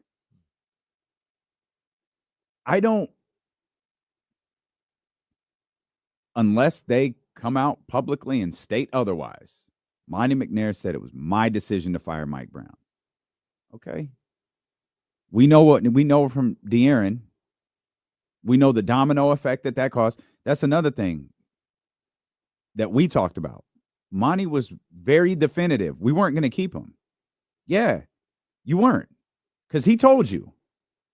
You don't bring Mike back. Move me. They that's not a trade request. It's basically an ultimatum. You could agree. Now you could feel however you want to about that, but it is what it is. We were all begging for Mike to get the contract extension. Us on the outside. It sounds like on the inside, not everybody most closely associated with the team felt the same way. And I don't know that I trust this front office to rebuild, not because of the misses that they've had, or what we perceive to be misses, but because I don't know that this structure of this front office is conducive to winning. That's fair. That's fair. Our guy, Mark Wong, says something that kind of sticks out to me based on some of the conversations that we've had. And I don't know for sure, but he says in the chatty house, Vivek runs this team like a tech company. Always change, always collaborate, always do patchwork. You said something the other day about Vivek that it just resonated. Mm-hmm. About how there are people in the league that say, no, Vivek actually doesn't do anything. Mm-hmm. Like this whole perception. To be clear, that was one organization that said that. Yeah. The perception that he's always meddling and messing with things and stuff like that. Like, actually, it's the exact opposite. Mm-hmm. He's on vacation. He's on vacation for time to time. He's working on his stutter gun. And the perception is that he's always messing with things, when in actuality, it might not be the case. And if that's not the case, maybe he needs to be more involved. Maybe that's the answer. Because just like on the outside looking in, it doesn't seem like he's always doing stuff. And then, we had heard something, you had heard something that even went even deeper. Like, he actually don't do much of anything. He definitely just leaves it alone. Maybe he should be more involved. I don't think it's that. So that's before you jump in. That's one thing that we've heard, right? Another thing is he starts group chats with coaches, and like, I don't know. I don't know about that. Like, and again, this is just stuff we hear. Whether it's real, I don't know. But these are things that we hear. And so I also know that a lot of stuff about Vivek, I know isn't true. Right. Like, I know that there are people who have been in that organization. I don't know if they're still there, but they actively work with other media members to make him look as stupid as possible. So it's difficult to really believe what is true with Vivek Ranadive and what isn't. What is true is it's his company. So no matter hands on or hands off he is, it's yours. And if the bottom line is to make money, good for you, because you're a billionaire 3 or 4 times over because of the purchase of this organization. But I just can't help but wonder, what's rotten with this group. Sorry, Jesse, go ahead. No, his biggest issue, I think, is that he hasn't hired the right person yet. Like, I don't think he needs to make decisions or step in. You just haven't hired the right people. And frankly, hiring Monty McNair to be your GM and then hiring the other guy that you interviewed because you really like him is insane. That doesn't make sense. I love the Monty hire and I love the Mike hire. I'm not going to change my tone about that. I only love the Monty hire because of what Jill told me about him. I didn't know nothing about the man. I was like, all right, cool, I'm down. I was very concerned when I found out the guy who was in the running for the job got the assistant general manager. I don't know anything. I didn't know anything about Wes Wilcox at the time. Well, I knew one thing. I didn't know anything else about Wes Wilcox at the time, but it was like, I've never seen this before. Like, it doesn't make sense. Did Monty approve this? Was this part of Monty's pitch? Was this part of Monty's plan? Because if it wasn't, we're starting this poorly. This is starting bad. And it's like Kenny was hired for this show. He's plotting to take over. Eventually it's going to happen. It is. He's got his little Saturday show on 102.5. It's only a matter of time. Sunday. It's only a matter of time. And you're in multiple markets. Well, that's because I'm an idiot. That's why. There's no other reason other than I'm an idiot. The one thing that I think is I don't know. I'll be perfectly clear. Saying I don't necessarily know like what Vivek does or doesn't do. Mm-hmm. I don't know. Because like you said, we've heard both sides. But what I am convinced of is whatever he's doing, he needs to start doing something different. Whatever it is, if he's doing too much, he needs to start falling back. If he's falling back too much, maybe he needs to be a bit more a part of what's going on and aware of what's going on. Yeah. But whatever he's doing, he needs to change. Because it's just enough is enough, and it's time for a change. Mm-hmm. Get out of my way! I'm in my zone. No, that's Ken Shamrock. Oh yeah. Owen Hart. Come on, man. See, this is all part of his plan. He undermines my wrestling jokes. Jerry West is like the top of the top, but like Vivek needs to find something like that, like someone to be like that role where it's just like this is kind of like where it stops and starts. So this is related-ish, but not really related. Mm-hmm. Did you guys see that story about what happened with Jimmy Butler and Mickey Harrison? Saw Pat Riley. Well, did you hear what? So I just saw a quote. I forgot where I saw it from. I'm sorry, but it was like in a story. And Butler allegedly, and Eddie Gonzalez is coming up soon, so he may know more on this. Allegedly, Butler's suspension was over. And whoever, I don't know who it was, but somebody under Pat Riley was like, all right, his suspension is over. He's ready to come play. Mm-hmm. And Pat Riley told him, yeah, he can't play. And this isn't even my call.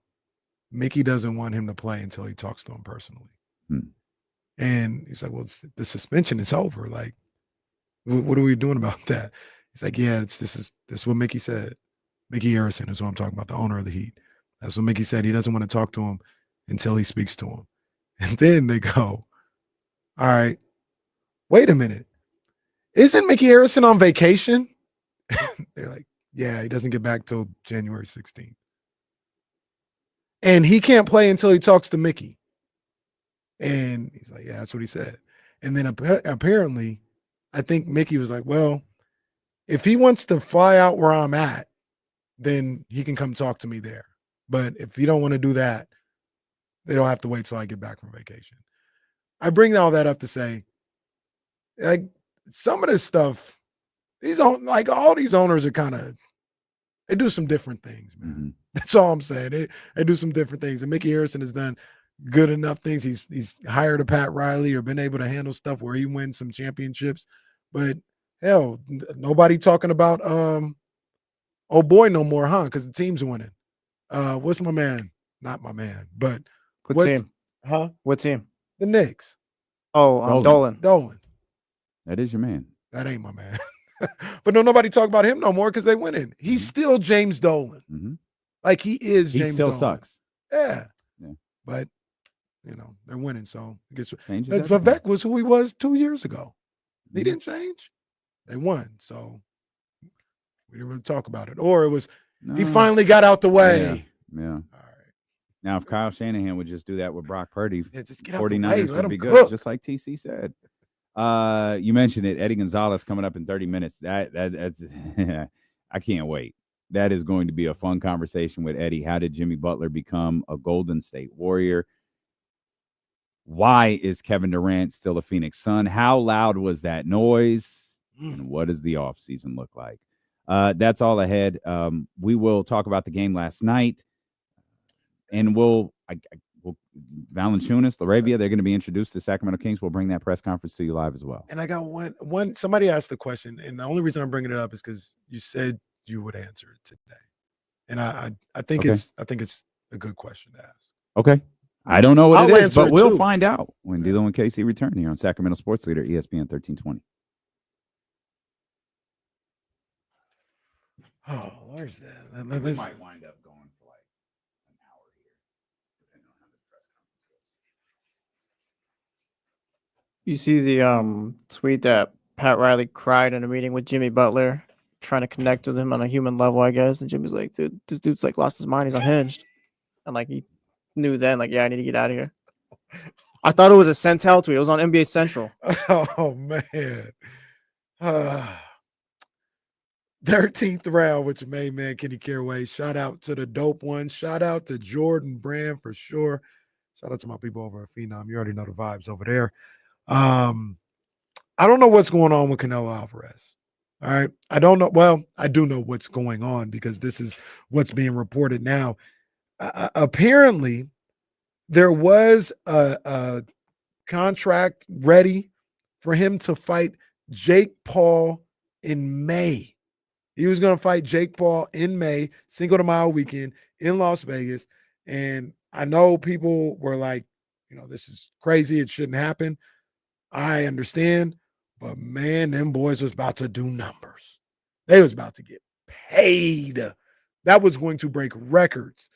And all of a sudden, according to Mike Coppinger, in the 11th hour, Canelo decided to go with a deal with His Excellency to, I always forget how to, I don't want to mess it up, but Rida season to sign with that, with His Excellency, a 4-fight deal over 2 years. And one of them including Terrence Crawford in September. So we still get that fight. But no David Benavidez allegedly on there either. I don't have a problem. We talked about it the other day. I don't have a problem with him not fighting David Benavidez. But 4-fight deal for Canelo with no guarantees of these top fights. We got Crawford. I still probably wanted Canelo to go rogue, like do your own thing, be your own boss. Now, I don't know if he would have been able to get the Terrence Crawford fight if he would have done that. And that sucks. But, I just don't like His Excellency or what he's doing with boxing. I don't know the guy personally, but I don't like what he's doing with boxing. He did put Canelo and Bud in Vegas, so that's a good thing. That's a good thing. But I don't know, man. I don't know. And I'm not going to lie.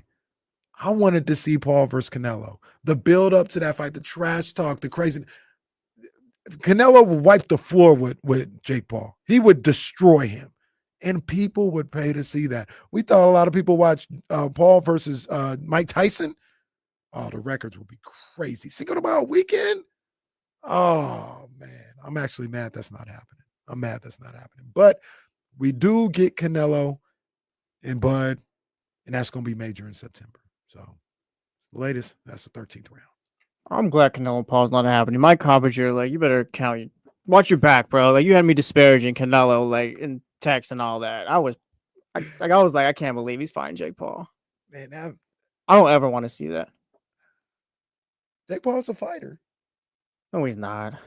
Well, he technically is. He's the same thing what a WWE wrestler is. You wouldn't want to see Logan take on Cody at some point? That's fine because his wrestling is fake. That's what I'm saying Jake Paul is. Yeah, maybe. I didn't have any problem with it, though.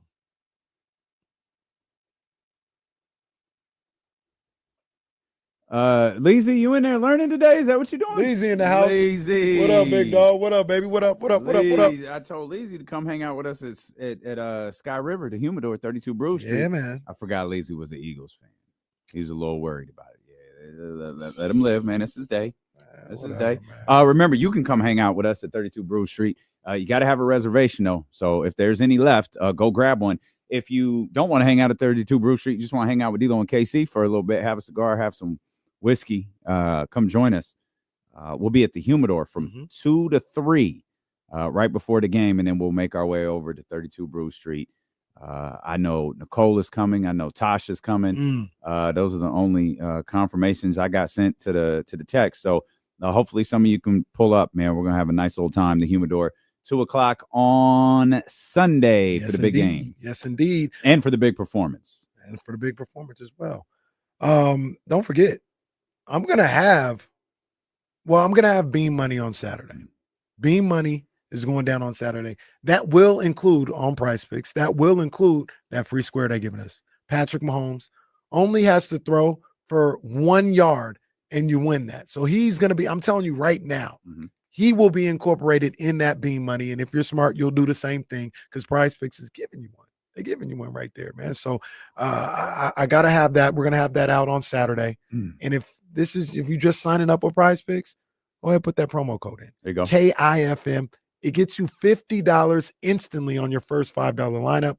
You don't even have to win. Yeah. It doesn't matter. Just put the promo code KIFM in, and you get $50 instantly with your first $5 lineup. Boom.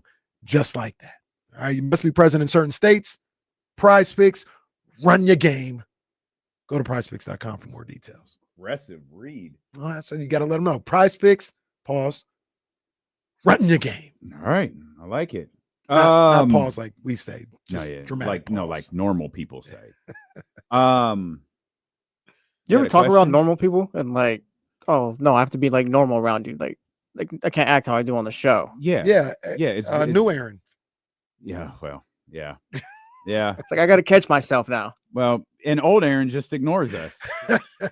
Literally, he had one of the most pausable moments in history. Like, yo, what? You want that was great. Like, you make a face like, oh, I hope he didn't see the face I just made because he's gonna ask. No, I literally told him, sir, we don't talk like that around here. He just ignored me and kept talking. And in Aaron's defense, Aaron Roberts, he ignores me anyways. Real quick programming note. Just hearing from Eddie. He's running a little late. He will be here. Okay. He's running a little late. So okay. No problem. You said you had a question for me? Yeah, so somebody asked in the chat. I should have started, but I didn't. I apologize to who asked the question. But somebody asked you this question yesterday before we signed off. Okay. And I want to know what you think. Okay. They said, do you feel differently about De'Aaron and the whole situation that went down after talking to him? Has it changed your perception or has it changed anything about how you felt? Man, that's a loaded question.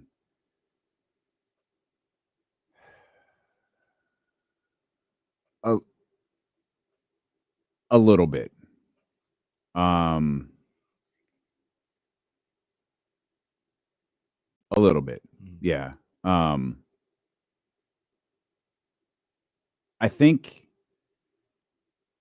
do think he wanted to be here. I don't think he was plotting his exit. I'll say that. So yes, it did. Like, I don't think he was plotting his exit. And we had heard enough to, we're piecing things together. We talk about breadcrumbs a lot this week. It sounded like he was. But like listening to him, hear him talk and the passion in which he spoke. And again, I think he was really emotional. I think he was, I do think he was genuinely upset. I don't even think he was upset about my tweet. I think he was upset. Like that was like the cherry on top. That was like the perception. There was a lot of things that had gone on, or a few, and that was the one. Right. And like Abe 98 Rock just I saw that. Like you guys talked. I was like, yeah, we're and that's the other thing I didn't like. Yeah, I saw you. It's great you guys mended fences. No, we weren't mending fences. We were just having a conversation. I told you I don't have any problem with you whatsoever. He asked why I felt the way I felt, and I told him, and he was like, here's in a nutshell. Why do you feel the way you do? I told him, and he said, here's why I don't think that's fair and why you shouldn't. And he told me. And so I was like, okay, I respect that. I apologized for the tweet to him privately. I said publicly, that's a tough look. That's a strong accusation. And that's a strong sentiment without the context of what you and I were talking about on this show. That's why I don't tweet a ton, because I've got 4 hours to explain what I'm talking about. 280 characters isn't going to do anything but create a problem, or however many characters it is. But I'll say it changed the way I felt about certain things. Yes, it did. Yeah.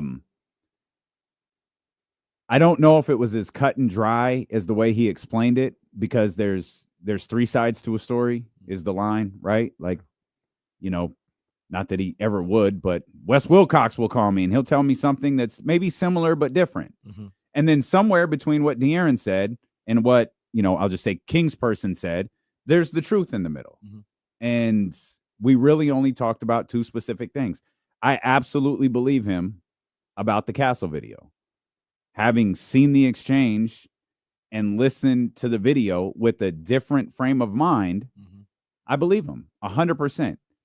That video caused a lot of people to react a certain way and feel a certain way. And I think him seeing the backlash of that is really what set him off as an unfair way of describing it. But I know if someone said on a public forum with a voice, and that's another thing I appreciated, that he showed a lot of love to this show. And if someone said something about us or me that was just patently false, yeah, I would be upset. I'd be angry. We're dealing with something like that on a different station here. Like, yeah, like it's angering. So I don't fault him for that. I don't fault him for reacting the way that he did. I still feel the exact same way about him as a player. I still have reservations about him. I think he's going to be incredible in San Antonio for the reasons that we've laid out over the last 3 days. None of that's changed, but none of that was a topic of conversation. Mm-hmm. But I'm not as sold on the idea he's been long playing his exit out of Sacramento. Yeah, and that's one of the things that I took away from it. Hearing the conversation that you guys had, me and Fox had a quick back and forth. Like, not when I say back and forth, it wasn't contentious, but we talked, we exchanged some messages, and I told her the same thing. I said, I don't have no problem with you, and I don't have any problem with what you decided to do for your career. The one thing that I don't subscribe to is I think it's been in the works a little longer than is what's being put out there, but you had to do what you had to do to get where you want to go. And I'll say now, with more information, much like you just said, maybe it wasn't in the works as long as I previously thought. I don't think this just happened a week ago. And I think his mind started to wander maybe a little bit before the Mike Brown stuff officially went down. But I take him at his word when he said that was the moment when I didn't think I was going to be here anymore. Mm-hmm. And I believe him. I believe him. So that does change how I felt about how everything played out. But like I told him, tell you, for me, there's nothing to change about how I feel about you, because I felt fine about you. Yeah, that's what I was saying. Yeah, same thing. We weren't mending fences. We were fine. I mean, he had an issue with what I said, and we talked about it. Yeah. I know that's not something that's done very often anymore, but he told me why he thought my opinion was wrong. Yeah. And I said the same thing publicly. I told him privately, man, like every time that I interacted with De'Aaron, it wasn't a whole lot, but he was always solid with me. It was always love. It wasn't very long, wasn't for a long time. It was, hey man, how you doing? Everything good with you? Or you made the All-Star team, man, congratulations. Just real cool. And that's one of the things I always took away from him. Good guy. Didn't you give him a pep talk one time? It wasn't a pep talk. I think you did. And he gave him a pep talk one time. It wasn't a pep talk at all, man. But right before the playoffs when he went crazy. But I just like, man, look, and one of the things that I think that we've done, at least on this show, is we tried to convey the understanding of also why he would want to be somewhere else. I completely understand it. I didn't want him to go. Mm-hmm. Wanted him to stay here. But I understand wanting to move on, do something different. Even before, like, we talk about drama with the front office and stuff like that. Hey, man, like we continue to say, you got an opportunity to choose what you want to do and where you want to be for the rest of your career. That doesn't happen a lot in his profession. Is this true? Soren says, man, I tell everyone all the time, you remind me of me, Fox. Is that what you told him when he went crazy in the playoffs? There's rumors. I mean, maybe Soren was there. Maybe Soren was there. That's not anything I've ever said to De'Aaron Fox. No, okay. it's Just not on true. this show. That's not true. Not true. But yeah, man, I got no ill will towards De'Aaron Fox, man, and sincerely wish him the best in San Antonio. I think he's going to do a great job. Knowing what we all know now, firing Mike Brown, was that still the right move? It kind of feels like it. I mean, I don't. The team, no, re-signing Mike Brown wasn't. Like, there's that part of it, but I feel like knowing what the Kings knew going into the season, like I said, knowing what we know after all this. So I don't the know. team was under 7 games under. I still like Mike. Like, I don't know what to. I still like Mike. Like, I'm not at practices. I haven't been a basketball player for any years, much less 6, 7, 8, 2, 1. None of that. I've been around coaches and watched that I don't like and don't understand. And I've heard a lot of the script, like when someone talks about like practices or standing around, like I heard that about coaches in the past. Like I get that line of thinking. Standing around too long. I get the longer you've been a coach, the more you need to, the longer you've been a player, the more you need to find a coach that understands coaching older players. Like I get that. Fox talked again. He's, gave me permission to, like, Fox was like, yeah, I told him I wanted to go to San Antonio. I absolutely did. Why? It's not my job to help the Kings in this process. Right. It's where I wanted to go. I have a little leverage in this. I'm going to use it. I said, bro, you don't have to explain that to me. Like, I kind of felt like he thought he had to explain everything. I was like, bro, you don't have to explain that to me. Like, when I was representing Kara, she had a coach that she didn't like. She's got to go. It's one place. It's Washington. She's going to go play for the coach that you just fired. Here in the background is the press conference. We'll be prepared to carry that live as soon as Valanciunas, Monty McNair, and LaRavia sit down. We'll bring that press conference to you live. Eddie Gonzalez will join us here in a little bit. I don't fault him for that. Use the leverage that you have. Like, you have a limited number of years to do this. Do it. Absolutely. It's just since you've left, it feels like a few things have happened that have made this look like not exactly what it is. And he was like, no, that's not right. And here's why. And that's where we are. That's it. That's all that was, man. And the one thing I can't say. Thank God he didn't bring up that video Chef Q sent him, because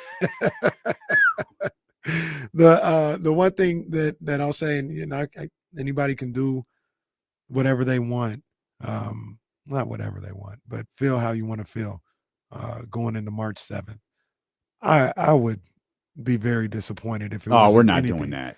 Nah, we're not doing that. But unfortunately, there's people who feel that way. We're not. You know, that's crazy. You know what my belief is? That's crazy to me, man. You know what my belief is? Those people live on Twitter. They don't go to the arena. Those people will not be at the arena on March 7th. Like, that man will get a massive standing ovation. And he doesn't deserve anything less. Scott Moak needs to say his name and shut the hell up. I love Scott. I'm not telling him how to do his job. I believe that's what he'll do. He'll say his name. He'll be quiet. And then he'll keep it moving. Yeah. Should give him a video as well. Well, you definitely get the video. Big video guy. Give it to the role players or anyone else for that matter, but give Fox the video. Not the role players, though. Why? But why? Why did you do that? You know what he just did. Kevin Huerter wasn't bothering nobody. I doesn't know. Well, don't do that. It's not for just. He wasn't bothering anybody. There's an epidemic of role players getting videos in the NBA, and I gotta fight it, I guess. And I'll do that every time. I saw a YouTube video last night of Grant Williams in the NCAA tournament at Tennessee. Had some big buckets.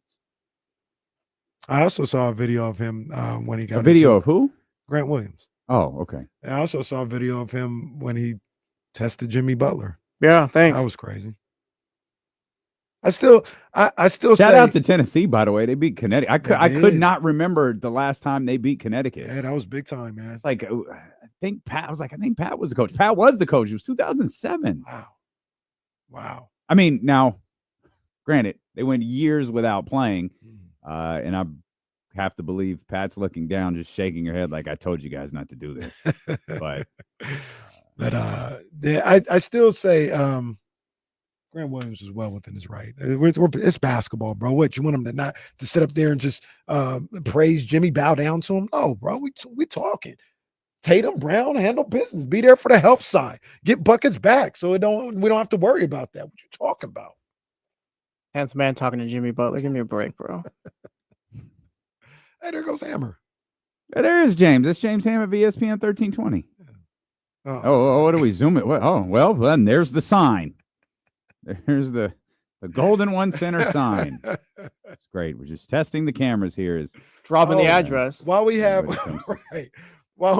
a second, I want to say I did talk to our guy, fake Kevin Huerter, on Wednesday night. Okay. Yeah, okay. So our guy, fake Kevin Huerter, he was in civilian clothes. He's done with it, not in a malicious way, but he's done with all that. He's back to being himself. And he said, I ain't going to Chicago, nothing like that. I'm not wearing no Chicago gear. I'm a Kings fan. It's what we do. Shout out to Kevin. But he did have a suggestion. Okay. He said, while the fake Kevin Huerter is gone, he said D'Lo should be the new fake Zach LaVine. Okay. That's what he I was low-key hoping you were going to say, like, fake Kevin Huerter, say, like, the new fake James Ham or something in the time being. He said, tell D'Lo he should be the new fake Zach LaVine. I don't think that one plays, but Steven in the chat house is on the same wavelength as me. Yeah, I don't see it. I don't see Kevin. I don't see Damian and Zach LaVine, I got to say. Oh, no. I know what you guys are doing. This is colorism. I know what you guys are doing. You found a brother my shade and go, oh, that you guys could be it. It's the same stuff you guys did with Ricky Starks. It's the same thing. So Zach LaBar. All right. Y'all are whack, man. We brought up Ricky Starks. Ricky Starks coming to the realization, like, oh my gosh, we actually do really look alike, was hilarious. I can't lie. That's the show clip I watch all of the time. Like, I show that clip to people. Oh, that was a classic. His realization is the same realization I have when I saw Morris Chestnut. I was like, damn. No one literally. Yeah, you keep throwing that out there and hoping. He's really trying to take my style. And in Kenny's head, he looks like Morris Chestnut and plays basketball like De'Aaron Fox. Morris Chestnut looks like me. Oh, of course. There's a difference. Who's older? Him, but so wouldn't you? He didn't always have a beard. He didn't always do all that. No, he had a beard in the best man in like 2000. Oh yeah, in the best man, he had a goatee. Oh, he did have a goatee in 2000. That's right. Best man. What's the other one? Two can play that game. That was a good one. Two can play that game. Yeah. Was that Vivica? Yeah. Or no. It was Gabrielle Union. No, it was Vivica, and he was with Gabby Union in Four Brothers, because that was given the last piece of food. Okay. Four Brothers was DL, Shamar, Morris Chestnut. Who was the fourth brother? It was so it's brutal. Who was it? Was Bill Bellamy. It was Bill Bellamy. Yeah. That's right. That's right. Not coincidentally. Look what's on my computer right now. Shamar Moore. Yeah. Shout out Morris Chestnut's finest film too, Like Mike as well. Well, okay, that's the one he could have passed on that role. Don't disparage that movie. Did you watch his No, TV that's show? it. It's Four Brothers. So no, this is a different movie. Oh no, The Brothers. The Brothers. Okay. Excuse me. Okay, that's Excuse right. me. So The Four Brothers was the one That's where what Three Stacks, Tyrese and Andre 3000 and Mark Wahlberg. Now, who's the fourth brother in that movie? It was some some random white guy. He's not a random white guy. He's a known actor. I just forgot his. No, I think so. Oh no, he's a rando. No, I don't think so. I remember he got shot in the kneecaps. That was crazy. That was crazy. I said, "Oh man, I don't he was think the baby he's brother. random." Oh, okay, my mistake. He's random. Yeah, I don't know who that dude is. I don't know who that dude is. Oh, they say he's from Tulsa King. Have you watched that? Never heard of it. That's what Slice Stallone. I seen the clip. Stop. Sylvester Stallone? Yeah, it's dope. It's a movie or no? It's a TV show. It's like now. Sylvester Stallone's got a TV show. Yeah, it's dope. It's fire. Like people like it. Love it. It's called what? Tulsa King. You see, I seen one episode and it was good stuff. You see the video of him talking about real boxers and stuff like that and how it used to be back then. No, I ain't seen that. Yeah, he's like, yeah, back then we used to use these gloves. Like, bro, you were in Rocky. Relax. You're not a boxer. Looking at the shape Stallone was in for those Rocky movies. Man, rampant. I wish I had one of those doctors. It doesn't even look. It just looks crazy. Like how? How? Those WWE doctors. Well, they're still around too. Shout out AJ Styles and Randy Orton. Real quick, I want to ask: did you watch Morris Chestnut's TV show, the one with Dwayne Martin? That was a good one. They were like nightclub owners. By the way, it was on NBC. In a Different World is now on Netflix. I remember Bobby Brown being on that show. Up All Night. No, that might have been it. It was Patti LaBelle was in it, right? I didn't remember the name. That might have been it. That's good knowledge by you. No, I remember that show well. Yeah. I remember. I don't know why, but I always remember Bobby's performance of Two Can Play That Game on that show. Or not Two Can Play That Game. That's the Way Love Is. He performed that at the nightclub on the show. Yeah. Shout out to Dwayne Martin too, i.e. Kyle Lee Watson. Which y'all know all about of this better than talking about is it Out All Night? That might have been it. Yep. Patti LaBelle. Yeah, Out All Night. Yeah. Oh, who else was in that show? I don't remember. Was it Robin Givens? Close. No, we just said her name. We did. It was Vivica. Vivica was in Robin Givens. I saw this clip of her the other day. What's Robin Givens look like today? Fantastic, I'm sure. I bet. Robin Givens underrated. Robin Givens, 60 years old right now. Because the clip I saw is when she was on Fresh Prince. Remember that? She looks. Oh yeah. Yeah. But she was, all of this is better than talking about the game last night. She was cold when she was in remember the lawyer show she was on with dude from Joanna Man. The lawyer show, yes. Forgot the name of it, but yes, yeah. Ramona Shelburne just tweeted, we would have missed it by a few minutes anyways. The NBA trade deadline came down to a final table: Warriors, Suns, and Heat. Golden State and Miami. Okay. What we saying? It says Golden. I don't know this phrasing, so I'm just going to read it. Golden State and Miami chopped the final pot.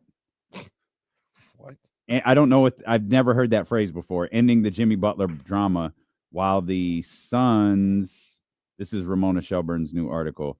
While the Suns begin an entirely new, uncomfortable one with Kevin Durant. So. So Ramona sucks because she got it. She got the article out literally minutes before Eddie Gonzalez got here. She knew what time it was. She knew Eddie was about to come on here and tell the whole truth and nothing but the truth. But yeah, like Eddie will tell this story. But yeah, they tried to trade KD in secret. KD found out, and that's why we said yesterday, what's the offseason look like? Well, there's a good chance Kevin Durant's going to be out there this offseason. Summer of KD. Yeah. This press conference hasn't started and Eddie's not here. Let's get this commercial break out of the way. Okay, we'll come back. We'll have the press conference ready for you. Eddie Gonzalez will be with us, and it'll be an eventful final 2 hours here of D-Lo and KC on Sacramento Sports Leader ESPN 1320.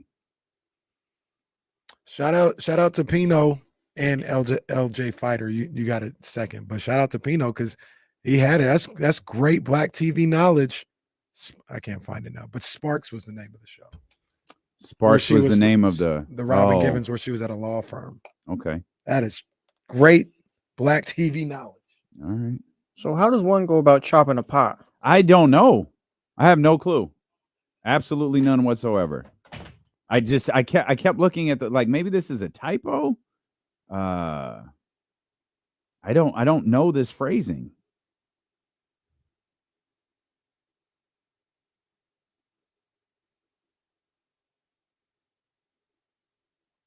For those just wondering, there's still not anything happening there.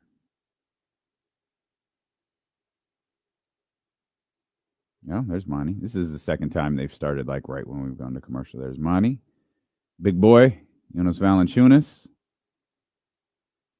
Jake LaRavia, Mary Jersey. Very nice.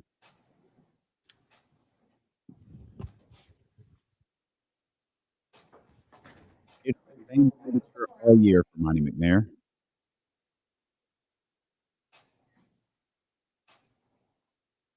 Jake Arabia. That was easy. All right.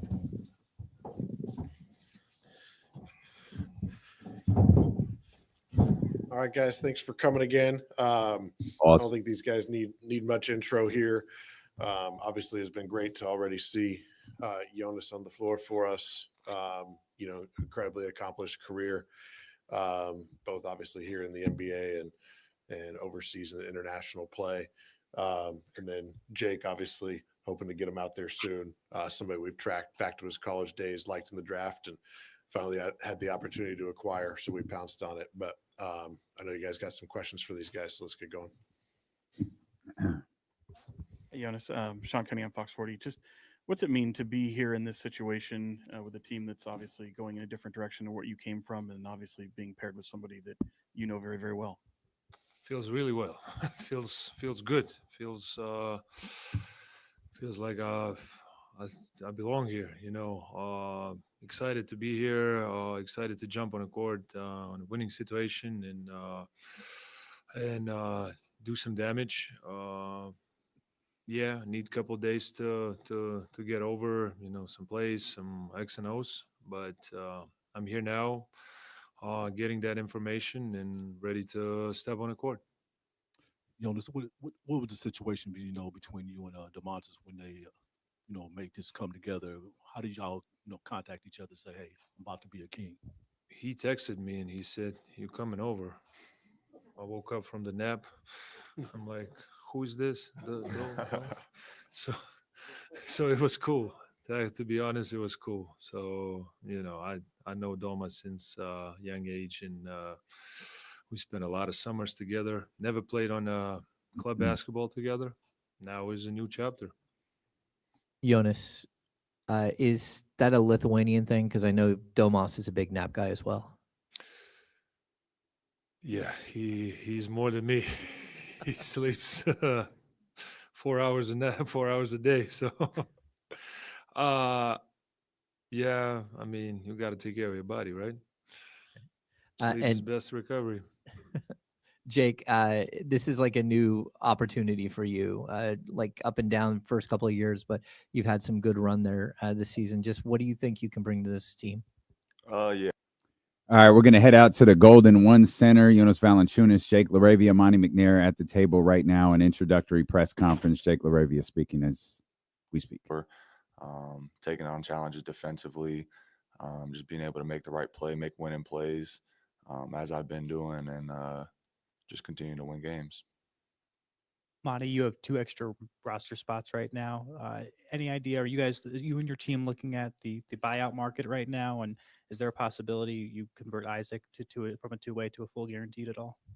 Yeah, we'll move on to those things. I think we already have a little bit, assess things. It's nice to see the guys out there, but right now trying to work on these guys, getting them ready to go.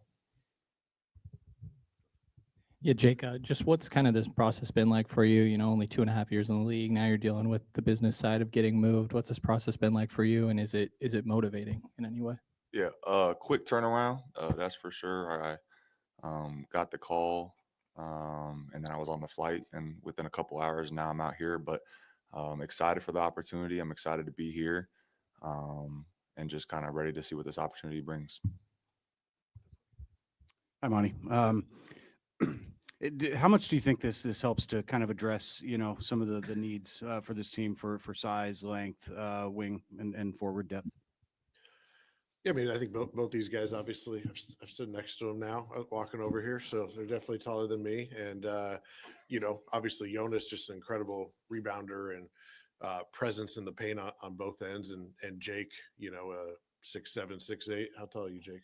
Call it 6'8". We'll call it 6'8". Just versatile and the ability to guard both forward spots and play make on the other end. So I think they'll fit in well.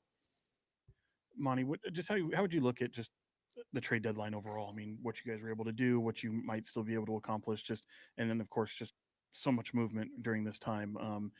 Was it much of a surprise with everything going on? Yeah, certainly a busy one. I think we've now, you guys obviously talked to Zach before and these two guys now, and All three of those guys got to figure out how to integrate in with the rest of the guys that are here who have to figure out how to play with these guys. But it's always a process. But I think we got a lot of talent here, and so as always, the goal is the playoffs. Hey Jonas, how's it going, man? Deuce Mason. You seem to play with a lot of joy and passion out there in your career. I'm curious, like, what you think you can bring with that to this locker room and to this team. That's what I can bring, passion. That's how I play. I love basketball. I want to be successful. I want to be my team. I want my teammate. I want my team to be successful. So just gotta, step on the court and do everything for the team. Hello, Jonas and Jake. Welcome to Sacramento. Way back here, Kevin John, ABC 10. Jonas, you were on a team last year who was responsible for beating the Kings 6 times. What do you guys know about the beam here?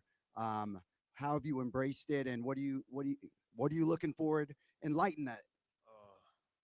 What I'm looking for, more lighting beams. So that's what I'm looking for. More wins, more joy, more hard play. So all about that,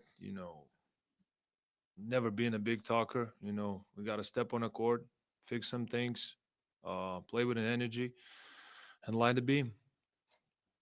For Jonas and then Monty, if you don't mind, how much, you played obviously with Domas a lot for a while, and the Lithuanian team, you guys would play alongside each other and sort of alternate who's running that 5 spot. From your perspective, how much do you feel like at the NBA level you guys can share the floor?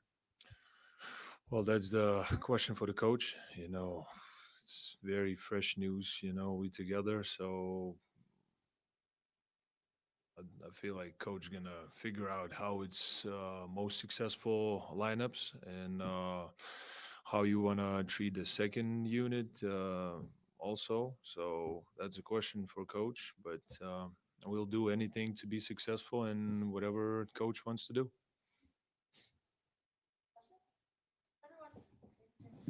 Appreciate it.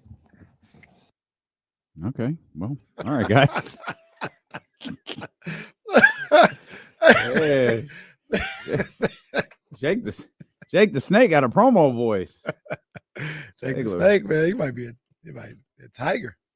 Polka House. He Oh, might be outside. You think Jake might have a girl named Aisha too? Well, I think my man Chet. Jake LaRavia. How old is he? He's got to be like 20, 21? I would say he's probably he's 23. He's 23. God, he looks so young. Yeah, he looks like a child up there. Of course, Valanciunas is that's a grown man. That's a grown man right there. I would not ask Valanciunas a question. I'd just be like, that's good, bro. I whatever you say is correct. That dude looked like the enforcer in every movie ever. Yeah, man. But LaRavia, like I said, man, catch him on K Street potentially. Actually, I think I saw his Instagram. I think he does have a girlfriend. So. Okay. All right. But basketball wise, yeah, I like his game, man. I like his game. I don't know. I watched some of the Synergy clips last night. Yeah. I like his cool. game. The guy coming off the bench, young guy. He can shoot it. He's a little bit more athletic than maybe he gets credit for or people think of his game. He can attack the basket. He can make some quick moves, some quick twitch moves to get to the cup. I'm a believer that so I don't know specifically if he's a good defender or not, but you spend time in Memphis and in that organization, you're gonna learn defense. You're just not gonna play, you're not gonna be around. So I think there are principles on the defensive end that he's gonna, at the very least, bring with him here to Sacramento, and it's gonna help out. So yeah, I like LaRavia's game.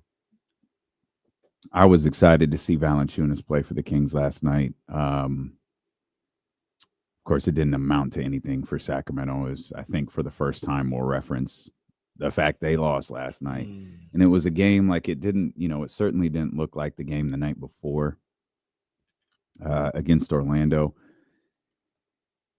It was another one of those, like they were like disjointed on both sides of the ball. Did that game give you any concerns about the group going forward, or how much grace do we give them to kind of just get in the flow of things together? Both. Like there's definitely concerns there, but they also, you know, 'cause I just wonder how much like the lack of having another point guard besides Malik is going to affect them, like just getting into their offense and things like that. the next 4 games to me are pretty important because the Pelicans are bad. Like they're not the boogeyman of last year. It's a bad basketball team.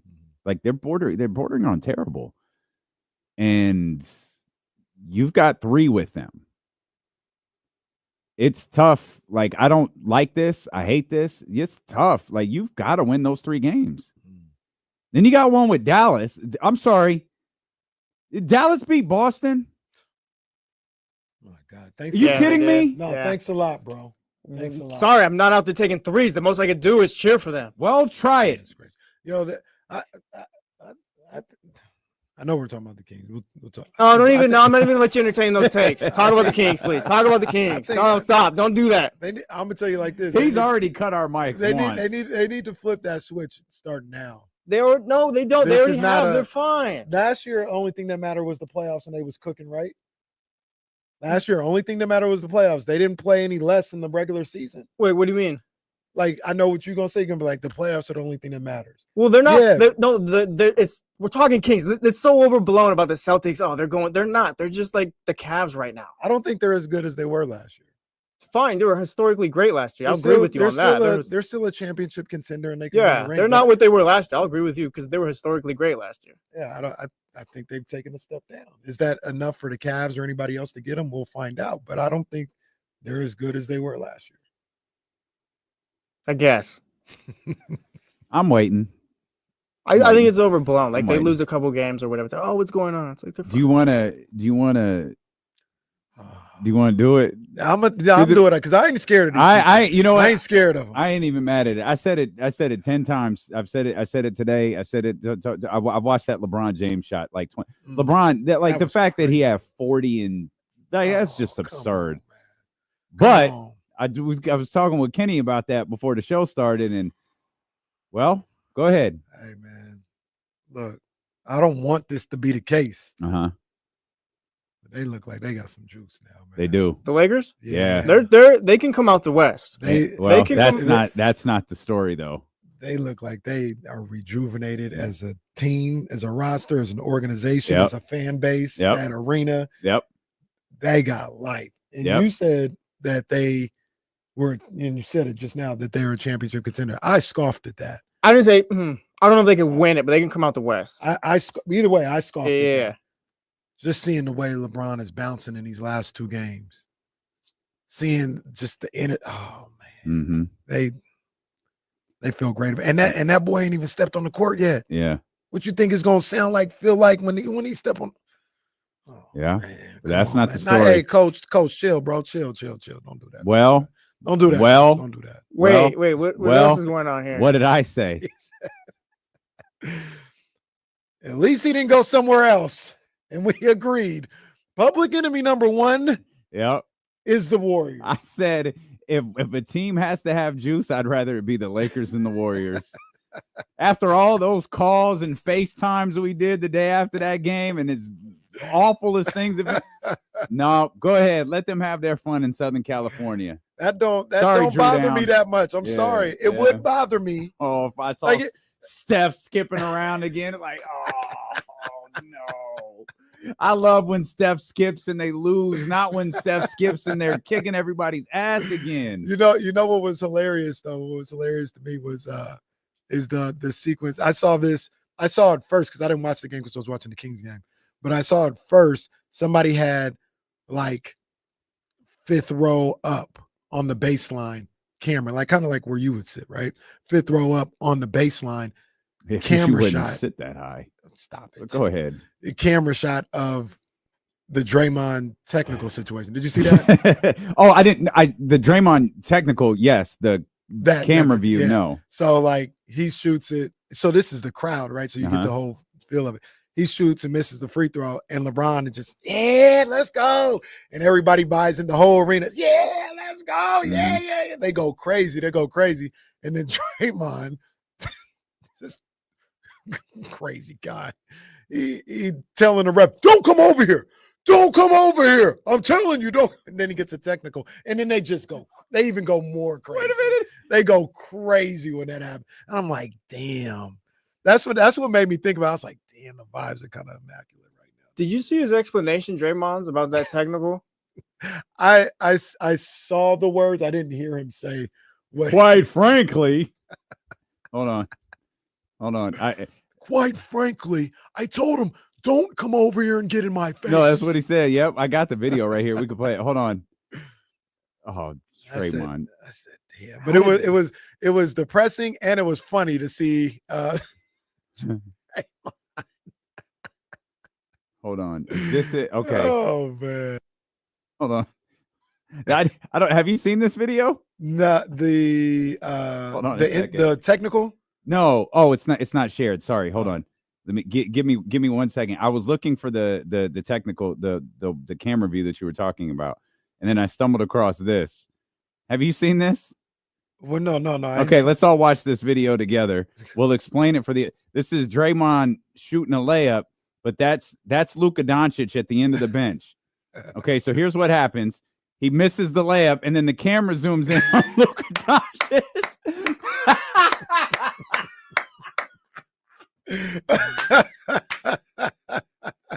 This is my favorite video on the internet. I swear Luka lifts his head up and says, this guy sucks. No, who's my man that looks at Luka immediately? Who is that?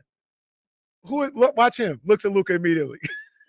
You know they just been talking crazy about him. Yeah, Did you see him elbow him? Watch him elbow him. Watch him. They just got done talking crazy about Draymond. Hey, Luka and whoever that guy is might be my new favorite players. That is hilarious. Layups could be tough, though, you know? That is hilarious. Man. That is. I am crying. Hey, salute to whoever caught this video. Damn, bro. I hate, don't get it twisted. I hate it, but they got vibes going on down there right now. Oh, they were absolutely talking trash about Luka Doncic. They got vibes going on down there. Damn. Yeah, man. Damn. I hate that. But I don't hate it as much as if the Warriors had vibes. Oh, it'd be so miserable if it was the Warriors. It really would. So it miserable. Really would, man. But yeah, I do. All jokes aside, I see a different I feel a different energy with that Lakers team. Look at LeBron. LeBron is just, he looks like he's 24. Greatest player that's ever lived. I got tonight for just telling the ref, please don't walk in my face when I got attacked. But I've never seen a referee walk from under the rim, walking up to a guy with the ball and talking to him. And I got a check for telling him don't walk in my face. But quite honestly, if you walk in someone's face, we all know what can happen. What? There's no reason for What? You see? This dude is a lunatic. Exactly. When does a referee walk from under the rim on a free throw to the free throw line? Was that off of, you thought that was 8 seconds? I didn't think. Okay, yeah, right. I haven't seen a replay. We know you I don't need to. I also watched the ball roll out of bounds twice. Same possession. So, also, refs walk. A lunatic. Refs walk from the baseline to the player all the time, by the way. This dude is a lunatic. He said, you walk up, you know what could happen. Bro, what? He's going to sock up a ref. He's going to chin check a referee. What? I didn't hear that. I had, oh my God. Yeah, no, that was crazy. That's a wild boy right there. That's a wild. Amazing. Oh my God, that's amazing. That is a wild boy. You imagine him telling Gucci 2.0, hey, don't walk up on me, Gucci. You know what's going to happen. It's the damn ref. What are you talking Come about? on, I'm trying to hand you the basketball. It's the referee. This dude crazy, bro. I was trying to find that. Oh, let me see. I was trying to find that video. I thought I knew where I saw it, but I guess. I don't know. Nothing's going to be better than that Luka Doncic video we found. That was hilarious. They was having a good old time on that one. They was having a good old time. Oh, there we go. Well, here I'll you retweet it. I'm gonna just tag you because it don't need to be on my timeline. Well, gotta unblock me though, real quick. Well, I'm on Kyle's. Oh, you're on Kyle's. No, it's fine. I make it work. Go to KNBR. KC. Oh, KNBR has it. Okay. What kind of threat has a referee ever posed? Like, if this guy gets in my face, I'm gonna sock him. I'm gonna punch him in his face. You know what that means? What? What? Bro, are you throwing hands with Bill Kennedy? What? It's a referee, bro. Relax. What are you talking about? I ain't never heard that before. That referee gets in my face. He's getting a knuckle sandwich. Let me tell you that. I had never heard that before. That is crazy. This the one right here? Yeah. Okay, so let's. I'm gonna mute the sound. I haven't seen this video, so we could all watch it together. I'll mute the sound. He's already. He's worked up. Crowd is turned up. All right, crowd's already kind of turned up. Free throw, clank. Oh yeah, LeBron getting everybody turned up. Now he's in the ref's face. He just walked up to the ref. Look at him. Get out my face, bro. Technical foul. They get even more turned up. Hold on. Okay, this is great.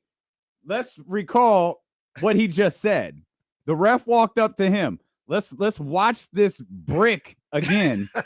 Ball up, brick, and what's he do? He walks straight to the referee. This dude is a lunatic.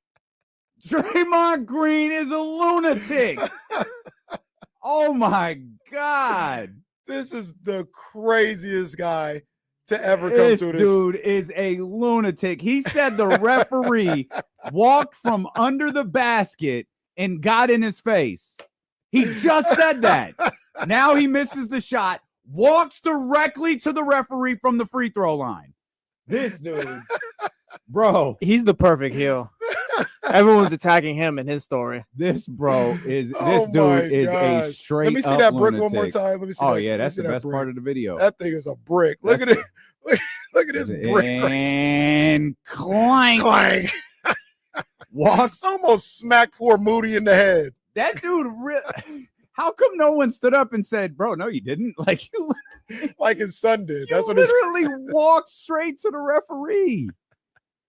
Oh man. You know what makes Kings losses better? Warriors losses. Yeah. What makes Kings losses better is watching Draymond Green be a lunatic on a basketball floor. That's just crazy. And then lie about being a lunatic in the post-game press conference. You think we'll ever get a call from Draymond Green? He might just show up to the studio. No, because De'Aaron is a civilized human being. De'Aaron's like, hey, bro, let me explain to you where I'm coming from. You explain to me where you're coming from. Draymond lied. Oh, just not even an hour after that play, just completely lied about what happened. I just thought about something. And look, just like any other time, like I said, we say what we say. If it come to that, we all might be in close quarters in about a week. Oh, that's fine. Yeah. I mean, like, what's up? No, I say that to say because somebody may actually get the opportunity to link us up. Oh, yeah. You can go to his new restaurant. I don't know. No. You can meet at Draymond's new restaurant. Are you going to stay the night out there? I think so. Okay. I think so. It's actually not that crazy. Like you gotta go. I'm trying to San figure out what Mateo to or do. Fremont or Yeah. something like that. But it's not nothing crazy price wise. We'll be at All-Star Weekend next weekend. Yeah, we'll be at All-Star Weekend. We're kind of, I don't know what we're just kind of just going. Yeah. Like we're not broadcasting from there. We'll do some social media stuff, but yeah, the All-Star game in the dental office next week, and yeah, we'll be out there. Check out our TikToks. Eddie just quote tweeted the Ramona Shelburne article saying, I don't, maybe he didn't just tweet it, but he said he's 10 minutes away. So what sucks is I got to get to San Jose for a concert with Jams, and I've been waiting all week for this, and I gotta leave when Eddie gets here. Waiting all week for Sunday night. Man, that's gutting. That is gutting. But it's going to be a good conversation, man. Ramona Shelburne has put the article out. Eddie will be able to confirm a lot of that stuff for you. And he'll be able to provide you some insight as to what happened with Kevin Durant, the Suns, the Heat, the Warriors, and most importantly, what's his future going to be with Phoenix? Yeah, man. I mean, because if he want to stay in California, come on through.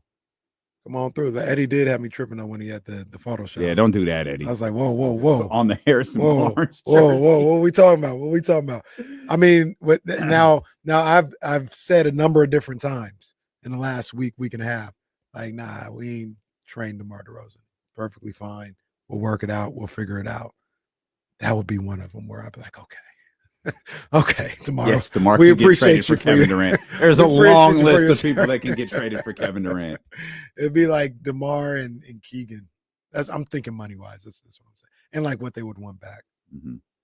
Maybe this year's draft pick too, like the one that we just drafted.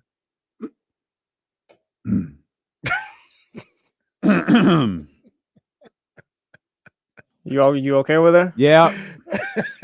Hey, that group chat was crazy. I thought you were responding to me. No, that was crazy. Yeah, I was finishing my thought. Simultaneous text messages. It was that shot. Like I said, bro, come on, man. So we can call it out. Like, say what it like. Devin's a tough watch right now. Tough. He is a tough watch right now. And I'm trying to give the brother the benefit of the doubt, but like, it's tough. Like, I know he I mean, I don't know, man. It is just tough to see him on the floor right now. I'm not ready to just say get rid of him or anything. Absolutely like that. not. But right now, he feels unplayable. Like, what I want from Devin Carter right now is go out there, play hard on the defensive end, bring the ball up, facilitate it a little bit, get your feet set, ready to shoot an open jump shot, and that's it. Like, that's all I really want. That's because if he starts like trying to create and attacking, it gets crazy. And I'm like, let's just go one step at a time. Like, that's how I feel about him. Let's go one step at a time here. Creating, getting to the basket, finishing over others. That ain't it right now. You ain't got that. Maybe you'll get there. You need some work, but right now you ain't got that. And it's tough. Yeah, it's tough. Yeah, I had the phone sitting on the counter. Yo, hold up. I don't know how you two playing this. That never happened in the history of the group chat. I thought he was responding to me. The same tweet at the same time. Like, oh man. Okay. Maybe we'll look back at it like the Tatum tweet or text at one point in time. Maybe. Hopefully. Oh, I want it to work for the guy. I don't know. Jason Tatum never made us text at the same time. Not like that. That was just an emotional Jesse. That's all it was. Oh man. Jesse was a little bit emotional. Yeah, I don't know. I mean, he had a couple moments after that where he was trying to lock up a little bit. So I don't know. He got a charge shortly after that, and now I sound like a little big league, but I think he got two. To be. I mean, it was a good play, man. It was a good play. I'm trying, man. You see, look. You see? It's a charge, pal. Oh man, he drew a charge, man. That was. Can you imagine being the general manager that got Mike Brown fired and De'Aaron Fox traded because you wanted to draft Devin Carter? Look, man, I'm trying to give these guys the benefit of the doubt on a lot of things. Yep. But that's the one you got me. I'm stumped. I don't have a defense for that. That was insane at the time. It looks even crazier now. It was insane because he couldn't play. It looks crazy now. And the wait's over. Eddie's here. Ooh. Well, the wait's not over. We have to step out. We're gonna run the commercial, and then you and Eddie can and we gonna cook. You're gonna get the whole truth and nothing but the truth. Eddie Gonzalez joins us next here on Sacramento Sports Leader, ESPN 1320.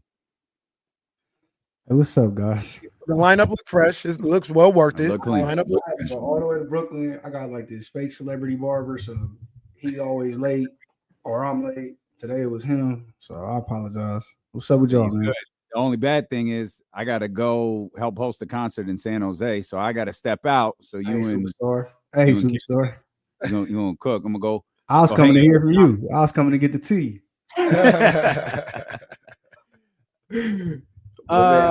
Yeah, I'm sure Ham is late, so he can just come in and join whenever he gets here. Yeah.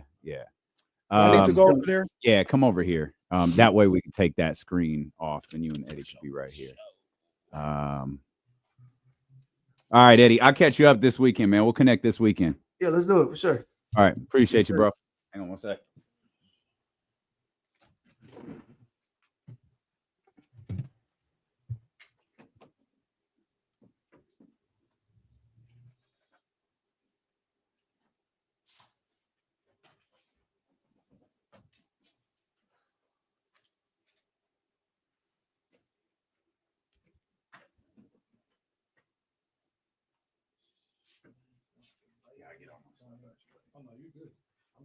Oh, right. Nobody saying I did anything any type of way.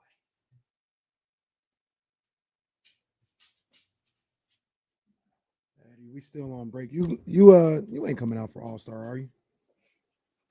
Maybe last minute, but I was here. hoping to get paid to go. That ain't happened yet, obviously. So. You going? Yeah, man, I'm gonna slide out there, man. I've never been to an All-Star weekend like the actual NBA stuff. You know what I'm saying? Like I've been in the streets for All-Star, but I never done no NBA stuff. So Yeah, let me know. I can tap you into some stuff too. For sure. Tap you into some stuff, man. You need to, like I said, you got to get paid for sure. But man, you need to get on out here, man. The one cool thing is it's on the West Coast for the next 3 years, man. So yeah, I'm like I should, but again, I'm gonna have to get paid, dude. I'm going to get some money for that one. I feel you. Get the bag first, always. Hopefully it happens. But how you feeling? Feeling good, man. Hey, yo, I was watching the show the other day and I realized these commercial breaks are on YouTube. I was like, man, I've been saying some. Canelo almost ruined his legacy on us. See, so I wasn't mad at it. I wasn't mad at it. He probably gonna get like 500 for it. The bands that were gonna come from that one was gonna be crazy. And he's still not fighting Benavidez. I gave up on that. I think Benavidez said he gave up on it too. Yeah, I mean he can't make 68 anymore. But making Bud go up is funny. Fighting the other twin is funny. Like I think he said it like I just don't care. I'm rich and I've done all the hard things. I'm doing this shit now. I'm not mad at it. I'm not. That's why I wasn't mad at the Paul fight potentially. I was like, I do get what you do. I think Bud can get him, and that's only because it is part of his career, right? Like if they fought 5 years ago, like Canelo would be too much for him. But Canelo, a little older, a little slower. Yeah, Canelo doesn't fight too much heavier than 68 either. Oh, here we go.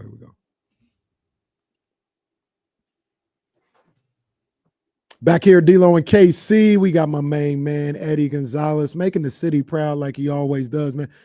I mean, there's a lot going on. I'll save our Canelo on our boxing talk for the text thread. You know what I mean? We'll save that, man, and we'll get to what everybody is waiting to hear, man.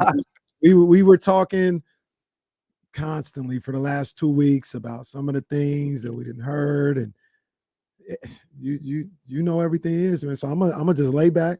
I'm gonna lay out, and I'm gonna let you just say what it is. Now I'm gonna have my questions ready, but I'm gonna let you just cook. I'm gonna just let you cook. Man, how much time we got? When's the next break? We got time. We got time today. Shout out Money Bag.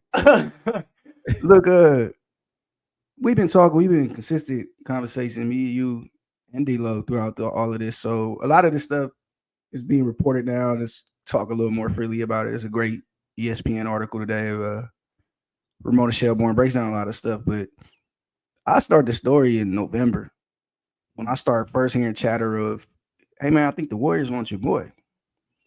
And like, you hear rumors all the time. NBA talks. I mean, y'all got a great example this week. Y'all was right in the middle of it. Yeah, right. But you hear rumors all the time. I can't take every rumor to every guy I know, but this was one. I'm like, maybe I should let Buddy know. So I let him know. And he's like, look, I'm happy where I'm at. You know what I'm saying? I'm not thinking about that. And not only am I happy where I'm at, they know I'm happy here. So they're not trading me. It's they can talk. It's fine. I'm like, all right, cool. So that persists though. Like, that's November. We get into December. December is the Jimmy noise. Okay. They get into that. The Warriors get into that as well. And so do the Grizzlies. And so do all the other teams we've heard all week. The Rockets, the Timberwolves. Everybody's trying to find that, right? But I got a lot of messages around that time too going, yo, if I'm paying all this for Jimmy Butler, why don't I just wait it out? Because if they don't get Jimmy, then maybe KD's available. I can get KD for the same price, the same salary. You know, maybe cost us a couple more picks, but why take that when I can get this? It's like, I kind of like, yeah, it kind of makes sense. So when the Jimmy market dried up, sure enough, here comes the chatter. Yo, I think the Warriors want your boy. So I let it go because I already know where he stands. I already know he don't want to go nowhere. And I know he don't want to go there. And I know other people know that. People in power, people making these decisions. So I'm like, it's nothing to see. So we fast forward all the way to coming up on the Warriors game, which was last Friday, I believe it was. And it's like the rumors come up again. Hey, I think they might be calling the Suns. I think they might be getting closer. I think they're going to talk to him when he goes out there. So I'm talking to Kay the whole week because anytime he goes to Northern California, I'm getting ticket requests like I'm on the team. So we in chatter. I'm just like, facilitating, doing stuff like that. Yeah. And I'm like, yo, I'm hearing it again. I'm just letting you know, bro. I ain't worried about that. They know I don't want to go there, and I'm not trying to leave. Always maintain that. There's always been the noise. Game happens. Rich sits next to the owner.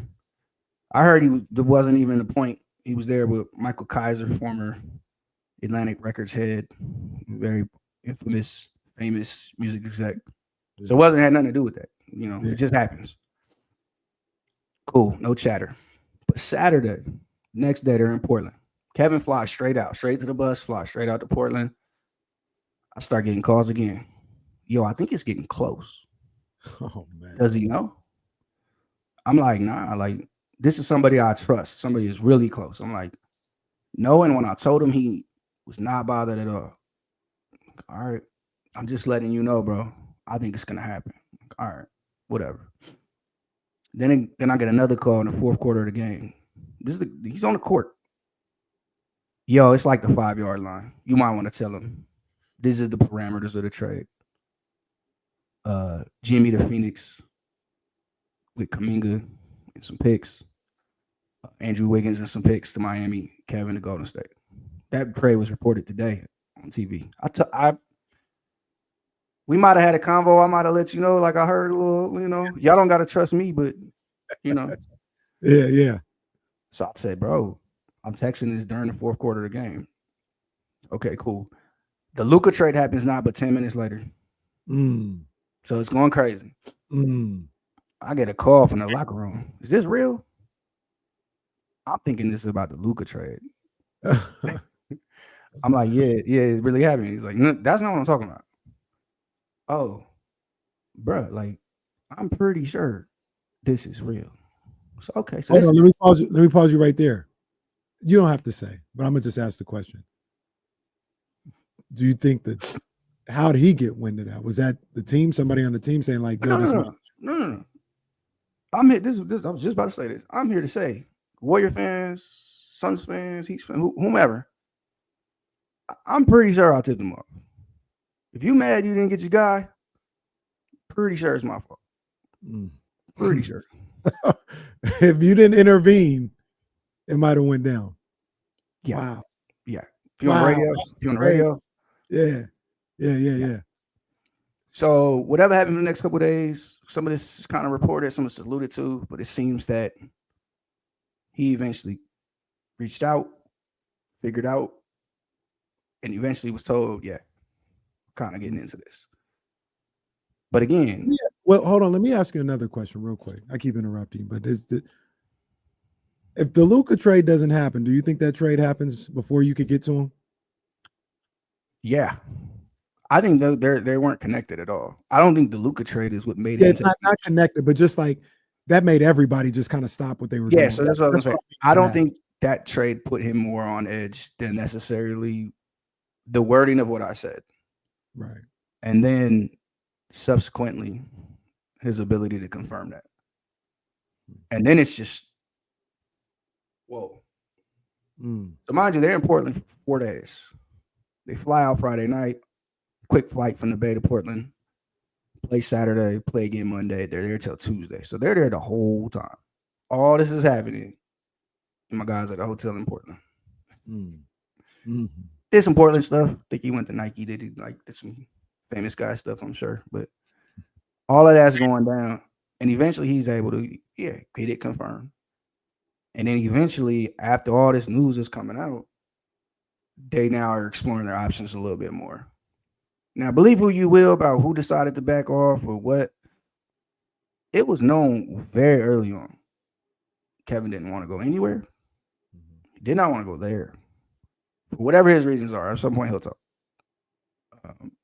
He talked to people over there. I think it was reported he talked to Steph. It's in this story that we were talking about on Twitter from Rona Shelburne. He talked to Steph. But it was made clear multiple times through multiple avenues. I don't think that was going to stop the trade. Damn. So they knew exactly how he felt, and they were ready to proceed. Yeah, I think the idea was to tell him in the very late stages, but it was getting there. So it's been a whirlwind week. They finally traded Jimmy Wednesday night, but there was some more offers the next day. Some offers that have been reported. At some point you got to find out if you're an opposing team. You got to see. Now I'm wondering if you're the Miami Heat. Is there a more realistic offer you could have made to turn Jimmy Butler into KD? I'm wondering if a team like the Wolves or the Grizzlies, there's a real offer they could have made. Same thing for the Rockets. There's some that have been reported, but what's clear is people were kicking the tires and wanted to know what was what. And so the thing is, here's the thing I'll say, and I don't speak for anybody. That's my perspective of the story, and that's what I know happened that I did. I said, hey, I did like Came for Menace on Belly. Like, I got to drop it down on it. Because he didn't know. And I had to let my guy know, like, yeah, I think this is real, and you might want to pay attention. But now the second half of their season, and they have the toughest record in the league, the toughest schedule in the league, second half of the season, it's going to turn into, it's already happening. Oh, he's got to be out now. Oh, he's got to be mad now. Oh, what did he know? Is it fixable? Every time Kevin shrugs his shoulders, every time he misses a shot, he throws a pass out of bounds, and he is a turnover-prone dude, it's like, he's quitting now. But he's not. He's soldiered up. He's hurt right now trying to get back on the court. He was hurt on the court when he was on it. He's played hurt for this team. He's stood up on the podium and said, I want to be here. I want to retire here. He got a new crib. Like all this stuff. He's settled in. And so all of that is just like us picking nits in a situation that was created out of nothing. You didn't have to shop KD, especially it's not a sure thing. Or the alternative world is you say, hey, Kevin, very early in the process, look, we having trouble making this deal happen. But we've also got some offers in this. And even you can admit, Jimmy and Kuminga and some stuff, 4 picks. That kind of is what we need, right?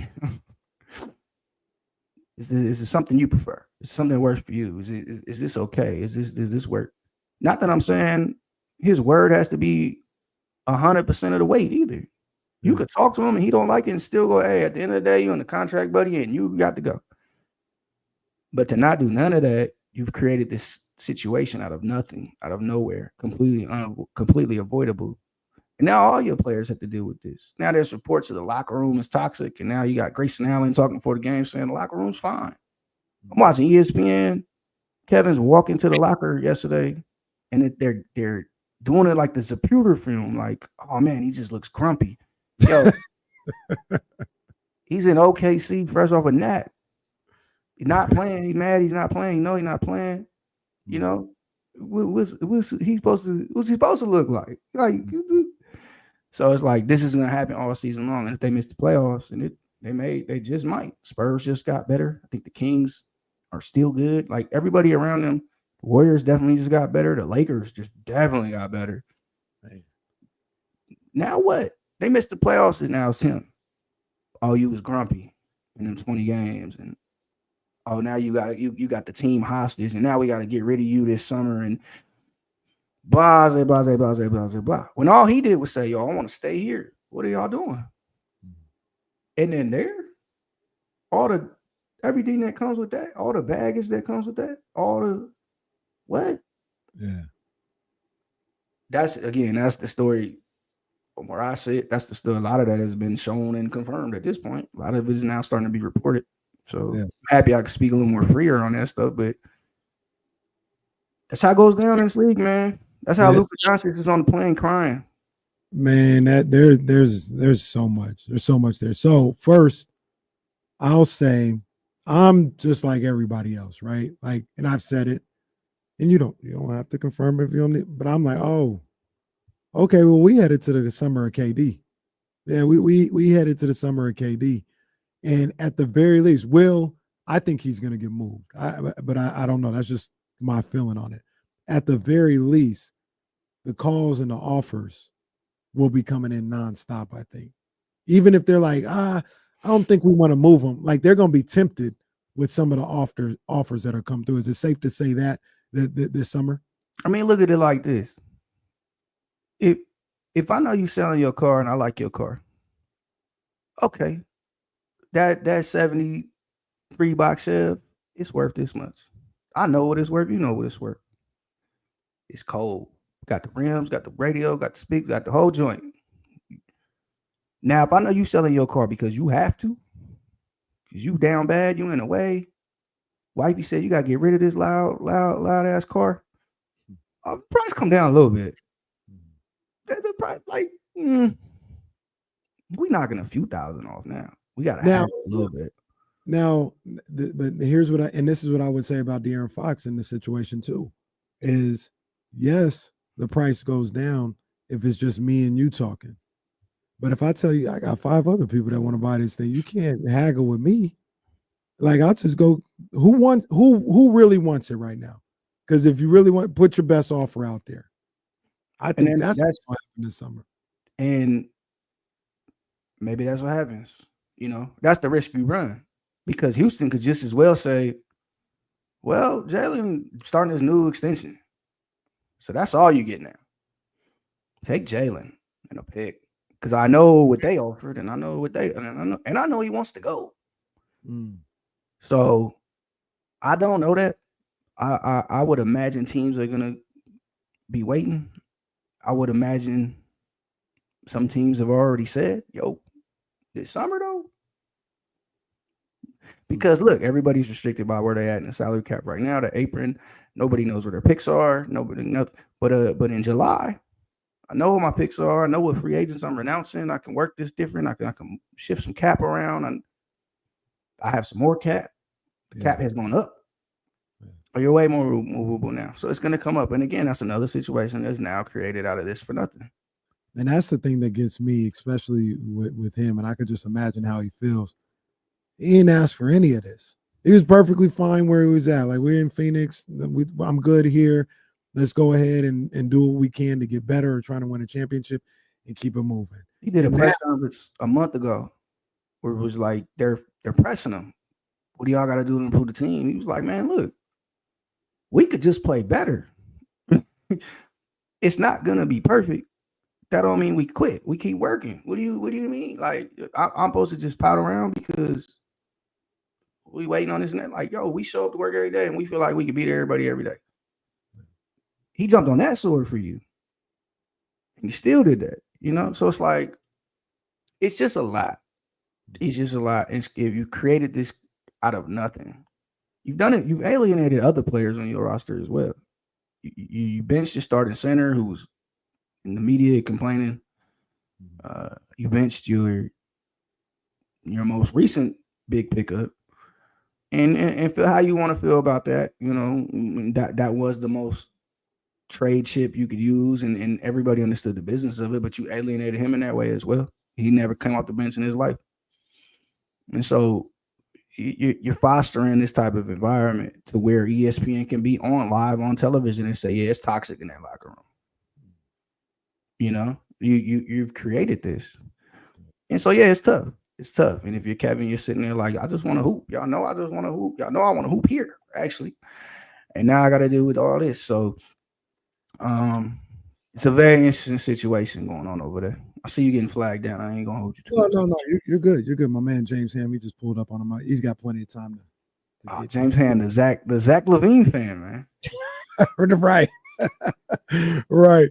But we had conversations over the weekend just talking about the nature of how the NBA goes down, man. And we got into a discussion of how much these guys are actually talking to owners and how often it happens and all this other stuff. Is this situation one of those things where Ishbia had to, now we have to have a talk? Or, you know, because that's one of the things that we always talked about here in Sacramento with Fox and Vivek. It was like, yo, it's time for Vivek to have a talk with him. Or is it just still, hey, basketball people do basketball things, and if you have a deal done and you need a final sign off, and that's what I'm here for. Like, did it ever reach that point where ownership had to have a conversation? Yeah, I believe it was reported that they spoke. I'd imagine they come out and confirm that in some way, shape, or form. But yeah, that level of player, that situation, like even if you're not necessarily giving them the choice, you give them it's a loaded word, but you give them the respect to say, hey, this is what's up. Yeah. No different than the Lakers chatter all saying, yo, we called AD first, obviously, because he's getting traded. Mm-hmm. But then we called LeBron right after, who was sitting with Rich Paul, who's AD's agent, and maybe they're finding out or they know or about to know, and tell him, like, we're going to at least let you know. Yeah. We're not going to not give you that. We're not going to blindside you. That's why the report today that Kevin felt blindsided. That's true. I know that's true. But so, because I'm the one. And I'll bring James Ham into this. My main man James Ham, my main man Eddie Gonzalez. We on right now here on D-Lo and KC, and that's what I try to get clarification on, just in any situation.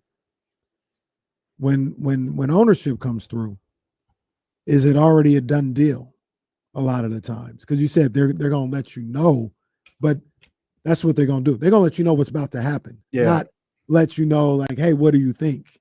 A lot of the time. So yeah, I think the idea that these players are working the phones and making trades, I think that's very overblown in many situations. This is some input. We have meetings at some point saying, hey, similar to what they're saying they did with Luka, like, oh, what you think you need, what works best for what you do, that type of stuff. But are we sitting there running through the 5 trade offers we have and saying, yo, do you want Nick Richards or do you want Caleb Martin? Like, I don't think so.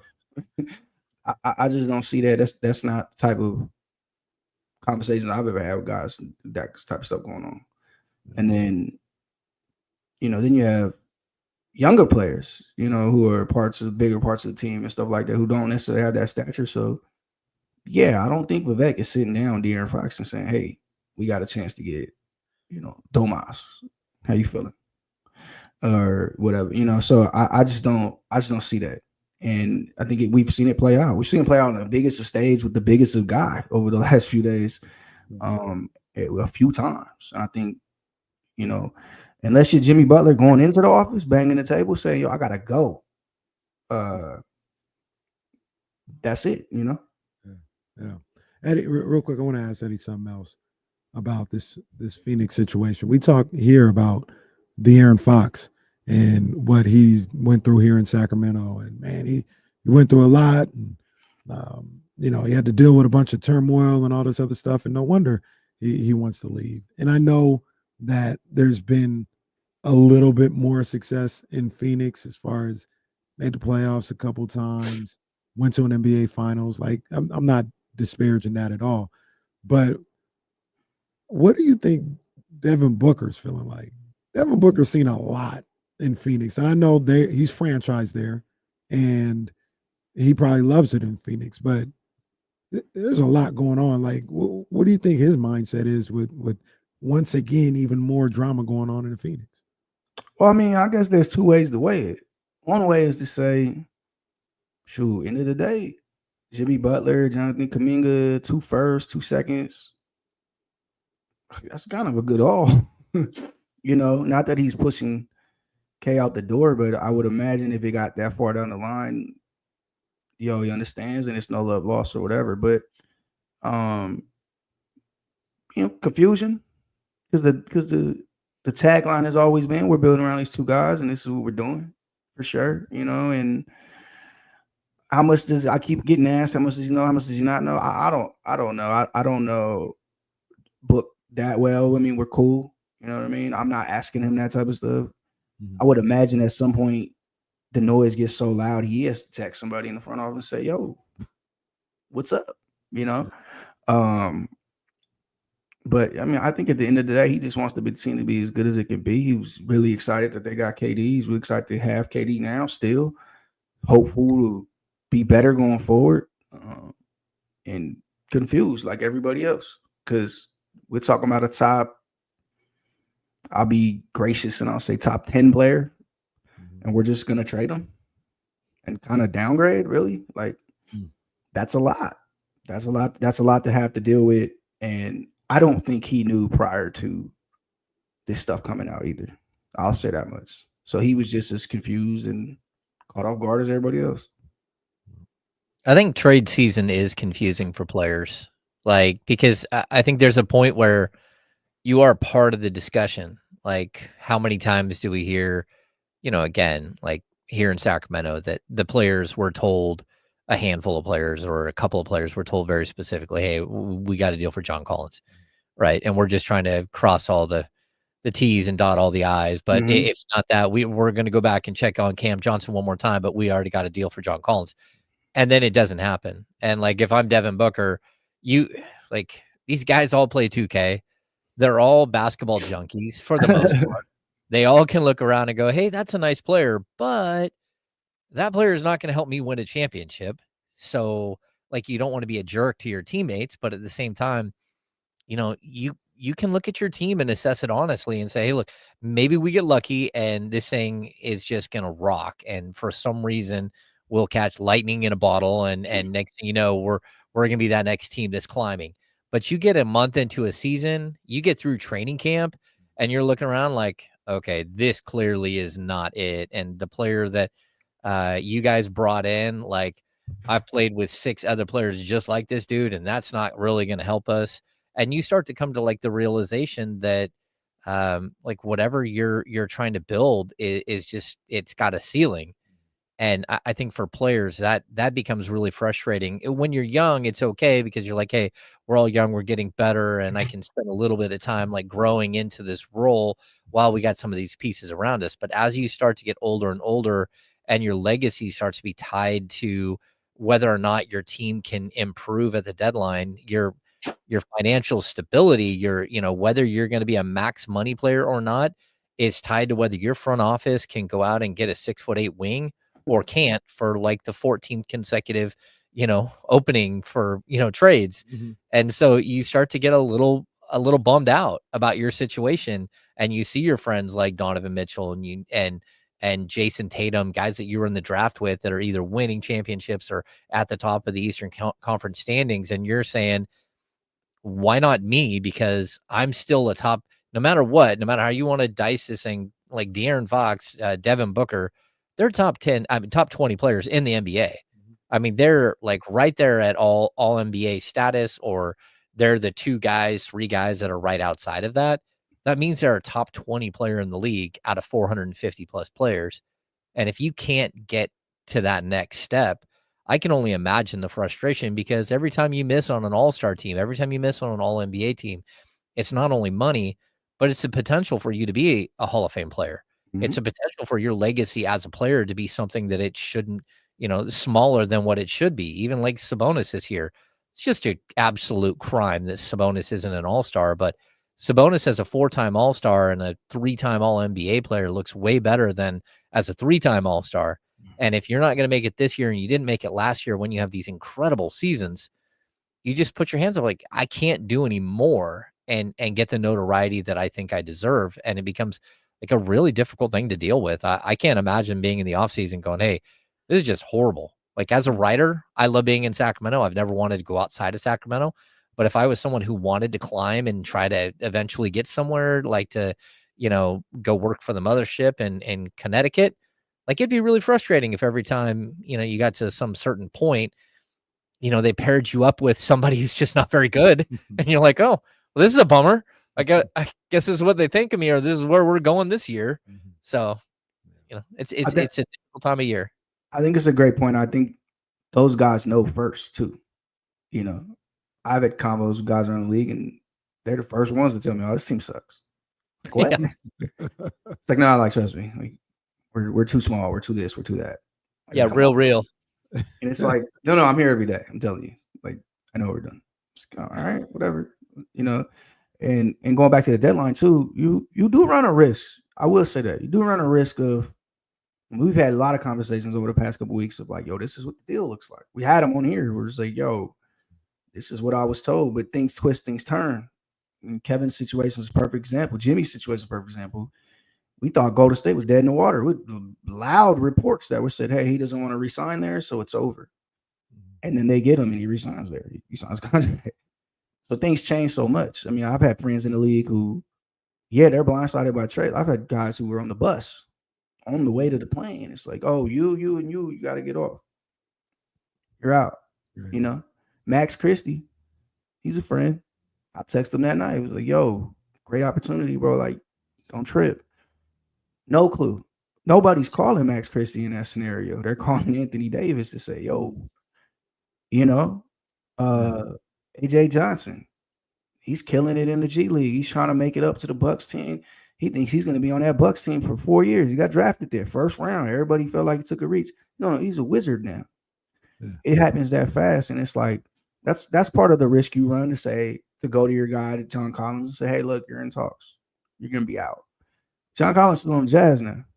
So you've ruffled his feathers for nothing, and he's still got to play. You know what I mean? So there is some risk to that, and it's trying times for those dudes, stressful times, and it sucks for them. And now we're in a league where guys are even supposed to be safe. We had Anthony Edwards, Nikola Jokic. We had Kevin, who actually said this before the stuff broke, and many different players in the wake of Luka being traded going, yo, I guess we can all be traded now. Like Joel Embiid, Jason Tatum, all those guys got on the podium and said, yo, it could be any of us.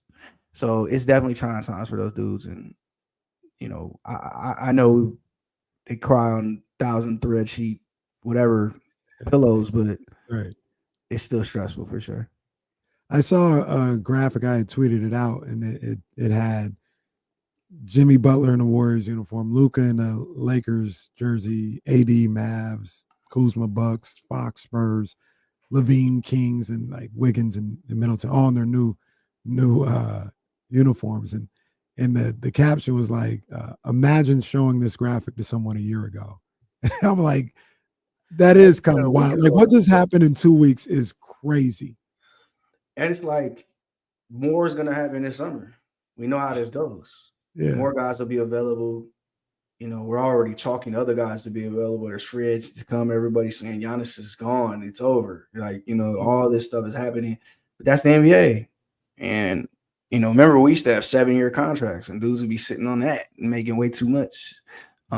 Way more no trade clauses and stuff like that. So it's a league where I feel like the trades matter the most immediately. I think baseball has an argument as well. Football, they're always a little wary to trade because you have to learn so much. You fit the system, so many different things. But you can trade for a mega star in the middle of NBA season, trade for maybe the best player in the league, and that actually happens. And now we're watching the Lakers last night, like, oh man, I was telling Dame, man, I they said might win the title now. They got vibes.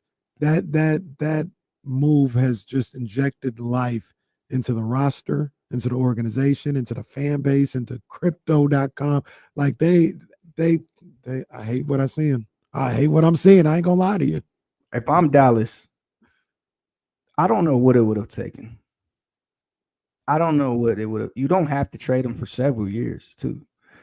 I don't know what that scale would have to say. I don't know what the breathalyzer would have to say. Like, whatever rumors you want to bring up. I don't know what it would have taken. But whatever it would have pushed me across the line, it would have taken more than Anthony Davis, Max Christie, a first-round pick. Yeah, and I then you think watched him trade the other assets the next day. You didn't even Yeah. get Connect. You didn't get Reeves. You didn't get none of them. you didn't get the second first round pick that they had hiding. Yeah, I think that's one of those ones that's always going to go down. I mean, clearly, like we're seeing with the Fox stuff, there's so much more that we know behind the scenes, but also that the players know behind the scenes, the front office knows behind the scenes of the why. How did we get to where we are today? But specifically with Luka, I mean, there's been red flags since he was like a 17, 18-year-old kid driving around Europe doing the same exact thing. And you're always waiting for that moment where he grows up or he figures something out. And I could see it like, you get to the finals and you're like, okay, look, we made it to the finals. And then he gets there and just gets picked on the entire time, gets absolutely destroyed on the defensive end. All they did was switch and attack. Just him. It was like 70% of the offensive plays were run right at Luka. And you got to at some point go, it doesn't really matter what we put around him. Like, it's going to take him deciding to be a pro, deciding to get in the best shape of his life, give up all the vices, all the craziness that surrounds him, and focus on being a player. And after 6-7 years, you get to a point where you're like, okay, that's never happening. It's 7 years there, right? That's just, it's never going to happen. And I think you have to come to that realization quickly with players like, again, Marvin Bagley's in that same draft. He's drafted the pick before. The Kings came to the realization a couple of years ago that Marvin was just never going to be the player that they thought he would. And with Luka, you're always still caught in that, oh man, he's so great. And I just don't know that he can ever get there. And he's going to the Lakers, and maybe LeBron has this incredible, relationship with him and gets him in the gym and gets him working.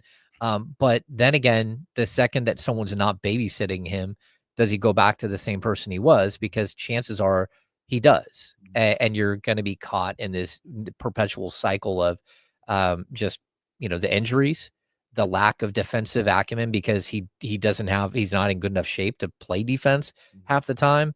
And yeah, he's great, but he's always great with an asterisk, as opposed to some of these other players that, you're just like, okay, I don't have any of those questions about Jokic. Even when he gets big, he's still absolutely unbelievable. With Luka, I don't know that he holds up. And everything that you said, I agree with, and I understand. There is a certain box office appeal, though. Like the other, like for instance, if the Lakers would have traded for Jokic, they would have been a better team this year. Maybe they would have won a championship. But you got that. Like, did you see Crypto last night? Like, Luka wasn't even playing. Luka wasn't even playing, and you could feel it off the screen. The life that had been injected into that. Luka's he's box office. I hear the basketball concerns. I really do. They were a top 3 defense after the break last year. Haralabov, Voulgaris, former Mavericks employee, a great tweet about this, kind of broke this down, but they found ways to defend. Now, am I upset that he can't defend Jaylen Brown and Jason Tatum on an island on a 5-out offense? Kind of. But we are talking about the finals, and we are talking about he got there. It only took 5 games to beat the Thunder. It took 6 to beat the Wolves. It might be the other way around. I don't have it in front of me, but they got there relatively easy. And he is a historic offense unto himself. And he's 25. And now he's seen it. He's seen what it looks like. We've seen defensive liabilities in the finals do just fine. Kyrie Irving is his former teammate. And you're going to have to deal with it now. Stephen Curry, who developed to be a little bit better of a defender. Like, I don't scream at me, Warriors fans, but he was the guy who was getting picked on. He was the smallest guy. We watched it with Jokic multiple seasons. Like, I don't know that that's enough for me to just bow out of the Luka Doncic experience. Maybe there's more. Maybe it is the money. Is he a defensive liability in the worst game possible? For sure. But we are talking about the finals. A team that wasn't necessarily picked to make the finals went up against defensive gauntlets on the way there. You know, what I always say about this is the guy who wins the defensive player of the year, we very rarely rank him as the best guy in the league. Very rarely. The guy who leads the league in scoring, like Luka just did last year, oh, he's a bad dude. That's a top 5 dude. And he led the league in scoring last year, a pretty historic season, and it seems to only get better. I get what you're saying about the concerns, and clearly the Mavericks had those concerns, and they looked at that and said, yo, we need 3 more wins of defense to win a title. I'd rather be there than trying to figure out where we find historic offense at for this team. That's just my counter to that. Yeah, I agree. And to trade them in conference, to trade them to a rival, to trade them to a team that's ready-made to win a championship. Are you going to go watch the Lakers win a title with Luka and LeBron before you make a conference final? Like, that's a bullet you'll have to bite. That's why, you see Nico Harrison on the podium say, I might get fired for this. But it's just a lot. Like, would you trade? To me, here's the thing. And this is kind of I know we're beating a dead horse at this point, but to only call the Lakers, like, you didn't call Philly, you didn't call Milwaukee. Like, if we're just going to swap stars, I got to see somebody can I see somebody that's in their 20s? Can I ask about Jason Tatum? Can I ask about Shea? Like, I got to ask about some of these guys. Jaylen Brown, something like that. Like, let's go get Jaylen Brown. We're going to sacrifice this dude. We don't want to pay him $350 million. Like, okay. But let's get another dude we might want to pay that. Maybe he's on a better contract. On top of that, crazy. Has Nico watched the NBA for the last 40 years? Why would you send him to the Lakers? Like, why? You're going to pay for it. What are you doing? Yeah. He's going to win. You know he is. That was ridiculous. I did have a question. Now, this was before I watched them last night where things changed, and we got like 30 seconds. But I had a question. Maybe we'll talk about this next week about who in 5 years, what are the 5 best teams in the NBA? And I didn't have the Lakers in there. I had Thunder. I put the Knicks there. I had the Spurs, Rockets, and what Cavs. was the other team? I didn't have the Cavs there either. What was the other team? The Celtics. Oh, makes sense. Knicks were the only one that, like, yeah, maybe you could change my mind on. But I think the Rockets got everything. I think the Rockets, they got it all. I said it before the season. You guys thought I was crazy. I said this is the most talented team in the NBA. And you're like, more talented than OKC? And I said, yeah, they're more talented than anyone. They're just younger. Yeah. And like, Boston is another beast, but the most talented young team in the NBA, bar none, and they have everything. They got talent and they're overwhelming when you watch them. Like, their athleticism is overwhelming. It's scary. Yes. A man is, if he ever get a Dr. Dish in that gym and start working on that jump, it's crazy. It's over. It's over. You gotta call Minnesota. You gotta call Minnesota if you got Luka. Yeah, come on, give me in. Just don't trade him to the damn Lakers. I can't believe that happened, man. Eddie, you the GOAT, man. Like you said last night on the stories, now you can chill out. How the group chat just go back to regular, at least for like 2 months, because then it's about to pick back up again. So, my goodness, don't remind me. Don't remind me. Hey, thanks for man. Hey, I know I was late. No, you good. You good. If you get out of here for All-Star, man, come on, man. We got a link. I'll tap in for sure, man. All right, good seeing you guys. Take care, man. Eddie Gonzalez, man, Sacramento's own out here. He's that dude. He's that dude, man. James Ham, you see, he's here with us. We'll be back. We'll take a quick break, and then we'll talk about the press conference. We'll talk about some of the things that went down that Damian talked about with talking to De'Aaron Fox, and maybe even talk about that game last night and what they need to do going into this All-Star break on the court to kind of help their season, man. So we'll be right back. A little bit more. ESPN 1320, Sacramento's #1 sports station. Hammer, what's up, man? What's going on? Hey, there's this really cool video that that Jill Adge just tweeted out. It's from someone called Caitlin, and people need to see this. It's a blind basketball fan, and in Portland, they have created a board that they can give to blind fans that allows them to follow the game in real time, where it literally like it vibrates on the basket twice when someone scores. This is absolutely incredible. You got to watch this. Hang on one sec.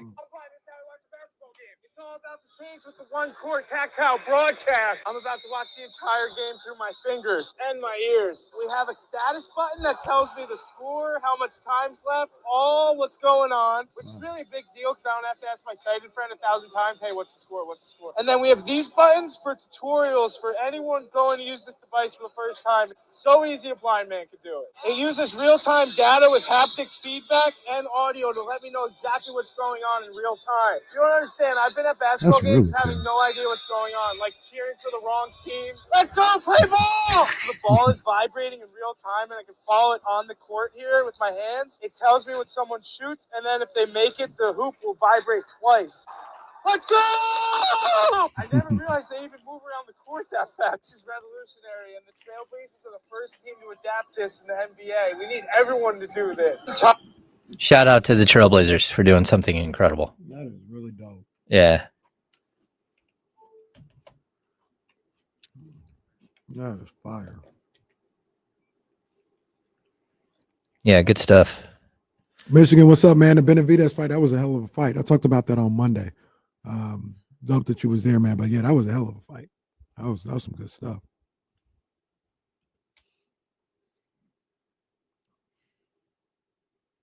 Ben's a little bro. Stop it. Vladdy's not banned from anywhere. Should have drafted him. Yes, I agree with you, but no. You're talking about Vlade Divac, man, not Brandon Williams. I do, thank you, Cisco, in the chat there. Bones Highland was waived by the Atlanta Hawks. That's a player I'm calling. I don't know if you can get him or not, but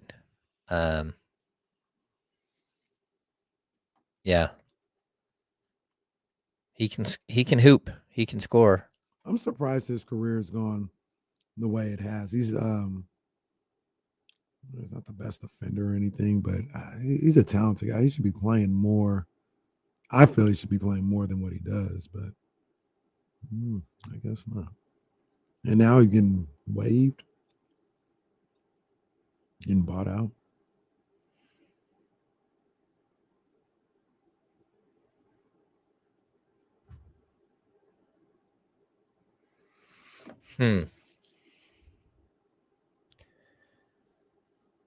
Yeah, the Kings have 3 open roster spots.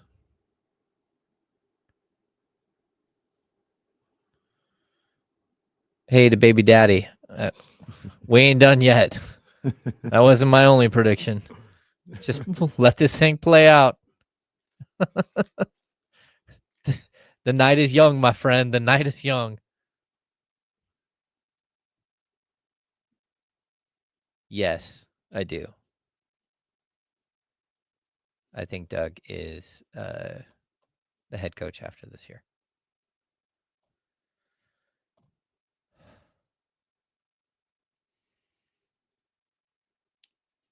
I'm gonna swerve in that corner. Whoa. I really wish Gershon Ubasili was available, and although he's a free agent this offseason. I like him. Bam wearing the A1, the Asia Wilson joints. I like those shoes.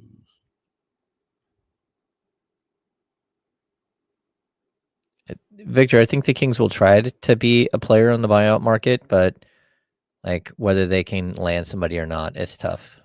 Like there are a lot of really good teams that are looking at players who have open roster spots.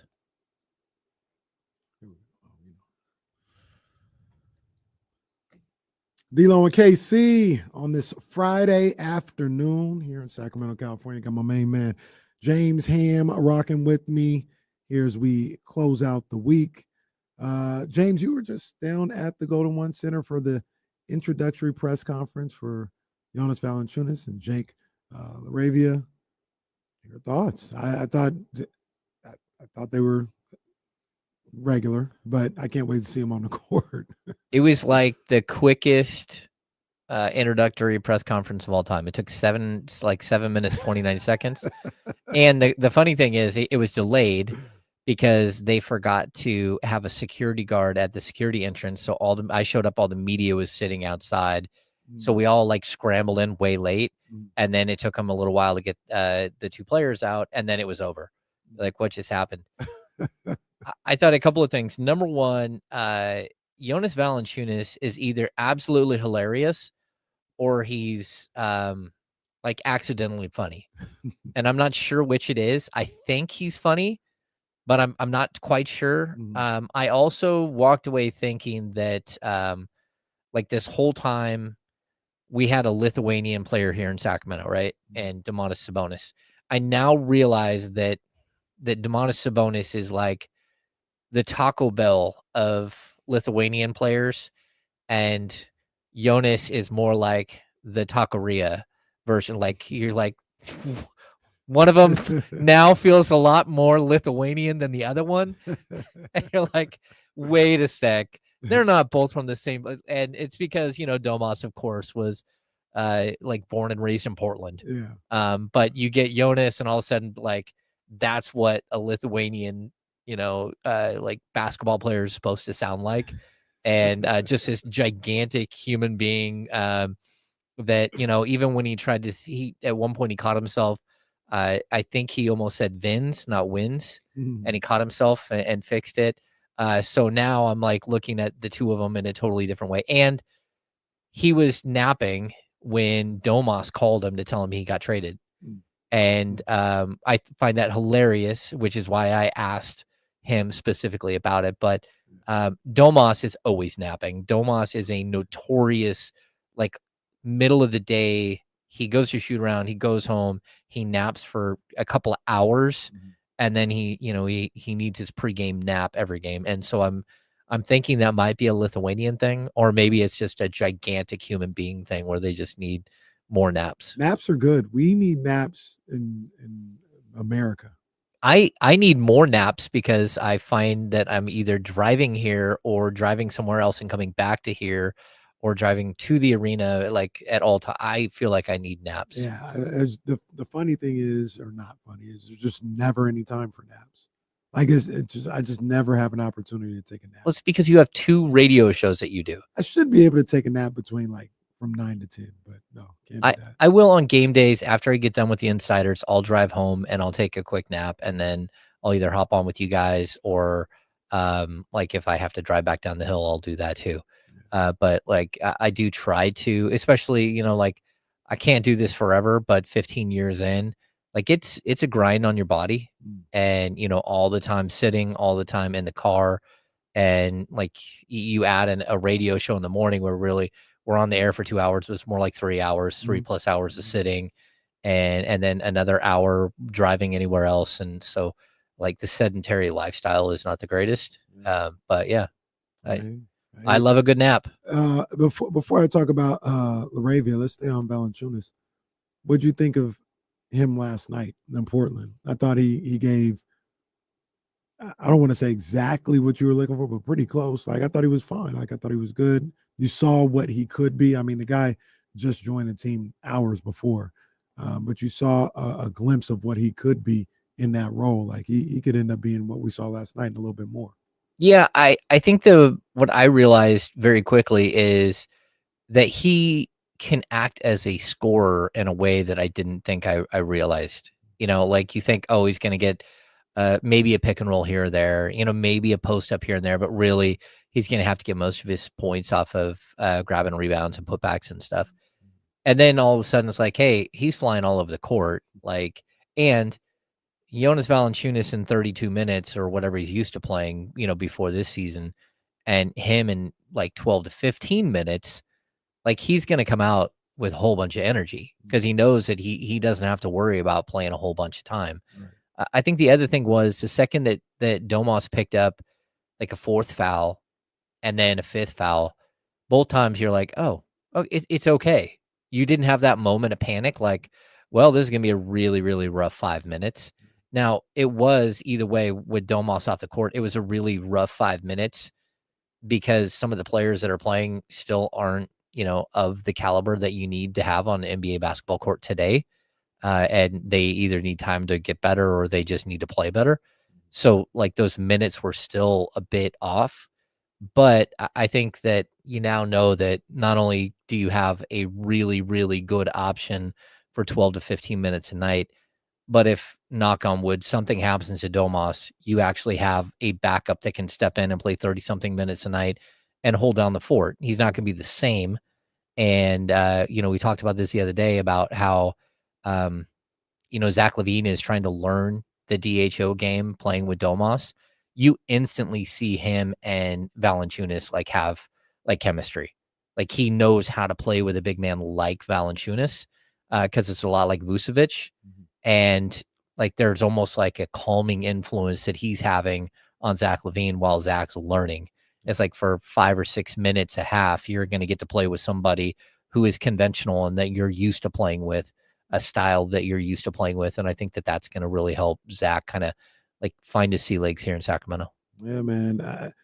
One of the things that I really took away, like you, from Valanciunas' time, is he is a little bit of an offensive player. You kind of forget that. I mean, he would always kind of bust up the Kings for like 15 points, 12 rebounds.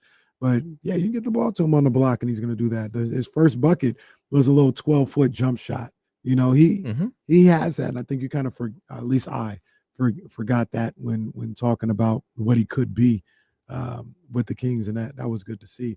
I want to talk about Jake LaRavia, but I do want to ask you a question. We kind of alluded to it a little bit earlier in the show.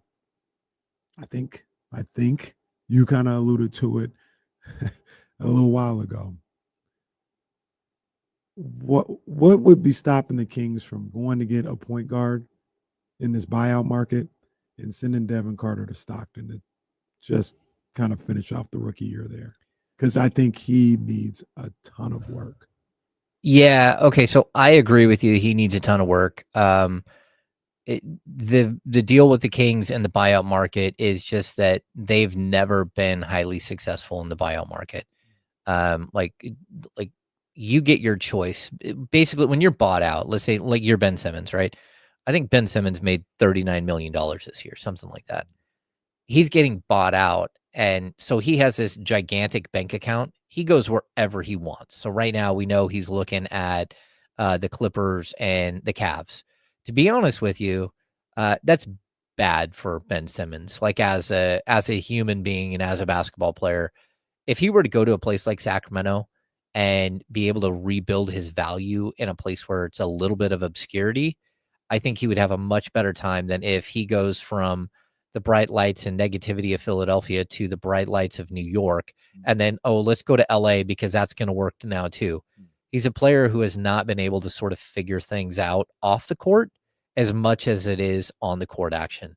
And so for me, I think it won't happen. Like Ben Simmons is not going to come to Sacramento. I can't imagine. And the Kings don't really have a lot to offer to get him there either.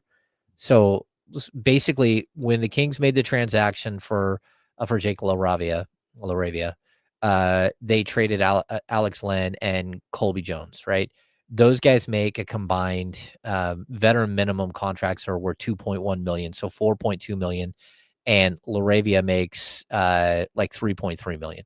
So you cleared up basically $900,000 to drop you below the luxury tax even further.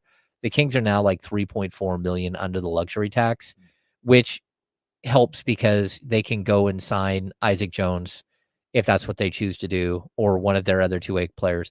But they also have these 2 other roster spots. I expect them to use one of those roster spots for sure, and then maybe do 10-day contracts with the other. Like, again, 10-day contracts, you can reward some of your G League guys, bring them up for 10 days. And then when that expires, like, a 10-day contract's worth a ton of money. I don't know the exact, dollar amount, but I think it's roughly like $160,000. Sign me to one.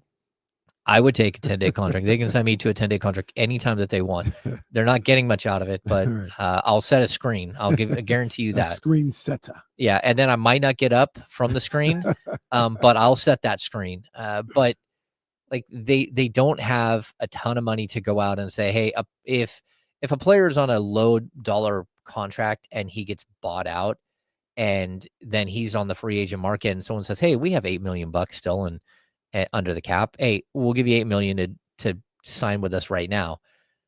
That's how you miss out if you're the Kings. So I don't think that there's going to be a lot of that. Most buyout candidates are big money players.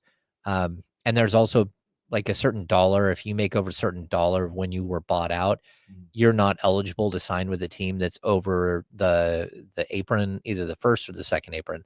So the NBA is limited where those players can go. They can't just all go to the Boston Celtics and like, hey, we're going to go win a ring type deal. But I would expect the Kings to at least kick the tires on some players. And, Reggie Jackson is a player that I think they would help the Kings. If DeLon Wright gets bought out, he could help the Kings. Bones Highland is a guy that I would say, hey, like, why not give him an opportunity to come in? And like you were saying, at that point, if you've got a player, go ahead and allow Devin Carter more time at the G League, at least for right now. And I think if this season kind of spins out and we get to the point where the Kings are, 5-6 games under 500 and well below the 10th seed, and they don't really have a chance for playing, I do think Devin Carter will play substantial amount of time. But for right now, those are tough minutes. I don't care how many charges he takes or if he gets some rebounds.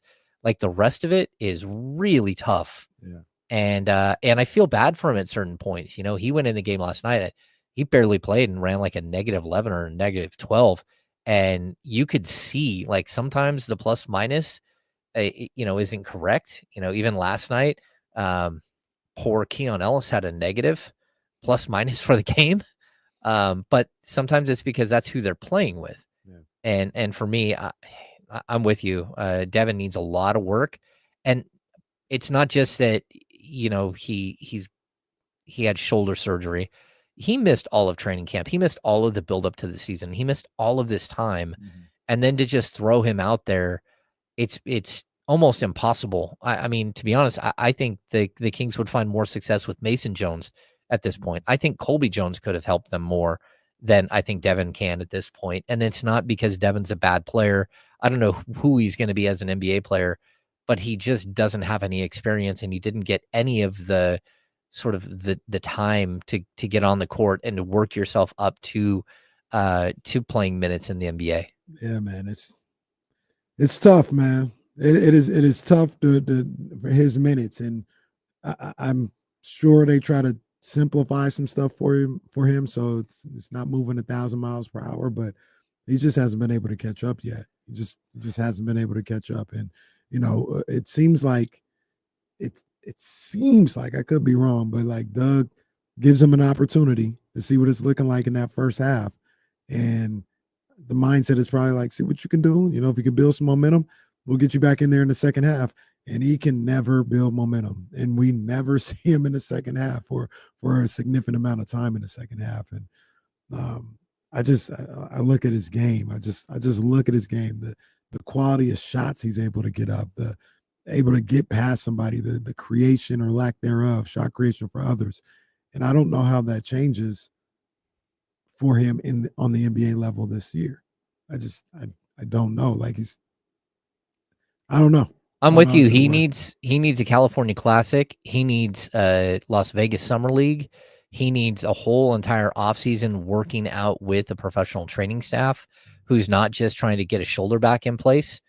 He needs all of that. And like that first summer between your first and second year is so crucial, because typically what you do is you get in, you get your feet wet, and you realize all of the things that you have to work on. And it's typically basic. It's like, hey, need to get more reps as a 3-point shooter. I need to gain 15 pounds of muscle. There are very specific things that players typically work on in that first year. Maybe your ball handling isn't to par with the NBA level, and you've got to just work on that stuff. I think as of right now, you get to this offseason and it's been so rough for him. I don't even know what the roadmap is to get him to where he needs to be. And that's where I think scaling him back, not putting him on the court for a stretch of time, putting him in the G League and letting him play 30-something minutes a night. And you put him in the G League and he did great, right off the bat. Like, he had a huge game that first night. But like, you need lots and lots and lots of reps where you're the primary guy. You've got the ball in your hands and you're the one who's trying to, run traffic and try to improve and help your teammates and all that stuff. And he just hasn't had that opportunity. And I do think he was rushed. But it's partially because the Kings had a hole. And, sure enough, you put a guy in there who does not look at all like comfortable or ready right now. And he's not going to tell you that. And the Kings aren't going to tell you that. But everybody who's watching the game is like, oh, okay. I mean, you should all be able to understand it. He just looks overwhelmed by the NBA game right now. And I think he got to this point for a reason. He's talented. He has talent. But so I'm not here to say like he'll never get it. But right now, he's not ready for the NBA. And like you said, all those things play a factor, like the injury and, not getting a proper introduction and all this. All plays a factor, but he just does not look ready for the NBA game today. Yeah. And I mean, to what I was saying earlier, last night's game, Devin Carter ran a -10 in 8 minutes and 19 seconds. And a lot of those minutes came with Keon Ellis. Keon Ellis I thought Keon Ellis last night was absolutely phenomenal. I think everybody who was watching the game thought he was phenomenal. That's why a lot of people again today are like, why is he not playing all the minutes? He was a -11 in 24 minutes. Thanks a lot, Devin. Messing up Keon's number. Yeah, I'm not going to go that far, but you understand, like there is a certain thing, like if you're not playing up to the level of the rest of the team, it's not fair to the team at this point. And like, until he can get up to that speed, and again, I don't think there's anything wrong with saying that. And even for Devin to feel that way, it's strictly because he missed 6 months. Like if he started at day one of training camp with everybody else, I'm sure he would be perfectly fine right now. We would have hit a couple of rookie walls, but he probably would be a player that you could trust for 12 to 15 minutes a night, maybe a little bit more than that. That's just not where we are today because of the injury and because of the rehab from the injury. And not only that, the way he hit the ground running from the injury, he's behind the 8 ball, and it's tough, man. Yeah, man. I wish him the best, man. I hope he gets, his legs under him. I hope, he starts to feel more comfortable out there, man, because he was put into a tough situation, like we talked about. Yeah. He's just trying to figure it out. So I hope it works out for him. Real quick, got a couple minutes left. Jake LaRavia, the more I see him play, the better I feel about his game and what he can do here. 6'8", 6'7", 6'8". He's a shooter. He's a little bit more athletic than he probably gets credit for. And coming from Memphis, he knows about defensive principles. Like it's ingrained in the way he plays now. And I think all those things can really help this team in the second half of the season. Yeah, Kyle is falling in love with him. Watched a bunch of tape, made some phone calls, all that stuff. Like, look, I think he's a player who, if you can play 20 minutes a game for 47 games to start the season, right, on a team that's second or third in the West, that means that you probably know how to play. I'm a little surprised that Memphis traded him, but maybe not, because they also didn't pick up his 4th-year option. And what that means is he's an unrestricted free agent this offseason. The most the Kings can pay him is $5.1 million. And so they probably looked at him and said, okay, even if you are good, there's nothing we can do really to keep you if you're going to keep getting better. The Kings might have that opportunity. We don't know how he's going to work out here. But the Kings need a guy who's 6'8". He's 6'8" in shoes. He's like 6'7" and 6'6" and 3/4 without shoes on. And he's got like a 6'9.5" wingspan. He plays defense. He's super smart. He's a glue guy. He's one of those players that we talk about that the Kings need all the time, like the Martin twins, like that type of gritty, does everything, doesn't mind diving on the floor and getting a loose ball, hits at a high clip from the perimeter, all that stuff. And I think he's a smart player. We're going to have to see how he develops and what he looks like with the Kings. But I like the fact that you didn't have to give up Trey Lyles to get there. And I like the fact that now you have Jonas and you have Trey and you might have Jake LaRivia as his three bigs off the bench, that combination there off the bench. And, I don't know if he's going to get to play all that much. We'll see if there's 12 minutes, 15 minutes a night, but I do like what he brings to the table as a player. And, he's one of those players who I think will start to earn more minutes as we get closer and closer, to the end of the season. You had those three that you mentioned, put Keon in there, and now you've got 9 guys that are NBA right now guys. Yeah. You know what I mean? That you can play, and that can only help. So they got the Pelicans at the Golden One Center on Saturday night. I need that win. And then when we join everybody back on Monday, they'll be getting ready for a game against the Dallas Mavericks in Dallas. Hammer, they need to win these next 4 games. At least 3 of them. I don't really care which 3, but you need to win these next 3. 3 of the next 4 at least. I think you might need all 4, but you can only do that by getting that first one on Saturday. So we'll be right here on ESPN 1320 with the Insiders at 10 a.m. talking about everything that happened over the weekend, talking about the Super Bowl. I got the Chiefs winning, by the way. I got the Chiefs. There we go. So All we'll right. talk about the Super Bowl, maybe. And we'll make sure we got everything that you need right here on Sacramento's #1 sports station, ESPN 1320. Vamos Kings, light the beam. Yes, sir. All right, guys. I have to record some stuff and get on the road myself. So I concur. All right, man. Y'all be good. Appreciate you. Appreciate y'all, man, all week long, man. It was crazy, man. So thank you guys. We'll be right back next week doing it again, man. Y'all be good. Yeah, fun week, everybody. Thanks for tuning in. Yeah.